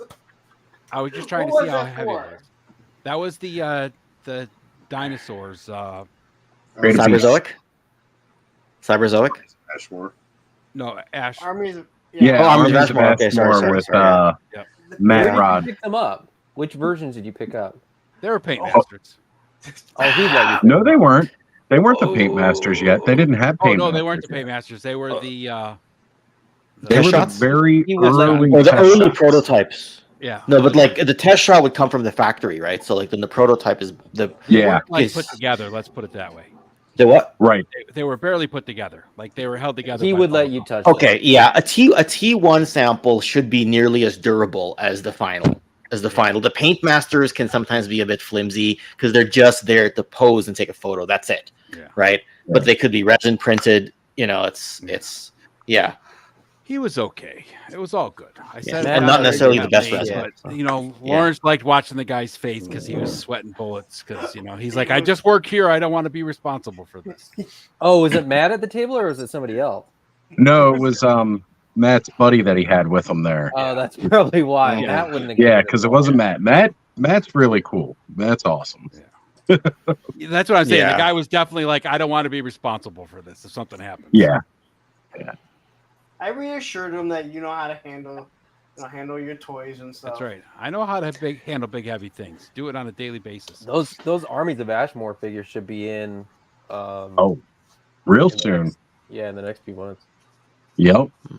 Yeah, those Paint Masters that they finally got back, like the final test products. Oh man, Rachel posted those online, and like Matt was like, "See, my wife is at home already playing with my stuff." Do you know if those guys will be at Joe Fest? No. No, I don't think they are. There's no PowerCon this year, so I just thought that the entire indie wave was going to come to Joe Fest. No, Matt will be at Legion's Con, but okay, yeah. And he's closer to home for him. Adam, how big is Legion's Con by comparison to other shows? Is it relatively sizable or just really niche because it's Legion's? No, it's still pretty big. Okay. I was trying to compare. It was hard to compare it to Toylanta because Toylanta is in like 6 different rooms. How big is it compared to the P&E show that you and I went to? I would say it's a little bit smaller, but it's totally different because there's no comic books, right? So yeah, if you took that show and removed that outside row that's like almost entirely comic book guys, it's probably not far off. That's pretty big still, because there's 400 tables in that building you and I were in. But if you take out those rows of comics, you still have 250. You know, that's still pretty good, right? It's anyway. One of the more crowded shows, just in terms of how much room is in the aisles. I would say, there's probably close to 200 tables, but it's way more. It like the focus is way packed, tighter. Yeah, it's fine. It's just I'm trying to come up with a 2025 show schedule for Steve. So just I'll want be to see which perfectly ones. honest. I don't know that I would recommend Legion's Con for Delta 17. So it's not a big indie show. Like it's not PowerCon Light at all. No, it's a Mythic Legion's primary and then adjacent. I should have led with that question rather than what's the size. I mean, I would say if it's not 6-inch at the very least, then it's okay. Never mind. I should have led with that. Apparently, what I would say is Toylanta is worth it. You think Toylanta is worth it? Okay. 100% Toylanta is worth it for the indie show crowd. Okay, that's good to know. That's awesome. Ken's saying I should have led with what size is it, and then Adam is saying if it's not 6-inch, you shouldn't even show up. Somebody needs to clip that into a shorts. I was going to say I need to really work on size matters at Legion's Con. 6 inches or more, folks. If you're under that cut, you can't make it. So I want to say there's a lot of good-looking gentlemen wearing some Nostradamus Toys merch here. And I like that you both chose the blue. I didn't know if that would be a favored color or not. And I'm glad you both chose it. I was hoping you'd have like a hunter green, like a dark Joe green. But I can if not, I'm always going to go with this. I can check to see what they didn't really have much, right? Like they got like your standards, your black, your white, your gray, your heather gray kind of thing. And I wanted to try to get a variety in the different styles. So I'll double back and check because I can actually edit the I can go back and edit the publishing and then republish it with the new. So if there's a certain color you guys want, let me know and I can see if it's available and then I can put it up before you buy. Okay, fair enough. Just give me a shout out ahead. It's actually really easy to just change it with a couple of clicks. So okay, that's cool. Jeremy was mentioning here that he should come on one of these streams. It's kind of the way the Clubhouse works. If I know Jeremy, I've seen you around in a couple of chats and everything like that, brother. Guy hit me up. For Jeremy. He always tags me when he thinks there's something I might be into, like either some wrestling facts or like some like really obscure like G1 Transformers and Diaclone thing. He'll just randomly tag me. I'm like, I didn't know that. I should write that down. Research information, Okay. See, look, like it's even okay to come here and fall asleep at your desk. We're streaming. Even though he's a moderator. He was awful quiet for a while. I was wondering what happened. He get that way. Once he starts getting into them edibles. Yeah, but edibles are great for calming you down. Right. I bought the wrong kind then. I need a different kind. You know, there's indica and sativa. And I believe it's the sativa you need to chill out. The indica will get you a little hyped up. I could have that backwards. I think one of my first conversations I ever had with Sonny, I was complaining about my anxiety a little bit. What I left out is that I can cure that with edibles, but I might not be functional for a while. So that can happen too. I know I need I've somebody been there. to send me some facts on that so I can do some research. Thank you, Is Legend. Georgia a legal state? No. No? Okay. Good to know. Nothing in the South. Nowhere in the South is a legal state. Well, I think the city of Atlanta, they've lessened the laws, but it is not state legal anywhere. I'll catch crap for this, but Maryland is below the Mason-Dixon line, which means we are a southern state, contrary to popular belief, and we are a legal state. I stand corrected. I don't really think of Maryland that way, but Nobody does. Yeah, I got a bit worried before I went to the States last year. Like, I stopped taking the edibles about a week and a half out because I was worried, like, on the odd chance they make you take a piss test. People are like, dude, you can refuse that. You know that, right? Yeah, they're like, you realize you can actually refuse that, and why would they piss Ken test does you? not travel very often. You not cross the border? Like they don't care. That's Some of the people that get in here, you have nothing to worry about. Yeah, As that's what I was long telling as you're not this trying to weird. bring it with you Yeah. across the border, Yeah. you're good. We were driving, and I was telling Steve, I need some alcohol quick because I stopped my edibles a while ago. He's like, you stopped it up. Like, how careful are you, Ken? You know what I mean? Like, of all the people in the world, if I was going to randomly test someone, you would not be that guy. I'm like, I don't know. And he's just like, why did I hire you? You know, I hired you for your practical knowledge, and here you are complaining about this. I'm like, yeah. No border agent is going to be like, that small, anxious Asian man. Let's flag him. Hey, Ken, Looks did like you I see came the back people just in that live in time. America? You're okay. That's what I just said. Have you seen some of the people that get in? He's fine. So You're totally good, Ken. They're not trying to keep people that look like you out. They're trying to keep people like Tony's figs out. Matter of fact, wrong border, Ken Ken. They were don't care about crossing the Canada. border, They're they down would give him a below. scholarship just for entering the United States. Okay, that's enough political talk. Speaking of, No, you'd get an honorable doctor. Speaking of, They don't even Yeah, they probably assume I have rich parents and can probably buy some real estate good. down there. I don't, but they would just assume that, and I could lie. So yeah, right. You know, it's like, yeah, sure, we can afford a few mansions down here. You need your economy boosted? Yeah, sure. By the way, can I have a free Nexus pass? Yeah, sure. So, there we go. Oh, apparently you have to send useful information. All those stupid memes I sent Lawrence were a waste of time. And Ken, if you want some for Joe Fest, it's legal in New York, so I'll bring some down with me. My nephew actually runs a pot shop here in town. If you need a little something to get you I through. want to get you edibles, some Stony Patch Kids. I can always say I just ate a Stony Patch Kid. Oh, Stony Patch Kids are so good. So in about 30 minutes to an hour, I'm gonna be good. You're gonna fall asleep again, aren't you? Yep. So, Sean, let me see the back of the shirt.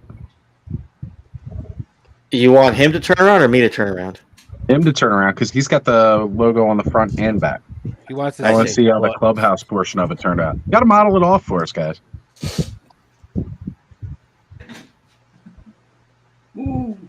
Oh yeah, there's the Clubhouse right there. Woo! This is gonna be my ad right here. This is gonna be my you be ad. turning numbers on now. Timestamp at 4 hours 19 minutes. That's when you do Now it. Yeah, that's when you get your ad. backside. I can't do it if I back up like that. I'll knock my collection over. So you know. Yeah, no. I almost did that earlier. I got up and I was like, "Oh, that chair went a little too far." But Shut up. honest, Yeah, it actually turned out pretty good. The shorts stole the show. There we go. I'm just saying. Maybe I need to rethink the shorts. Apparently, the shorts aren't embroidered. Jeremy, he will if we get a super chat. I'm just saying, we'll have him do it. Yeah, if we can get some spinning going on. I did not realize when you were like, oh, you gotta go put the shirt on. I was like, oh yeah, but I really did wear it out today, so it was in the dirty clothes. But I did not realize that when I changed, the damn shorts exactly matched the shirt. This was just it's perfect, man. Around the house. So. Now I just get a Tampa one. I just your throw fashion sense is perfect. That's great. I was thinking maybe you could do a tracksuit because Rafe Mace is at least gonna buy one. I'll buy one too. So you know what? When I put the tank top up, that was because of him because he's always doing the. When he's doing his streams, he's always sitting in a tank top. Yeah. So I was like, I'll put that up there. Shark Eyes will probably get one too. I want a Clubhouse velour suit for your merch store. Those would be awesome. Look, if I could get the velour suit, it's not there. They do have sweatpants and they have shorts. They're the embroidered pattern though, so the colors aren't going to come out exactly. But yeah, I could throw those up. I thought I'd be able to get like the wording going down the leg long ways, but it wouldn't work that way because they're like it's this one specific area, like the upper part of the left thigh is where the print goes for it. So can we get Clubhouse yoga pants? Yeah, what about across the ass, like those juicy pants that chicks used to wear? I wanted to get the sweatpants to say Ozzhole right across on the butthole. It would not work. For those of you who don't know, I have a Patreon, and you can become a Patreon, and when you join, you are an Ozzhole. That's what I call my patrons. You're a bunch of Ozzholes. Bud's an Ozzhole. Ken's an Ozzhole. That's all that's on here for right now. There's a bunch of Ozzholes in the chat still, I'm sure. And you get early access when Oz and I collaborate on stuff. I'm sure. Nice tight Ozzhole. There's two Z's in that Ozzhole, Todd. Two Z's. I was going to say K-Roll. She's an Ozzhole. She's the biggest Ozzhole. Besides me. It's only because it's a blood-related thing. She said she sounds more Southern than you. I don't think I've ever heard her talk anywhere. So, well, we actually had a while back. We were doing it's called the Frenzy Unchained, and it was basically a Patreon exclusive perk where people in our patron group chat were allowed to join between mine, Skelevators, and Bobby's patrons. Like it was basically just a clubhouse, but it was all fair, like Punk's Creamery. And she came on and she was chatting with us on there. She's a little shy. You should have her say, "Welcome to the Ozzholes." Welcome to the Ozzhole. I'll just get her to say you're an Ozzhole, and everybody who signs up for my Patreon, I'll do a soundbite clip. You're an Ozzhole. It's like every time Geek Dad Life gets a member, right? They do the "I got family." Yeah. Thing, or right? So. Well, Punk, play yours. I like yours. Here comes the money. I can't play it. Oh, that's right. That's right. I keep thinking it's not a soundboard. It's through your StreamYard. Yeah. There we go. All right. Sonny just gave me an idea for another shirt. Good one, Sonny. That's perfect. Kiss my eyes. That's right. He said nothing other than that. Best thing about it, I live in Oz, so I don't know if that makes me a brown or is that. I keep saying that I need to go across and come over to Australia and say, all right, this is my land, and I'm taking it back. I don't have tiers, but sure, if you want to make up a new one, the Moist Ozzhole. Actually, I think it was Allison came up with like the names for the tiers in a stream a while back. I'll have to go back and see what they were because they were great, and they were just funny. Right now, it's just a single Ozzhole tier. Doesn't get It's you much. hard. But It's hard to manage tiers. I mean, you could go Ozzhole plus. Top tier needs to be a prolapsed Ozzhole. it is what it's known for. So that's pretty good. And normally Patreon I don't push this stuff. You know, like a long time ago, I had enough patrons to cover the cost for StreamYard and stuff, and I don't push this often. Because now there are certain circumstances that make me push it a little bit more. I'm normally not pushy about.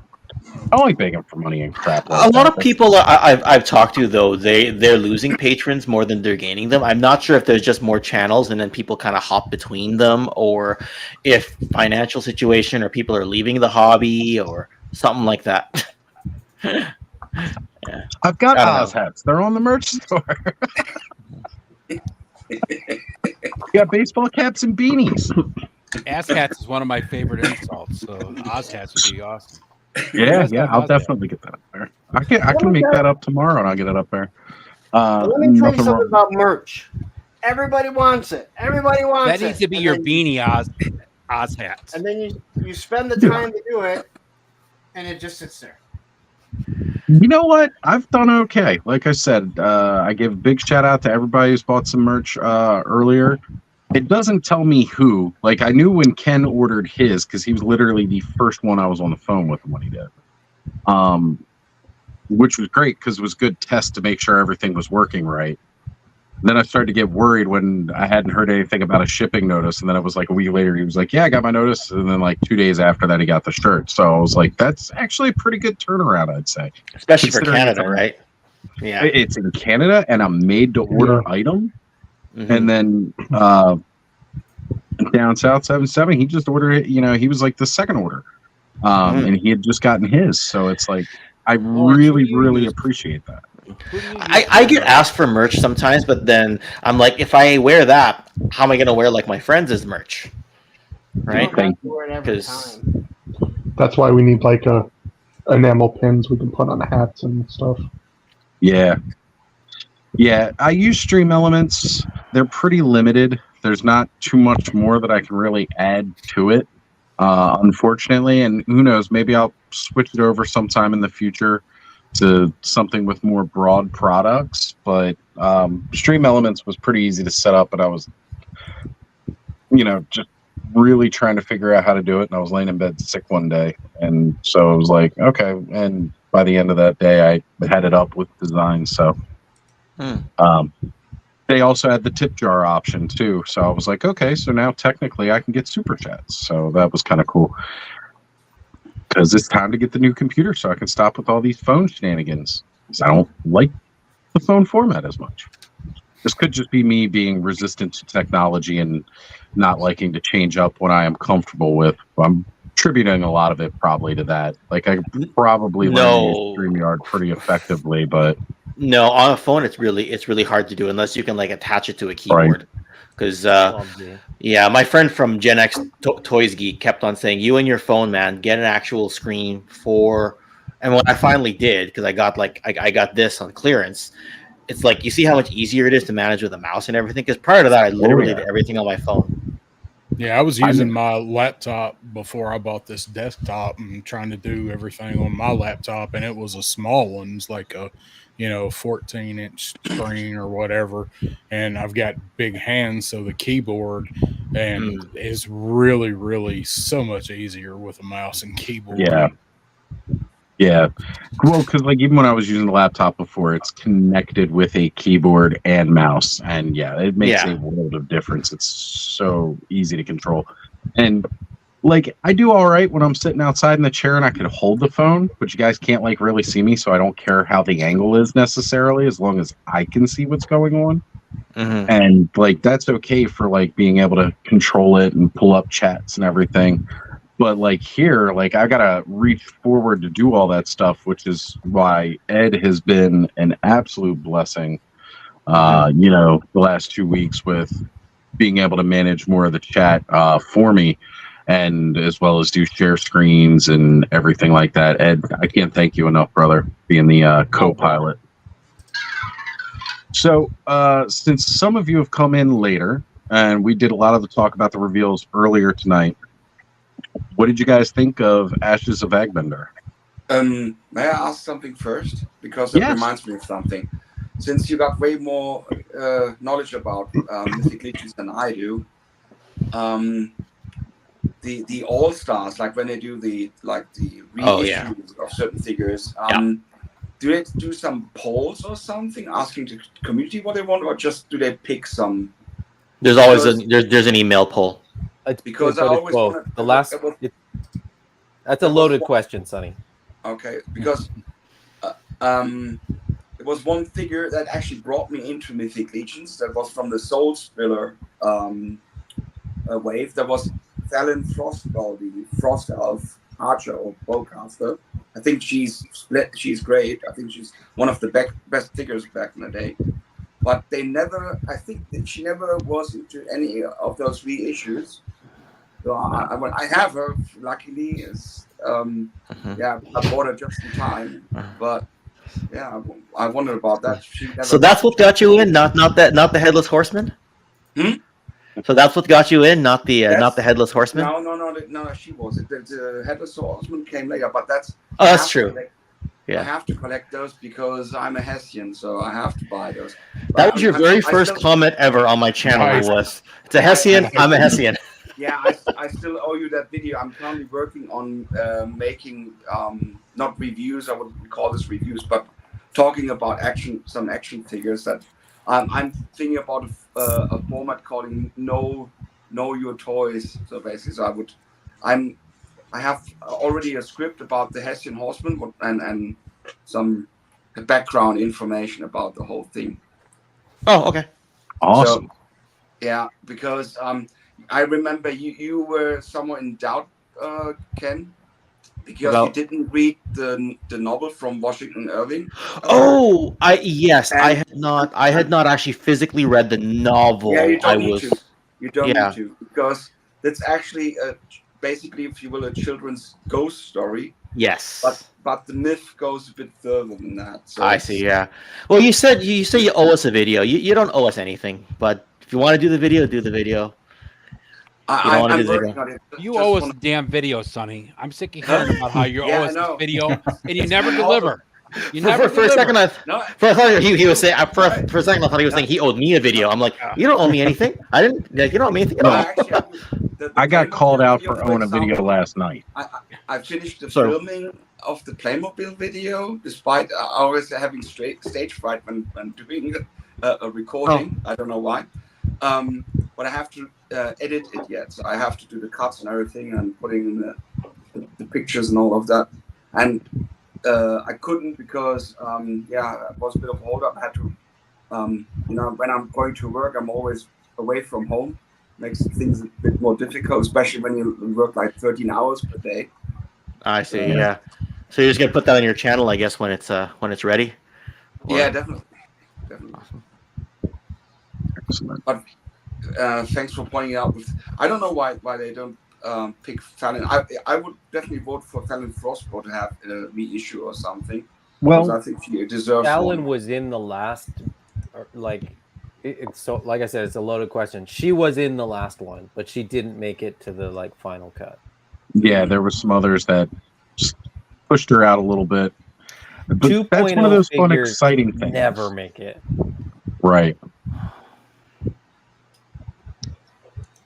Because they're still kind of newer at this point. Everybody wants to see the older figures on like new 2.0 bucks and everything. And it's really cool to have been having been into. But wait, the reissue is not a remake though. The reissues are not remakes. Like when you look at reissue. As a Spirit Bender is a version 2. Yeah, and right. she was upgraded a lot compared to the first version. A lot. Like I'm actually quite happy now that I didn't buy the first version because the second one is just dominating. That's how I feel about the War of the Aetherblade 2-pack, because those version 2s look so much better. Right. Yeah. I'm still like if I could find it at a decent enough price, I'd still probably try to pick it up. Is it still? I knew I have one of those. it was on. Yeah. What is the going rate for that? Do you know? Or the Ether Blade 2-pack? Yeah. Because it was in pre-order for like a year and a half, right? So I would assume it's still the same. Still has them. Yeah, I was gonna say, is it still not the same some price? retailers should still have them, so you can get it at retail price. And I'm not saying that that's not a decent price. I'm saying I don't have that kind of money. Well, I was wondering because I was in I discovered a new, very awesome toy store last week, and they've got a little bit of everything and a lot of some things, and they had a good Legions selection, and they had it in there, but I didn't see what the price was. So, if somebody could, you could probably pull it up on one of the retailers now. I think maybe BBTS still has them. It was an expensive 2-pack. Like it was I don't know. I mean, I'm not. I love Mythic Legions, but I'm not on that hype train whatsoever. And for me, there's sort of like a price point, and then when they do like 2-packs or like special stuff, and it's above that price point, they really need to sell me on the like, why is this special? Yeah. Like if you put it in a more expensive box, I don't care. This is an action figure that's going to come out of the box. The character has to be pivotal. Like Atlas, I think he's an absolute must, right? So, yeah. That's why I can never do the. It's just you could go into a deep rabbit hole just doing Mythic Legions, right? Like you could fill shelf after shelf of nothing but Legions and be like, oh my god, I'm just committed to one indie brand, and you have a full-time collection, you know. That's kind of where I'm going with it. But you were trying to say something. You could buy multiples. I was just going to. Sorry, bud. Oh, sorry. I was going to say, speaking of like the, you don't want to pay for the packaging. That's why I can never do the Masters of the Universe He-Man 4-pack, because they're usually $20 figures. I could see 30, but they want to sell the pack for 150 just because it has special like boxing, and 2 of the figures in the pack are already released single carded, and the other 2 are just like a mismatch of parts. Plus the Horsemen people are just such cool people, right? You know, like they really set the bar for indie companies. They ask me. They do. So, like Jeremy Gerard's just such a nice guy. Nate Barsh, they'll all be Well, I'll see Jeremy in a few weeks. I asked him straight up, "Are you coming to Augusta?" Yes, I am. All right, cool. So, can't wait. Thanos, you were saying something?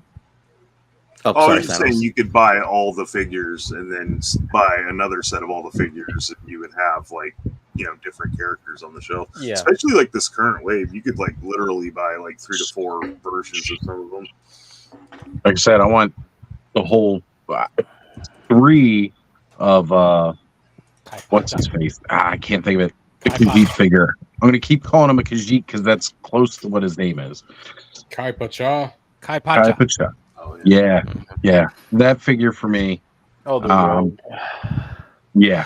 Oh, I love the one I've been eyeing is Blue Hagnon because eCollectibles still has them, and I'm just like, do I not?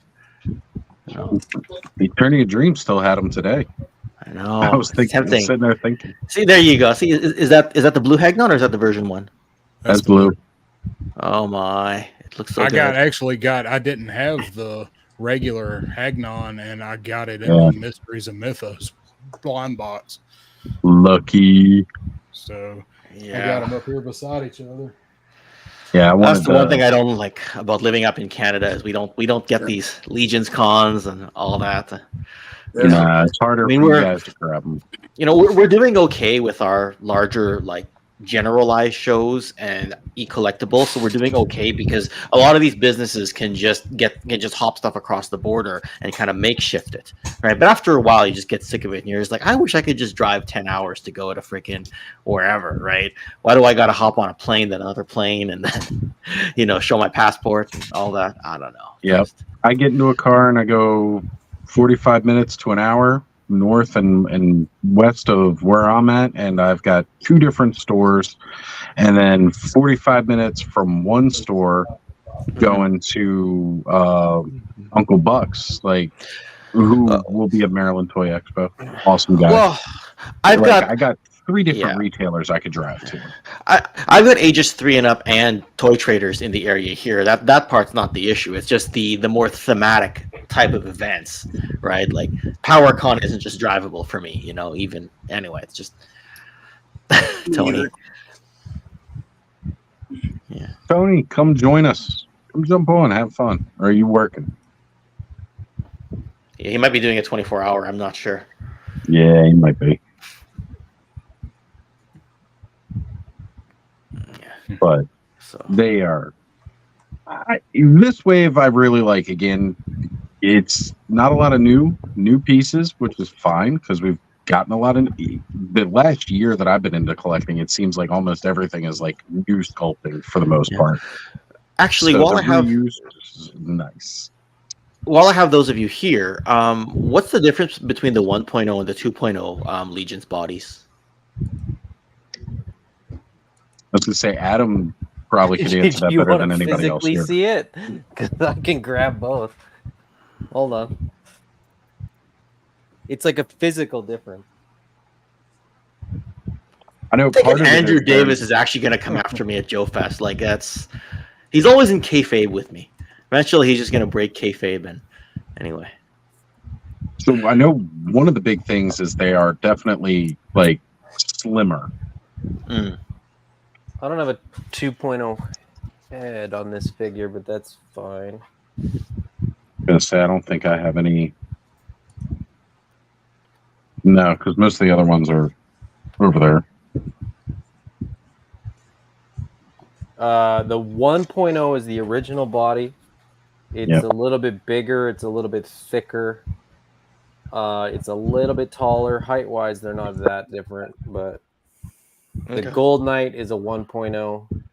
And then I can't remember what this guy was called. Steel Knight, I think, is a 2.0. All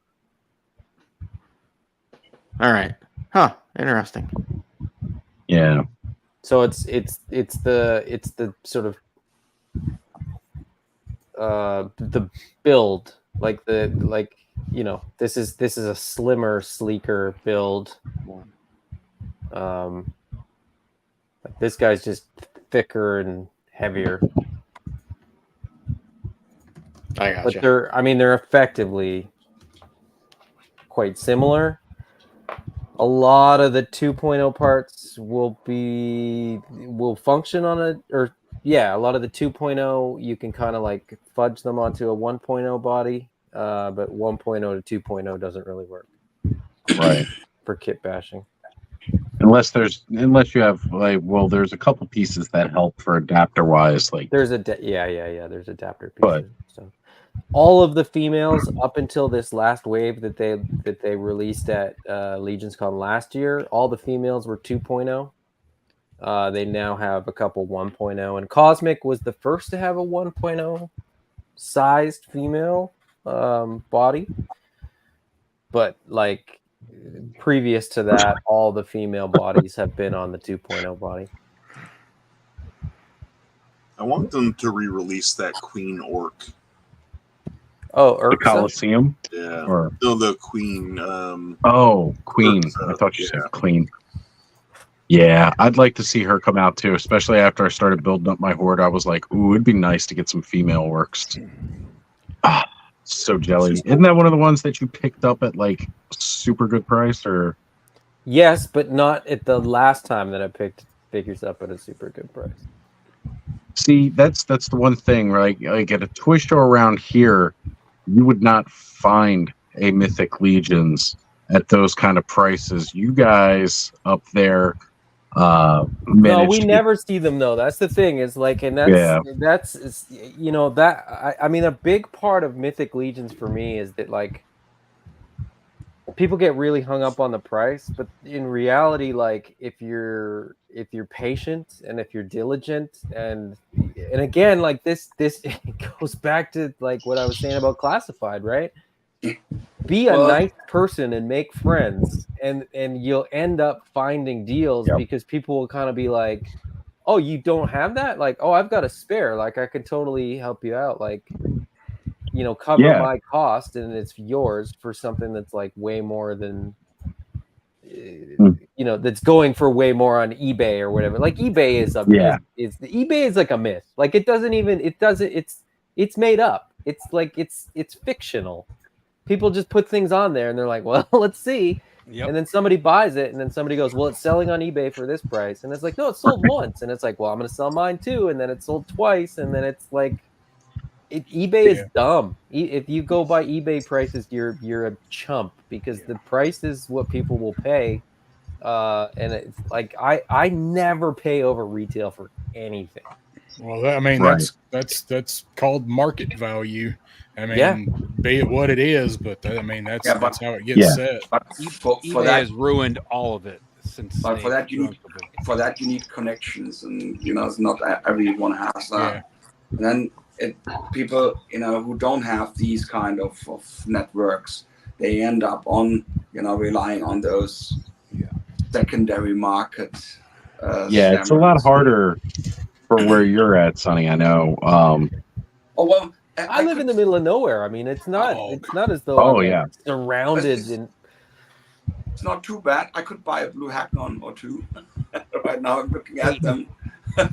Get all those new Joes that we don't have over here yet. Hey, that got pushed back again to their original date. You got a tip that just showed up in your dashboard, even though it says it was actually delivered 4 hours ago from Josh. Oh no! So I don't know why it just showed up, but it says it was delivered 4 hours ago. So. Josh, that's got to be the boss man. If you're still watching, if not, I'll have to record a clip. I'm going to try to do this because I said I would. I don't know if I can. You're going to want to watch this, motherfucker, spin. Because it's not as glorious as yours, Lawrence. Because it's not so. I'm not nearly as elegant as Lawrence with it. There is no grace. I made it this far. I made it this far.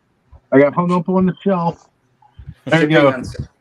Shipping and sales tax rise the price. Yeah, that's the same. That's the same for me. I mean, that's the same for me. Like it has to be a really good deal for me to sort of consider it a good deal. That's because I got to pay shipping and I got to pay duties and taxes and all that. Duties, so it's the same thing. It's like, oh, here's the price. Oh, this is a great deal, on this Facebook group, but it's in the US. So double that, and that's what I'm paying. So yeah. Well, Adam, you've secured yourself a pretty awesome group for our Canadian friends, at least. That, kind of I guess helps with that somewhat, I'm sure. Yeah, I mean, like there's like a Canadian classified group. There's a Canadian Mythic Legions group. Like there's different groups that sort of help people out. But again, it's like that whole idea of like this is a community. It's sort of like it's a community when people want it to be. There's a lot of people that are just absolute jerk offs that are just like kind of riding the coattails of the work that people do to sort of like make these groups into communities. Right. There's much smaller sort of communities within these groups, and that's what I'm saying is like, I've formed like genuine friendships with lots of people, and those are the people that sort of have helped me out. I'm not sort of putting it out there into like, into a Facebook group and being like, hey, can somebody help me out?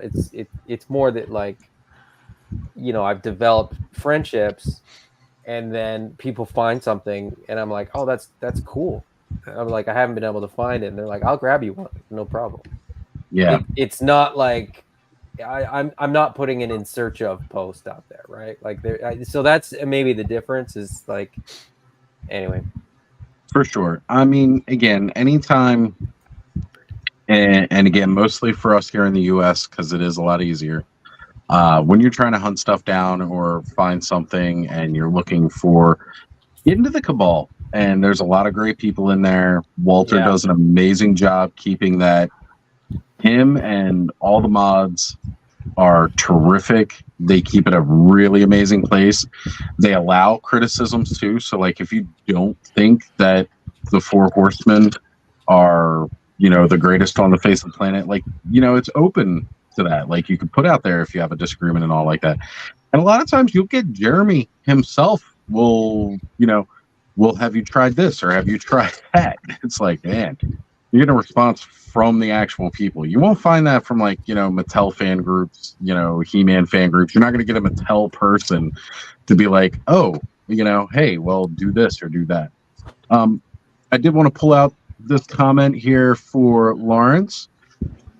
If The Rock came out with hair care products, so can Lawrence. Have you seen that reel of the lady doing that? Yep. I have not yet. I'm gonna have to check that out.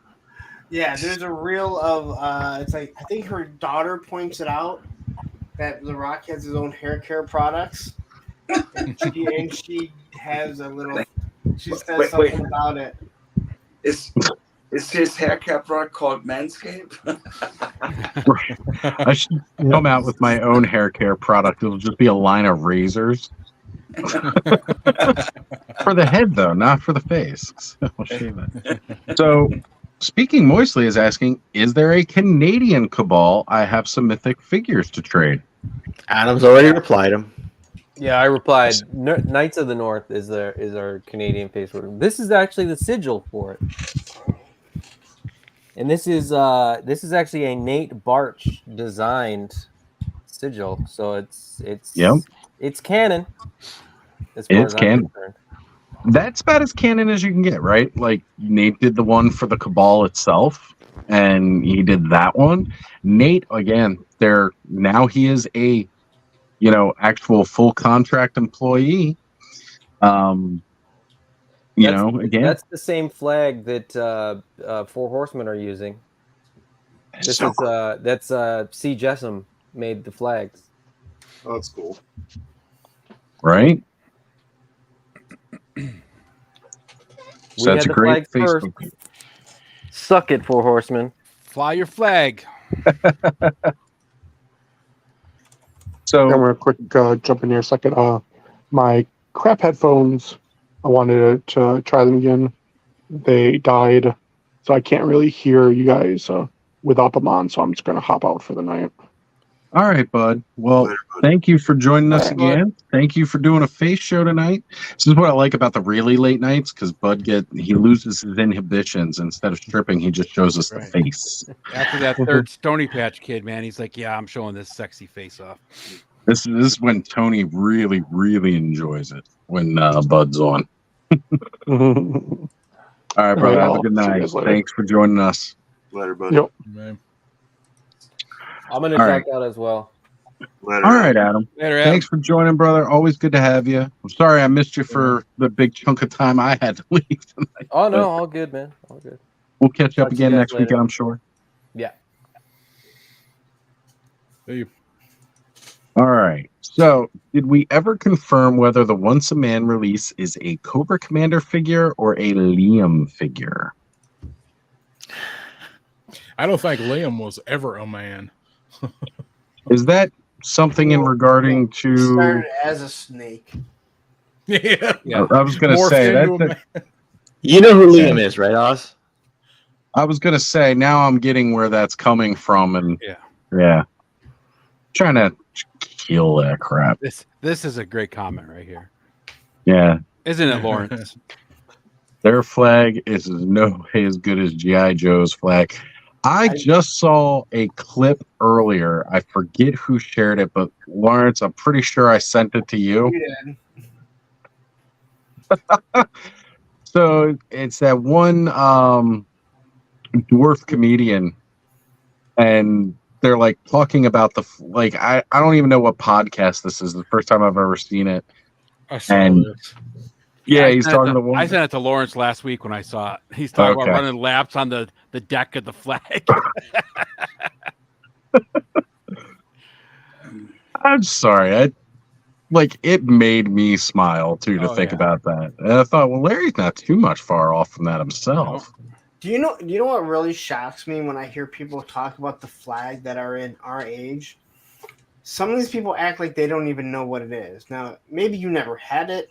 Maybe you weren't in a G.I. Joe, but if you're our age range, How can you not know what it was? Like, did you not shop for toys? Did you never go down a toy aisle and see that massive box? Did you not ever open up a JCPenney's wish book at Christmas? Somebody whose parents would not allow them to play with any kind of toy like that, and they had to stick to, Imaginext or Legos and.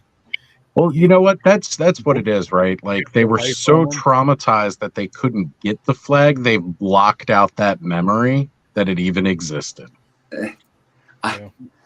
It never showed up in my toy stores back in the day because G.I. Joe wasn't available until '88, so there was no flag. Okay, so I will give you an excuse because you're on the across the pond.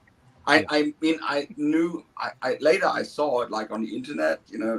When whatever toy sites or websites with toy information showed up, and you could see like the long list of whatever items, whether it be from Masters of Universe or G.I. Joe, whatever.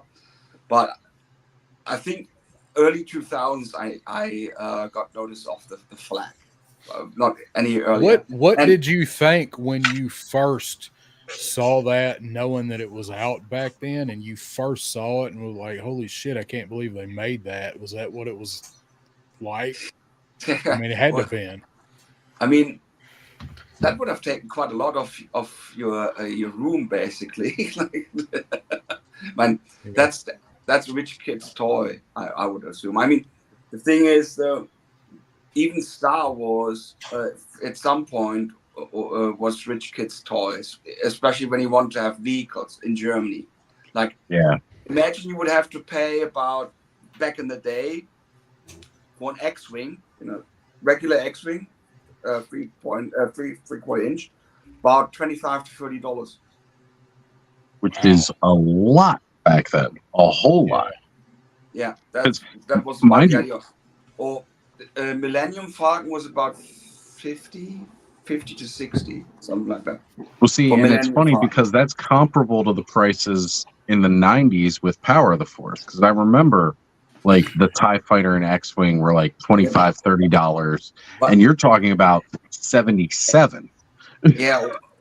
Between 77 and 83, 85. Yeah. I remember my toy store had the Imperial Shuttle. Oh, yeah. And that was about, in dollars, about 120, 130. Damn. Something like that. Yeah. How much was that here? Because I don't ever remember seeing it in a store here. I didn't know anybody that had that here. How much did that sell for here? Do you guys remember? Tigerium Shuttle, the Tri-Wing one, right, Sonny? I want to say that was 20. I'd probably say 20, around 20 bucks. I think it was around 20. It was less than the Millennium Falcon, but it was like more than the X-Wing or TIE Fighter. And again, this is $50 for the Power of the Force Millennium Falcon. Right. Yeah, it was $50 for that. I do remember. I remember those prices so much from looking. I thought that Tigerium Hanger was, the Tigerium Shuttle was more expensive. I don't know. Maybe. 80s? No. Yeah. Hey, Darren. I don't know. Last time I checked, you are the research person. That's right, Darren. You're the Google master. Get on that shit. Why are you asking questions? Normally, that would be me. I'd do it, but I'm using a phone, so. No, I made Darren the research guy for my channel because he always seems to do it anyway. Yeah. He's not a mod. He's not privileged enough to be a mod, so we make him do all the bitch work. There you Research go. that, Darren. Trying to find. Let's see. Trying to find the original price. Yeah, you would need to find a ad for the original. They never released it in Power of the Force 2, which was a shame. I always wanted it. Yeah, I didn't even know anybody as a kid. I didn't know anybody that had it. Even the one dude that had the sail barge, the skiff that nobody had, he didn't have it either. So people that did. The original toys, my buddy Eric, his dad had like all of them, Death Star playset, all that. I remember one year he brought them all down and we were able to start playing with them. And I didn't even realize he'd only brought down a few. I went up, into the attic with them, and like we were looking at everything. Like he had the AT-AT walker, he had the Imperial shuttle, and that was my first time seeing it. I didn't even know that thing was a toy until then. I'd seen other ones at like yard sales. Like I'd seen the Millennium Falcon, I'd seen X-Wing and a TIE fighter. Most of the TIE fighters I saw were missing one of the wings. I got it. So this is according to Action Figure 411, but all these are old original prices, so I take it they're not inflated. The Imperial Shuttle toy was added on April 2021, originally released in 1983 with a retail price of $37.99. Oh, so it was quite a bit expensive. $37.99.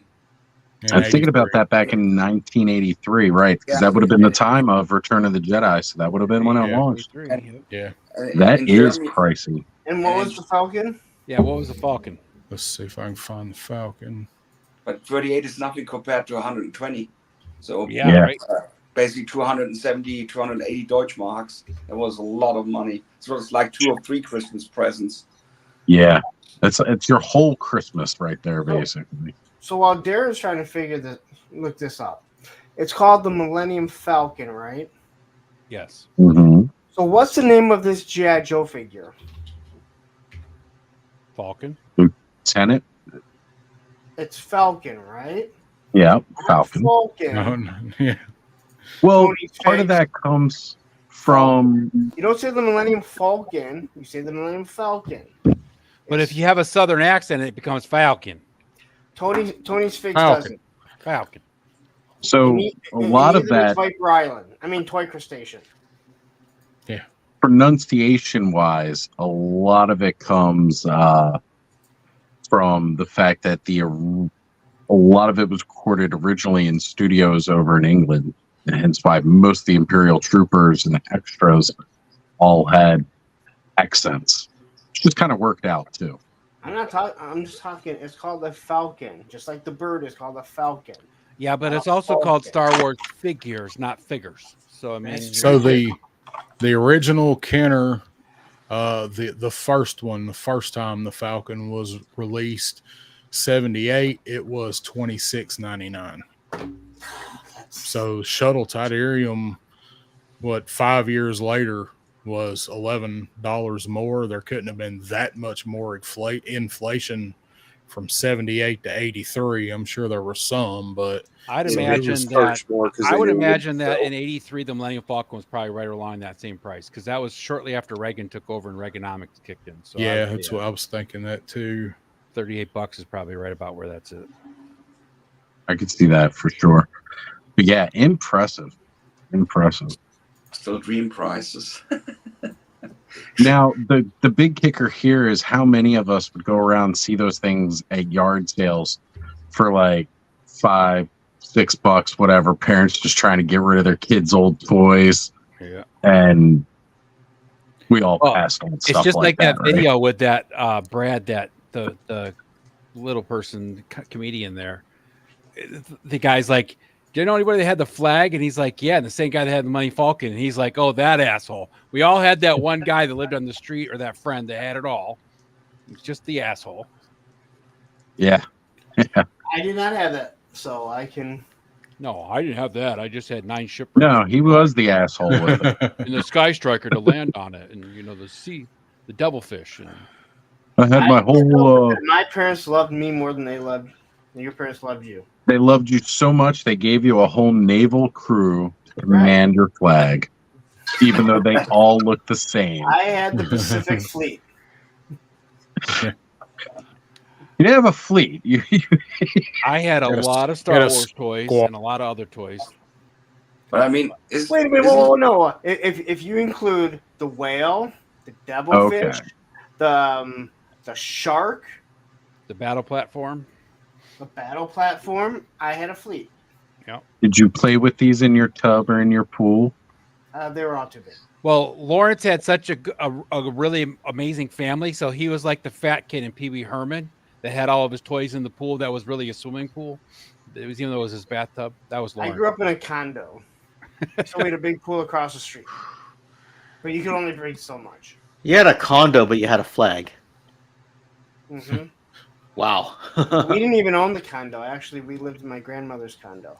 She didn't. See, I knew my mom was bullshitting me when she said we didn't have room. But I mean, you know, those giant places, also like the Eternia. I'm not sure, like, people are so, like, focused on those, but I say most of the time the play value or the value they have is not really given. I mean, they offer very little for the size they have often. Sorry, but, like, I saw the Eternia back in the day in the shop for 400 Deutschmarks. Back in the day, that would have been like $220. Yeah. $220. And I thought, like, what does it offer for that price? I mean, the two towers, there's nothing in there. The two side towers. Well, a big part of it too was the battery-operated tram, right? Yeah. Because that was one of the big things about it was that it had this But tram. the monorail, like, but that was brittle. That was so brittle. Even the monorail wasn't really like, nah. I think that wouldn't justify the price at all. I think that was totally like at that time for those electronics. Yeah, it would have. Definitely would have. Think about other electronics at that time, right? Like, honestly, that would bump up the price quite a bit. Not to mention the size, right? So yeah, I sit there and you know, we can give Nutlick all the crap we want for being an ass and killing off Origins back in April of last year. One thing that he said is, like, you know, when it comes to the cost of tooling and how expensive it is to do that. Now, you've got to remember the size those molds have to be. The size of the molds they use for the action figures are massive and heavy.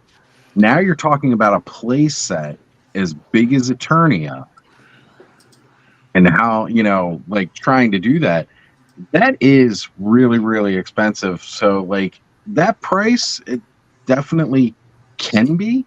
But again, you're right. Play value wise, I don't know. I think the electronics on it were impressive. Some of the toys that had the best play features as far as play sets go back in the day were like the Fisher Price Little People play sets, like the castles and shit. They had trapdoors and slides, stairs and slides and all that. Castle Grayskull is one of the most fun. I had Eternia as a kid, and that, like, central tower was, like, huge to me.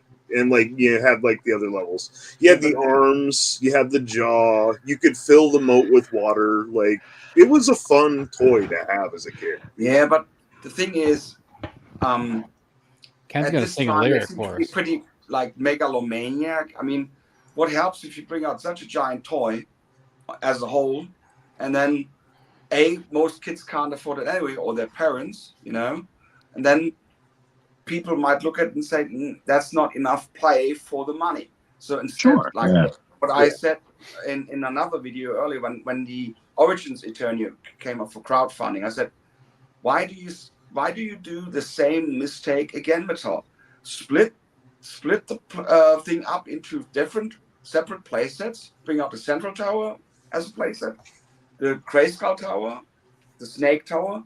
Fill them each with an appropriate amount of features and accessories for a normal price, like $65 or something.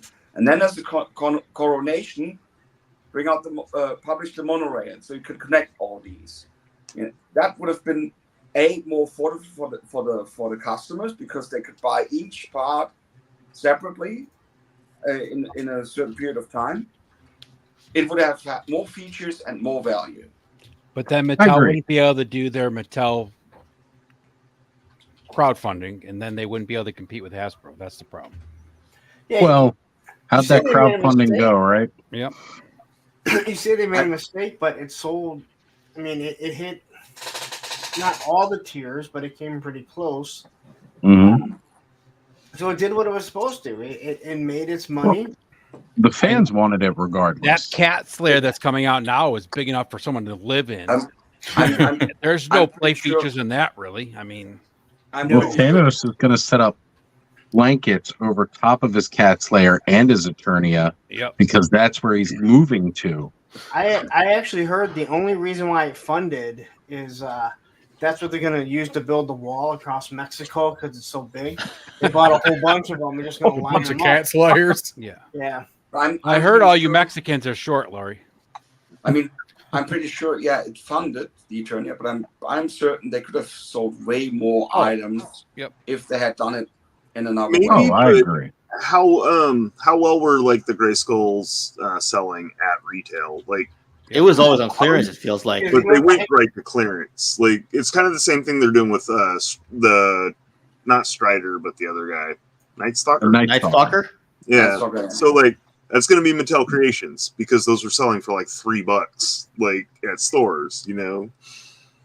Part of that is, again, like, they want this to be a mass retail line for kids, but the only people that are really picking it up are us adult collectors.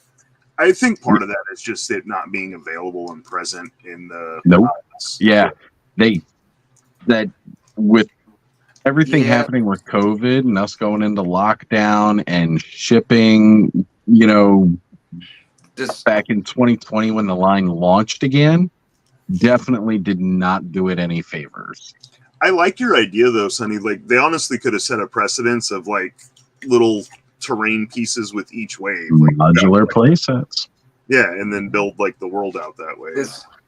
This adult collector thing justification, I think, is a lousy excuse, though, in my opinion. The other why so? Because it's to pull someone over the barrel. Like, for example, Playmobil. Okay, I am. That's actually part of the video I'm creating. But from 2017 on, somewhere they started bringing out all these toy play sets based on franchise, like Scooby-Doo, the Ghostbusters, all these stuff, and they were actually pretty affordable at the beginning. So, for example, the DeLorean from Back to the Future in Germany started with the price point of €50. That was the typical suggested retail price, €50, and sold actually pretty well. And then from 2020 to 2021, another thing, the Ghostbusters Firehouse from Playmobil, I think it was €80. It was even $80 in the USA, I think. Pretty much was euro and dollar was pretty much the same. And then from 2020 to 2021, Playmobil decided, actually we are supplying the adult collector. Let's pump up the price by 60%. So in 2021, the A-Team van was published, costed €80, as much as the Playmobil Firehouse a year prior, and it actually had way less to offer than the DeLorean, which costed €50 a year prior. That thing had the same amount of parts, basically the same amount of pieces, had light and sound, and the A-Team van actually wasn't a unique mold. That was a reuse of a van which already was released by Playmobil years ago in other playsets. Sure. The James Bond car, which also was released for €80, that was a unique mold, basically a unique item. So they did some work there at least.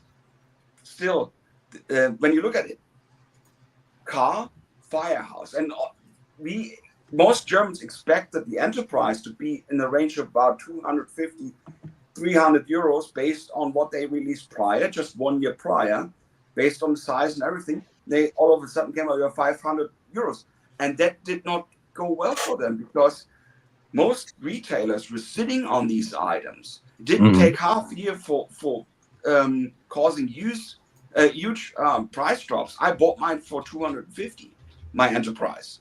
And the best price I saw was a year later after that for €200.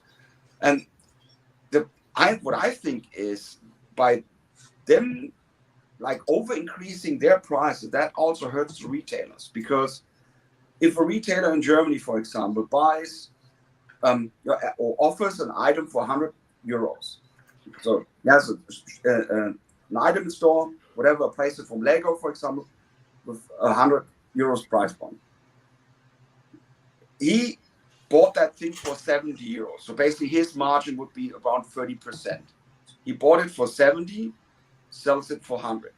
Now every cut, every discount is on him, not on Lego, not on Playmobil or whatever. Right.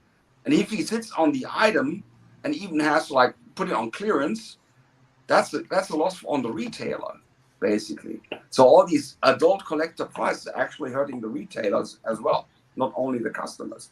So they should actually look at, okay, what did we do? What is the actual value? And that not like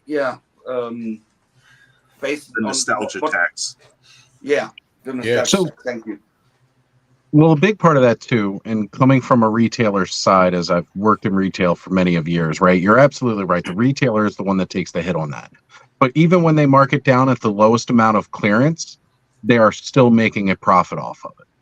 Okay. Whatever bulk number price that they have ordered it at, when they sell it for $11.99, they may only be making 50 cents profit off of it at that time. But they are making a profit off of it. They will not go in the negative off of a clearance price. Also, what they will do is they will clear out a warehouse and sell to a discount retailer for, again, a discounted price where it's less than what they were hoping to make, but still more than taking a complete loss on it. Okay, that's where you see these Ross deals. That's where you see these Ollie's deals. Now, this is in America. I don't know how it is in Germany. I can't speak for that. I didn't work over there. I don't know. So, at least in America, a retailer, no matter what that price is at clearance, they are making a profit off of it. That's also why you'll see some things that'll go for clearance, like for $5 or $6, but you'll see something like a Star Wars figure clearance for like $3 less than what its initial price was. Like, well, why doesn't that get as steep of a discount as, say, a Masters of the Universe that went on clearance, right?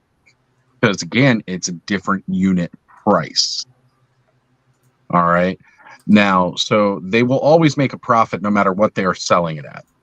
They will not take a loss on that because they won't sell it below what they paid for it. They will always make that. It is still hurting the retailer, though, and that's when they will stop ordering product from the manufacturer. So, like around here, Walmart's not ordering the same numbers they did initially with Origins. Okay? Because a lot of the Walmarts are not carrying Origins. I know people are seeing them in Origin. You know, they are getting Origins figures in their Walmarts, but there are still a lot and a number of stores that do not have Origins shelf talkers at all. Yeah. None of the ones around me except for one for the ones that I can regularly go to find this guy. Yeah. So I've got like 8 Walmarts within 20 minutes of each other, you know, like literally 20-minute gaps. Like I drive down the road 20 minutes, there's one. Then I drive another 20 minutes, there's another one. Another 20 minutes, there's another one. So in that way, they will yeah, but you this know, this is another dimension. I mean, this is a retailer, but this is well, you were talking about how retailers are getting hurt and impacted by this. Like so for the companies, right, when they are selling this product, they have to put it at a price point that the retailer is going to accept, right? Because the retailers make out these deals to order it in bulk numbers. Yeah, but I'm not talking about Walmart. I'm talking about those small little shops. Those small little toy shops, they don't have the same. They don't get the same conditions as Walmart or Target. No, because they don't order as much. They don't order in bulk. But and they will have an issue with stuff which is overpriced because they might sit on that. Yes. Eventually. Yeah, and a lot of them can, because I do know a couple of smaller toy stores around here now that do tend to sit on stuff. Like there's this one place, Rose Toys, that I went to once. They don't sell a lot of action figures. They have a very, very small action figures. One of the reasons why I don't actually go over there much. But it's a toy store. They sell a lot of toys, but they sell stuff that sells. Action figures, for the most part, for them, they just sit. Mostly because nobody really knows that they're there. But Lego, he says every time he gets in a truck of Lego, Lego's gone immediately. So he's constantly rotating his Lego stuff. That's also shifting because Lego also is over the last 15 years, they also tended towards going like adult tax or things like that, and they're now competitors like Kobe, Kada, and how they are called, and they're becoming more and more popular in Germany, for example. So Lego tries to sue them out by pretending to have a patent on something, which sometimes there's no patent, for example, on interlocking bricks. That's any company can do that.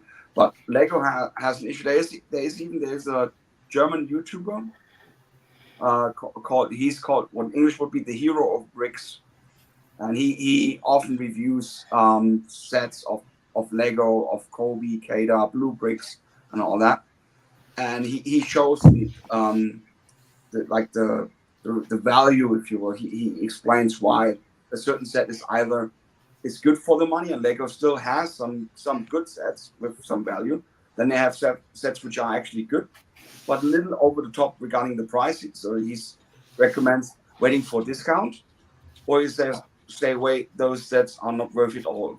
And Lego has lost some quality over the last 50 years, unfortunately, because of the same thing. Like, let's cater towards the more adult audience and raise the prices.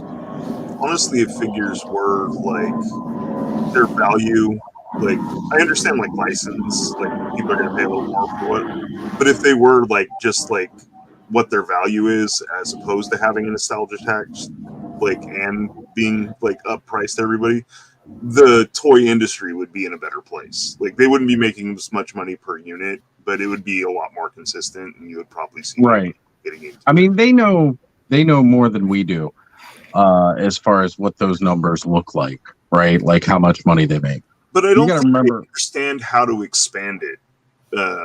So like it's a short-sighted view of the money game. Yeah. Oh yeah, for sure, right? Because like if you're selling it at a cheaper price, naturally you would be selling more units, right? So part of the problem right now is that the toy companies, like the big ones, right? Mattel, Hasbro, those guys, they don't know the shelf life of these characters anymore because so many things come and go so fast now. So they're trying to make the biggest bang for their buck as quickly as in short term as possible. So it's not like the old days where they put the G.I. Joe on the shelf and it's going to have an 8-year shelf life.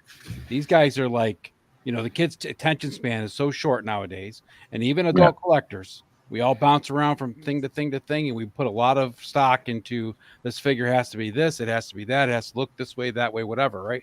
So toy companies are like, let's get as much money on the front side as we can when it first launches, and then there's a lot of excitement, and then we'll just deal with the rest later. Well, they release them differently too now. Back in the day, like G.I. Joe, for example, you got everything at once or within a couple months, and it was Star Wars. The original wave was 12 figures. I mean, that's how they did it back then. Now you're getting 2, 3, maybe 4. Yeah, and you're getting a wave every 3 to 4 months of most stuff with 4 to 6 or 7 figures in a wave, and the stuff just, they just keep turning it so fast. There's so much coming out. Sure. And I totally see that. I was going to say, Sonny, if you're interested in another one, you can get a Playmobil Ghostbusters Firehouse right now on BBTS for 58.02 euros or 94.40 Australian dollars. Yeah, no, that's for sure. Over time, you get these deals. Like lately, I bought the Playmobil Magnum PI, the Ferrari, for like 40 euros. So that's not the problem. And eventually, the prices drop. I guess that might be also a strategy of the companies. I think some people can't wait.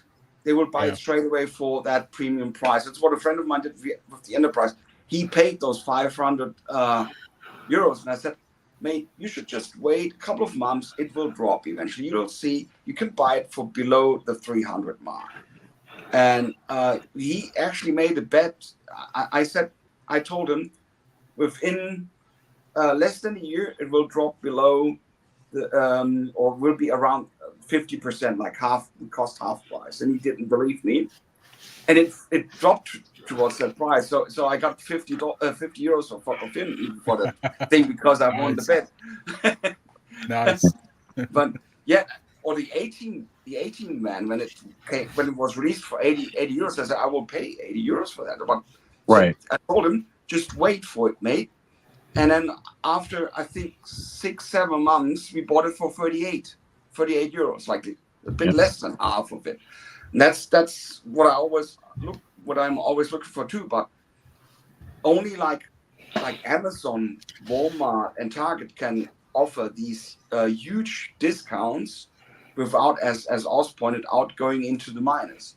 If a small retail shop, like a single independent retail shop, wants to, they can't compete with those prices. No, they can't afford to do that because they didn't get that deal on a bulk order. Absolutely not.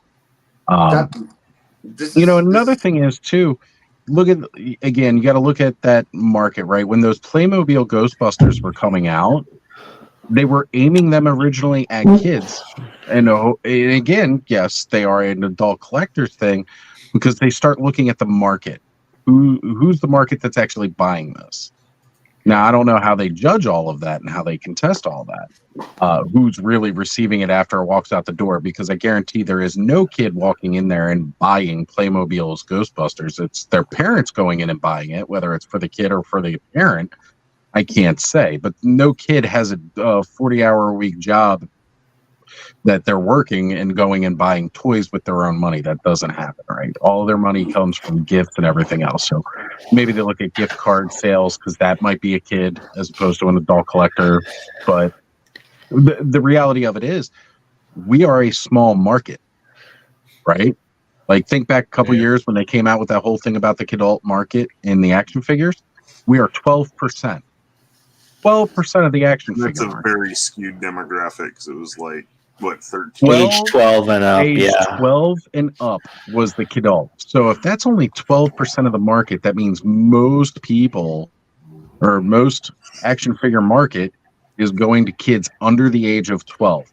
Well, what are they buying? They're not buying Masters of the Universe. That's a good point. They're not buying the Mo2. They don't know who Masters of the Universe is. They got no idea what that toy line is. They might know Star Wars because they've seen some, cartoons and stuff like that. Here's the problem with that statement, though, is that the action figures that are part of Imagine Next are still considered action figures. Yes, they are. But they are also marketed to a different age demographic. Right, but that's where that whole thing of only 12% is adult collectors, that's where it gets skewed, because that includes all those numbers of Imagine Next and whatever these other ones are called. And it's not so obvious with Playmobil, for example, Lego, because their prices or price hikes apply to all their sections, not only the adult collector stuff, but also like throughout all the playsets they released. So they generally up their costs or their prices throughout their whole all their items basically. All the figures basically have jumped in price significantly recently. They definitely have, and I don't want to hear any crap about the cost of gas being, the cost of oil is up the price of figures this much because we've just been seeing a steady increase. Origin started out at $14.99, and now what are they? $19.99 just about. They're like 20, right? They're like $20 a figure now. That's a big steep increase for not a whole lot much more figure. But that was right. That was the same in the 80s. I remember when Masters of the Universe started in Germany. I don't know the dollar price, but they were they became popular in '83. I bought the first figures for 12 Deutschmarks and 50, 12.5 Deutschmarks. 5 years later, they were already at around 17 Deutschmarks. So you had a similar increase in price back in the day. Yeah. I had a mint on card Tila with a $2.99 price sticker on it from a Kmart. Now, I don't know whether that was a clearance sticker from back in the day or what. It was just a $2.99 price sticker on it from Kmart, like had the Kmart logos, the old Kmart price stickers I used to put on shit.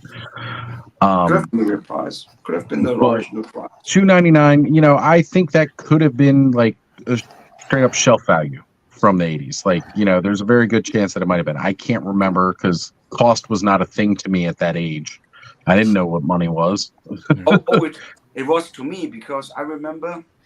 So in Germany, you can't go to a wholesaler if you don't have a business. I heard in America, for example, you can't go to a wholesaler even though you don't own a business. So every now and then, my mom would get the ID from her employer, and we could go to the wholesaler. And it made a huge difference because when in my usual retailer shop where I would buy the figures, at that time, 1985, they were about 14.70 to 15 Deutschmarks. While at the wholesale, I could buy the figures for 9 Deutschmarks. That whole thing where we could actually access wholesalers didn't happen until the internet. Before that, you couldn't go to a wholesaler without owning a business.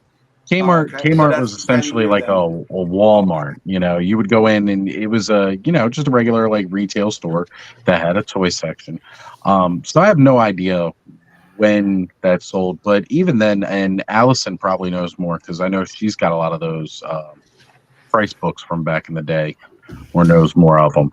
But like even then, it's like, you know, a lot of people your hourly rate was not much more than $3 an hour necessarily. My first job, I was making $2.99 an hour. That's what I was making. And that was minimum wage. No, 9 cents over minimum wage. Because minimum wage is $2.90. Take care, Ken. So, like, yeah, you know, there's a lot right there that just, you know, goes to show you, like, honestly, like you were still paying almost an hour's wage per figure, which is kind of what we're doing. I don't know. Mythic Legion's figures are more than my hourly wage, but mine too. They're worth it though. I'll give them that. They're worth it. I got both too because it's 3:35. Yeah, I think it's a good spot to call it for the night, guys. We've had a great long night. We got 5.5 hours in. Yep. I had to take a short break to charge in the middle, but that's not bad. So everybody who's come out and watched us tonight, thank you all for being here. The fact we still got like almost 30 people watching after 5.5 hours, we appreciate it. You know, it was awesome. Thank you guys for hanging around. There we go. I knew Allison would have that info. Yeah. Thank you, Allison. Of course. We appreciate it. So everybody, good night. Thank you all for being here. We'll see you around the Awesomeverse. Take care, everybody. Night, y'all. See you.